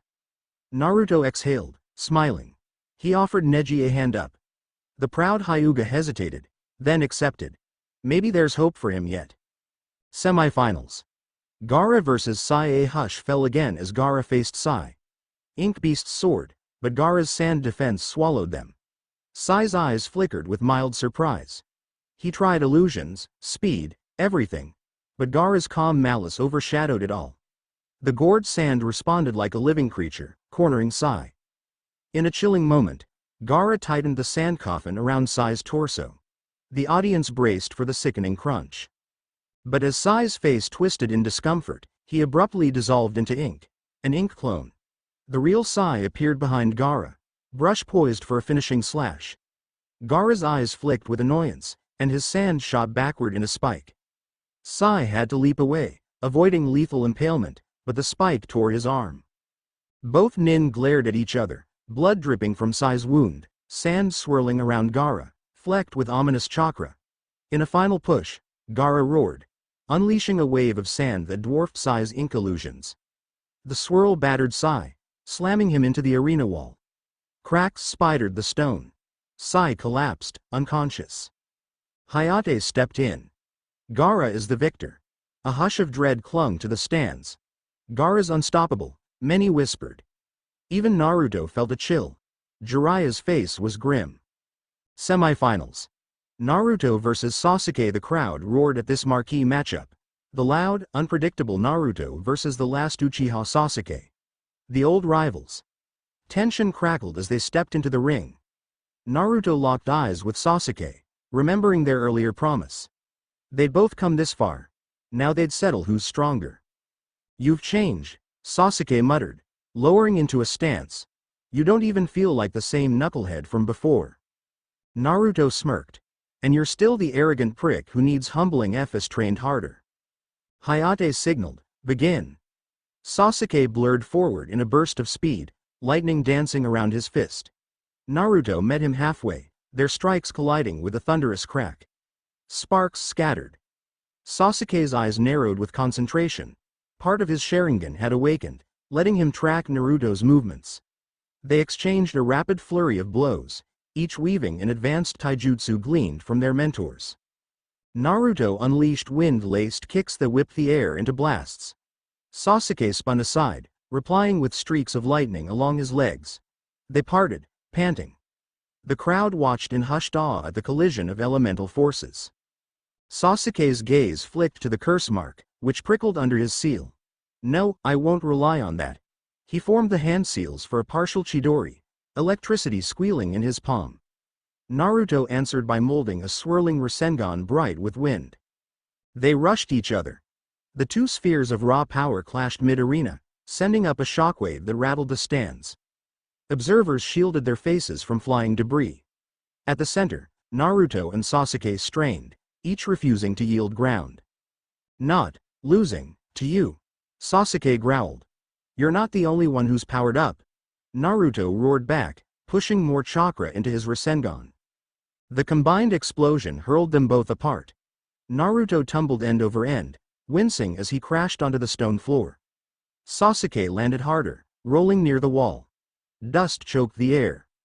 Sasuke struggled up, lightning still crackling at his fingertips. Blood trickled from a cut on his forehead. "I'm not done," he panted. Naruto climbed to his feet, chest heaving. The swirl of advanced chakra behind his eyes urged him on. Time to go further. He pressed his palms together, forging a new technique Jiraiya had helped him refine. A Rasengan that combined wind and lightning in alternating layers. The sphere glowed, arcs dancing across its surface. Sasuke narrowed his eyes. Fine, he spat, forging a second Chidori. Black lines throbbed at the edge of his seal, threatening to break free. He snarled, reining it in. Let's finish this. Both charge. The ring seemed to warp under the pressure of their energies. Slamming into each other once more, they created a vortex of clashing chakra. The swirling screech was deafening. A flash of blinding light exploded outward. When the dust settled, Naruto stood with a battered stance, lightning still dancing over his arm. Sasuke lay on his back, eyes dazed. His partial curse mark receded, the seal forcibly containing it. Hayate, coughing from the dust, signaled, Naruto Uzumaki wins. The crowd erupted. Cheers, stunned gasps, disbelieving murmurs. Naruto exhaled, a wave of relief sweeping through him. Slowly, he went to Sasuke, extending a hand. Sasuke groaned, glaring through half-lidded eyes. But he grasped Naruto's hand, letting himself be pulled up. You got stronger than I expected, Dobi, he mumbled. Naruto smirked. You too, Teme. They parted with a tense respect, each supporting the other's weight as they staggered off. Medics rushed in, but Naruto waved them off for the moment. He wanted to see the final match. Final match. Naruto versus Gaara. Silence fell anew. The big showdown. Gaara stepped forward, arms folded, gourd slung across his back. His siblings watched with anxiety. Naruto stood across from him, battered from fighting Sasuke, but still fueled by unstoppable determination. Hayate swallowed, calling, begin. Gaara's sand flared instantly. Shukaku's dark influence bled into the air. Whispers rippled. Is he going to transform? Naruto braced himself, forming a Rasengan. But Gaara's sand lashed out with frightening speed, forcing Naruto on the defensive. A wave of grains hammered Naruto's position. He dashed aside, unleashing wind-laced shuriken that tore through some of the sand. Gaara sneered, letting more of the monster's chakra seep out. This will be your grave, Gaara hissed. Mother wants your blood. Naruto's eyes narrowed. He's slipping deeper into madness. He pumped more chakra into his limbs, blazing with the memory of Jiraiya's training. He soared forward, slamming a wind Rasengan into Gaara's swirling shield. It cracked, but Gaara shrieked, forcing a partial Shukaku form to emerge. A monstrous arm of sand sprouted, swiping Naruto with crushing force. Naruto blocked with a barrier of swirling lightning. The impact still knocked him back, skidding across the floor. Splinters of stone flew. Gaara's monstrous arm bulged, the face of Shukaku forming on his side, cackling. The crowd erupted in alarm. Some recognized the sign of a tailed beast partially unleashed. Security shinobi tensed, but the Hokage gestured them to wait. This is still part of the exam, for now. Naruto spat blood, chest burning. Time to push it. He locked his hands into a seal, focusing on the advanced synergy Jiraiya taught him. A swirl of wind and lightning combined in his right palm, shaping a double-layered Rasengan bigger than ever. Sparks sizzled in the air, the sphere whirling with terrifying momentum. The stands gasped at the sheer scale of it. Gaara howled, letting Shukaku's arm grow to monstrous proportions. It lunged, aiming to crush Naruto. Naruto dashed forward with a battle cry, swinging the massive Rasengan overhead. In a blinding collision, the swirling orb tore through Shukaku's sand flesh, generating shockwaves that rattled the entire stadium. Gaara let out a strangled scream as the monstrous arm disintegrated. Sand exploded outward in 1,000 fragments. In the same heartbeat, Naruto closed the distance, slamming a lesser Rasengan directly into Gaara's chest. The impact sent Gaara crashing into the wall, the gourd shattering on impact. Cracks spidered the stadium floors, a cloud of dust ballooning. For a horrifying moment, the entire arena stilled. Then Gaara slumped, half-conscious, the sand receding from his body. Shukaku's presence flickered and died. The watchers erupted in stunned cheers. Naruto fell to one knee, panting, battered and scuffed. But the swirling chakra around him still crackled, defiant. He raised his gaze to Gaara, who stared back with dazed eyes. You're not alone, Naruto rasped, recalling how Gaara was a Jinchuriki. There are people who care about you, don't let that monster define you. Gaara said nothing, lips parted, eyes wide with shock and, maybe a spark of understanding. Then he passed out. Hayate, drenched in sweat, declared, Naruto Uzumaki is the winner, and the champion of the Chūnin Exams. A tidal wave of applause shook the arena. The tension that had weighed them down for days exploded in a roar of celebration. Civilians, shinobi, visitors from other lands. On the Hokage's balcony, Hiruzen smiled in pride. Kakashi relaxed. Jiraiya gave a triumphant grin, and even Sasuke, standing with a medic's help, managed a grim half-smile. Naruto forced himself to his feet, ignoring the protests of his aching body. He turned to the stands where Tenten, Ino, and Hinata sat. They were cheering wildly, tears in Hinata's eyes, Tenten clapping with her uninjured arm, Ino waving, cheeks flushed with excitement. Sakura had tears in her eyes, hands clasped. Even from a distance, Naruto felt the warmth of all their gazes, and it stirred a fierce, grateful happiness within him. Just as the crowd's cheers began to peak, everything changed. A swirl of ominous chakra flared near the Hokage's balcony. Orochimaru, disguised as one of the visiting Kage, dropped his facade, brandishing a kunai to Hiruzen's throat. At the same instant, Sound and Sand shinobi hidden among the audience launched an attack.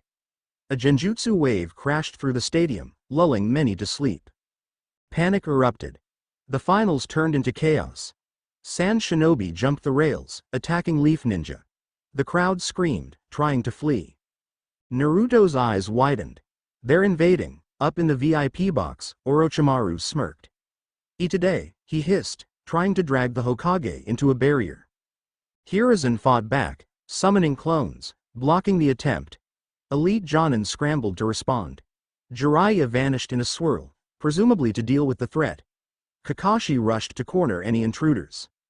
On the arena floor, Gaara's siblings tried to help him up, but Gaara shoved them away, still half in shock. Temari looked torn, while Kankuro cursed. Meanwhile, squads of Sound Ninja attacked from all sides. Naruto clenched his teeth. This is bigger than the exam. He turned, seeing Sasuke engaged with a group of Sound shinobi trying to drag him away, possibly Orochimaru's goons. Sasuke blasted them with lightning, fending them off. Tenten and Lee leapt down from the stands to help, ignoring injuries, while Shikamaru coordinated a counterattack with Asuma-sensei. Naruto summoned a swirl of wind chakra around his fists. Time to end this madness. He soared into the stands, smashing through two Sound shinobi who threatened civilians. The female nin yelped before being knocked cold. Another launched a kunai hail. Naruto weaved, deflecting them with a Rasengan blow that shattered concrete. Behind you. Ino's voice rang out. Naruto whirled. Another Sound operative swung a blade. Naruto blocked with a short shockwave. The attacker reeled, then Tenten's thrown kunai pinned him to the wall. Tenten, hair half undone, landed beside Naruto, breath ragged. We've got an entire platoon converging from the west entrance. They're sealing the gates. Naruto frowned. We'll break the seal. Rally the others. I'll handle the big threats if you can keep the smaller squads busy. She gave a curt nod, adrenaline shining in her eyes. Got it. With a fierce smile, she dashed off, calling Lee to follow. Naruto scanned the chaos. Hinata and her team were protecting a cluster of civilians from more Sound nin. Ino and Choji joined Shikamaru to intercept foes. Sakura tried to help in the stands, tending to unconscious watchers. High above, the Hokage and Orochimaru clashed on the rooftop, locked in a swirl of jutsu. An ominous barrier formed around them, manned by 4 Sound shinobi. Kakashi, Guy, and Jiraiya were outside it, trying to break in. Suddenly, a presence flickered behind Naruto, colder than even Orochimaru's aura. He spun, heart-dropping. Those watchers, the ones that felt Otsutsuki. Sure enough, a cloaked figure with pale, horn-like protrusions stepped from a shimmering distortion. Its eyes glowed an unearthly silver. No one else seemed to notice this arrival amid the pandemonium. Naruto's stomach clenched. So they're real. You are the anomaly, the figure said in a distorted murmur. We have come to rectify the timeline. Naruto's pulse hammered. Rectify? Who the hell are you? Merely a fragment of the Otsutsuki's will, it answered. Your powers belong to a future not yet realized. We will erase you and restore balance. Lightning danced across Naruto's arms, fear tangling with fury. Like hell you will. Before the figure could move, Naruto unleashed a barrage of wind-laced kunai. The figure blurred, gliding through them with inhuman speed. A pale, skeletal hand jabbed at Naruto's chest. He barely dodged, feeling a brush of cold that made his entire side numb. He's strong. Like real Otsutsuki. Naruto forced a swirl of advanced chakra into his fists. I don't care about your timeline, he snarled. This power is mine now. They clashed in a dizzying exchange. The figure's body seemed half real, phasing in and out. Naruto's advanced ocular sense flared behind his eyelids, letting him track the distortions. He hammered a partial Rasengan into the figure's side, only for it to ripple like water. It hissed, half-corporeal, delivering a punishing blow to Naruto's torso that sent him crashing into the stands. He coughed, struggling up. Civilians around him screamed and fled. The figure hovered overhead, cloak billowing. You cannot maintain that stolen power. Relinquish it. Naruto grit his teeth. Stolen? No, it was forced on him, but he had no intention of giving it up. If this was truly an Otsutsuki fragment, it might overshadow even Orochimaru's threat. I can't let it roam free. Ignoring the pain, Naruto drew in every ounce of wind and lightning synergy, forging his largest Rasengan variant. The sphere crackled with an electric hum, swirling with enough force to warp the air around it. Try me, he roared, launching himself skyward. The figure twisted, forming a black rod of dense chakra. It slashed at Naruto. He twisted midair, letting the rod glance off the edge of his swirling orb. Sparks exploded.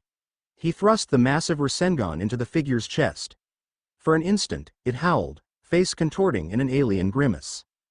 A shockwave tore the stadium roof, sending rubble raining. The figure's cloak shredded, revealing a pale body etched with swirling patterns reminiscent of karma seals. The Otsutsuki's eyes bulged in shock. Then the sphere consumed it in a flash of swirling wind and lightning. Naruto slammed down to the floor, panting, as bits of the figure's essence dissolved into flickers of light. When the dust settled, nothing remained but a faint wisp of that alien chakra. Naruto gasped, body shaking with exertion. He's gone. The stadium was in ruins. Shinobi on both sides froze, staring at the devastation. Orochimaru, still locked in battle with the Hokage on the rooftop, glanced down with a scowl, baffled by the colossal blast. Naruto forced himself upright. Everyone, push the invaders out, he yelled, voice cracking. We're not losing our home. Leaf Shinobi roared back, morale bolstered. Tenten, Ino, Hinata, Shikamaru, all of them joined the fray. Gaara, still disoriented, chose not to engage further. He and his siblings slipped away, uncertain. The sound forces, outnumbered and reeling, began a chaotic retreat. Naruto looked up at the rooftop, seeing Orochimaru's barrier crumble under Jiraiya and Kakashi's assault. The Hokage was wounded but still alive, wearing a fierce expression. Orochimaru hissed curses, forced to withdraw as well. With a final snarl, he vanished in a swirl of snakes, his infiltration foiled. The stadium fell eerily quiet. Smoke curled from shattered pillars, debris littered the stands. Medics rushed about, tending to the wounded. Step by step, Naruto waded through the rubble, ignoring the pain in his limbs. Amid the hush, he spotted Sasuke, leaning on Sakura.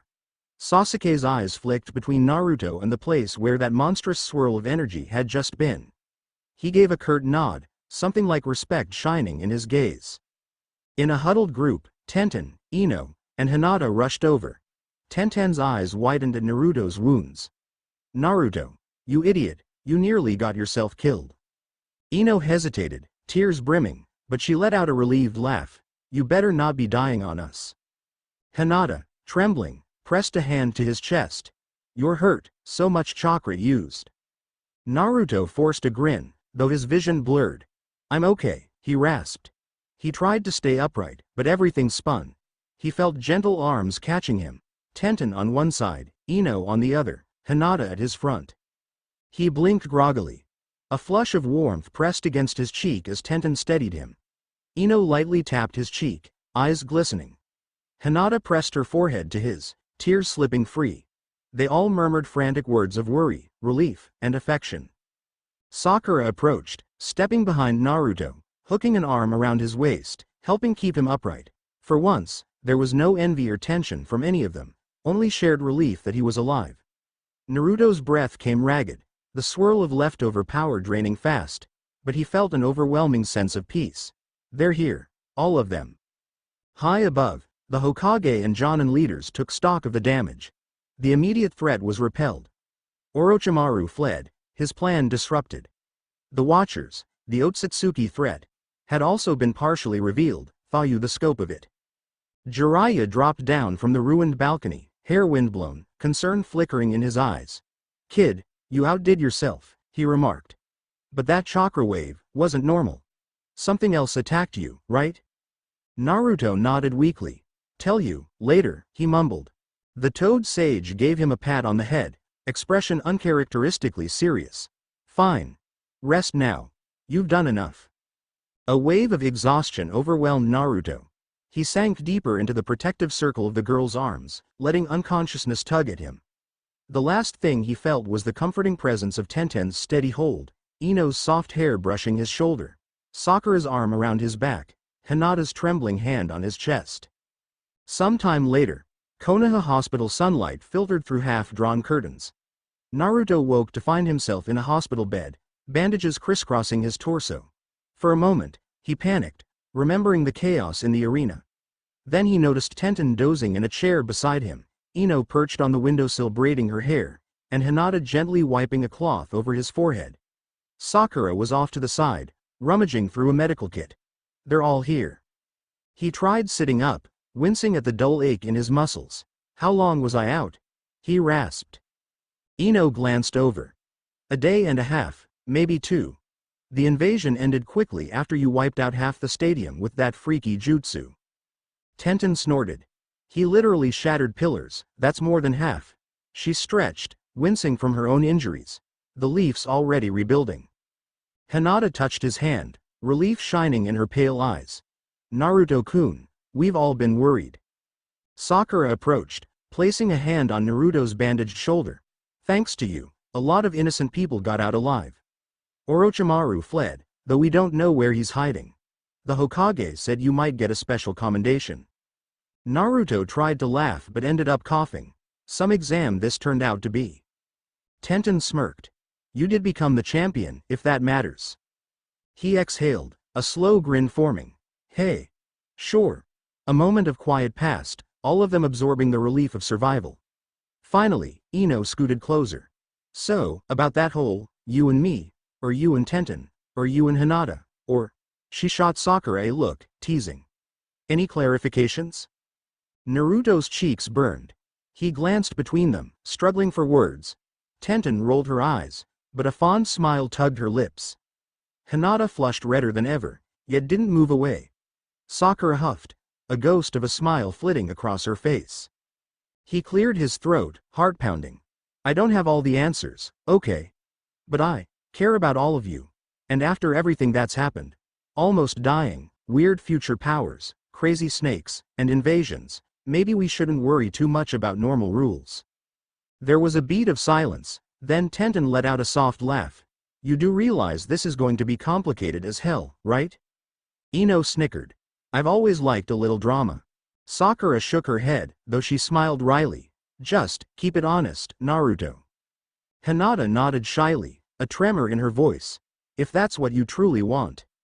A swirl of warmth and gratitude filled Naruto's chest. "Yeah," he whispered, meeting each of their eyes in turn. "That's what I want." They shared a moment of mutual understanding, half laughter, half embarrassment. Life in the shinobi world was never simple, but they would figure it out, together. In the days that followed, reconstruction efforts swept the village. Many had been wounded, some had died, but Konoha stood strong. Orochimaru's infiltration was officially foiled, though rumors spread about the sinister Watchers who had appeared. Nobody but Naruto truly saw them, so official word remained murky. Jiraiya grilled Naruto about that Otsutsuki-like figure. The third Hokage arranged hush-hush investigations. A sense of foreboding lingered. This wouldn't be the last time the Otsutsuki threatened the world. But amid the tension, there was hope. The Leaf recognized Naruto as a hero, a recognized prodigy who earned the champion spot in the Chūnin Exams. Though the exam itself ended in chaos, The council agreed to grant him the rank of Chūnin for his exceptional performance.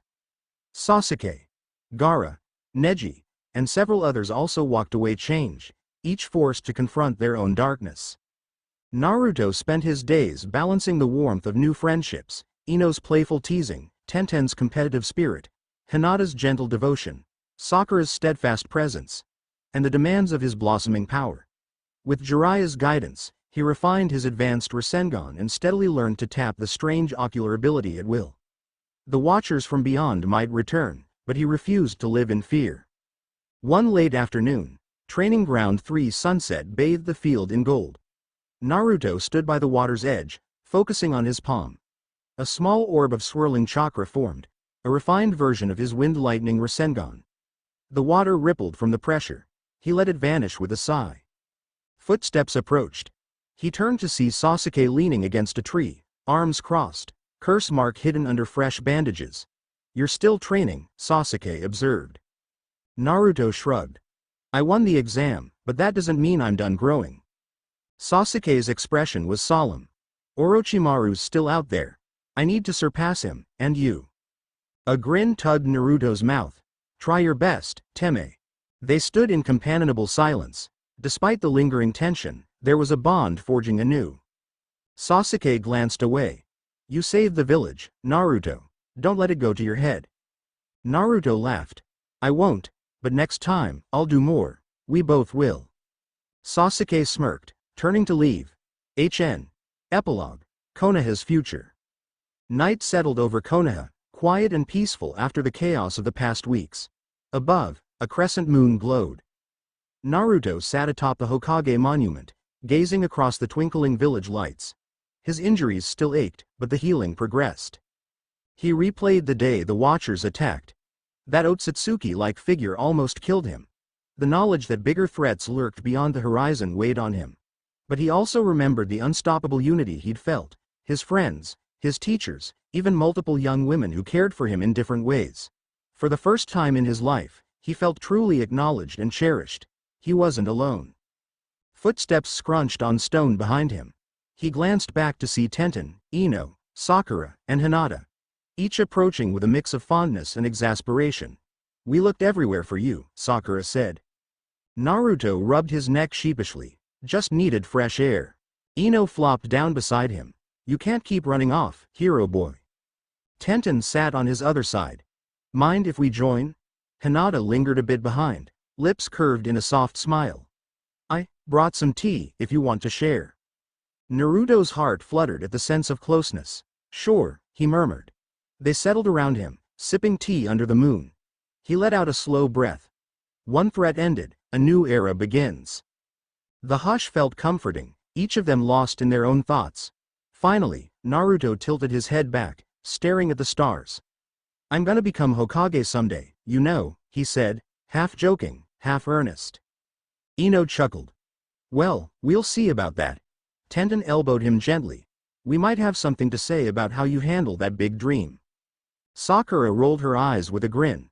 "Just don't forget us when you're in that office, Naruto." Hinata blushed, quietly adding, "We'll all be by your side." He savored the moment, the warmth of their presence. If an Otsutsuki threat loomed out there, if Orochimaru still plotted in the shadows, he wouldn't face it alone. He'd forged new friends, rivals, lovers, a complicated circle of kunoichi who each held a piece of his heart. The moonlight caught his eye, stirring that faint echo of future knowledge.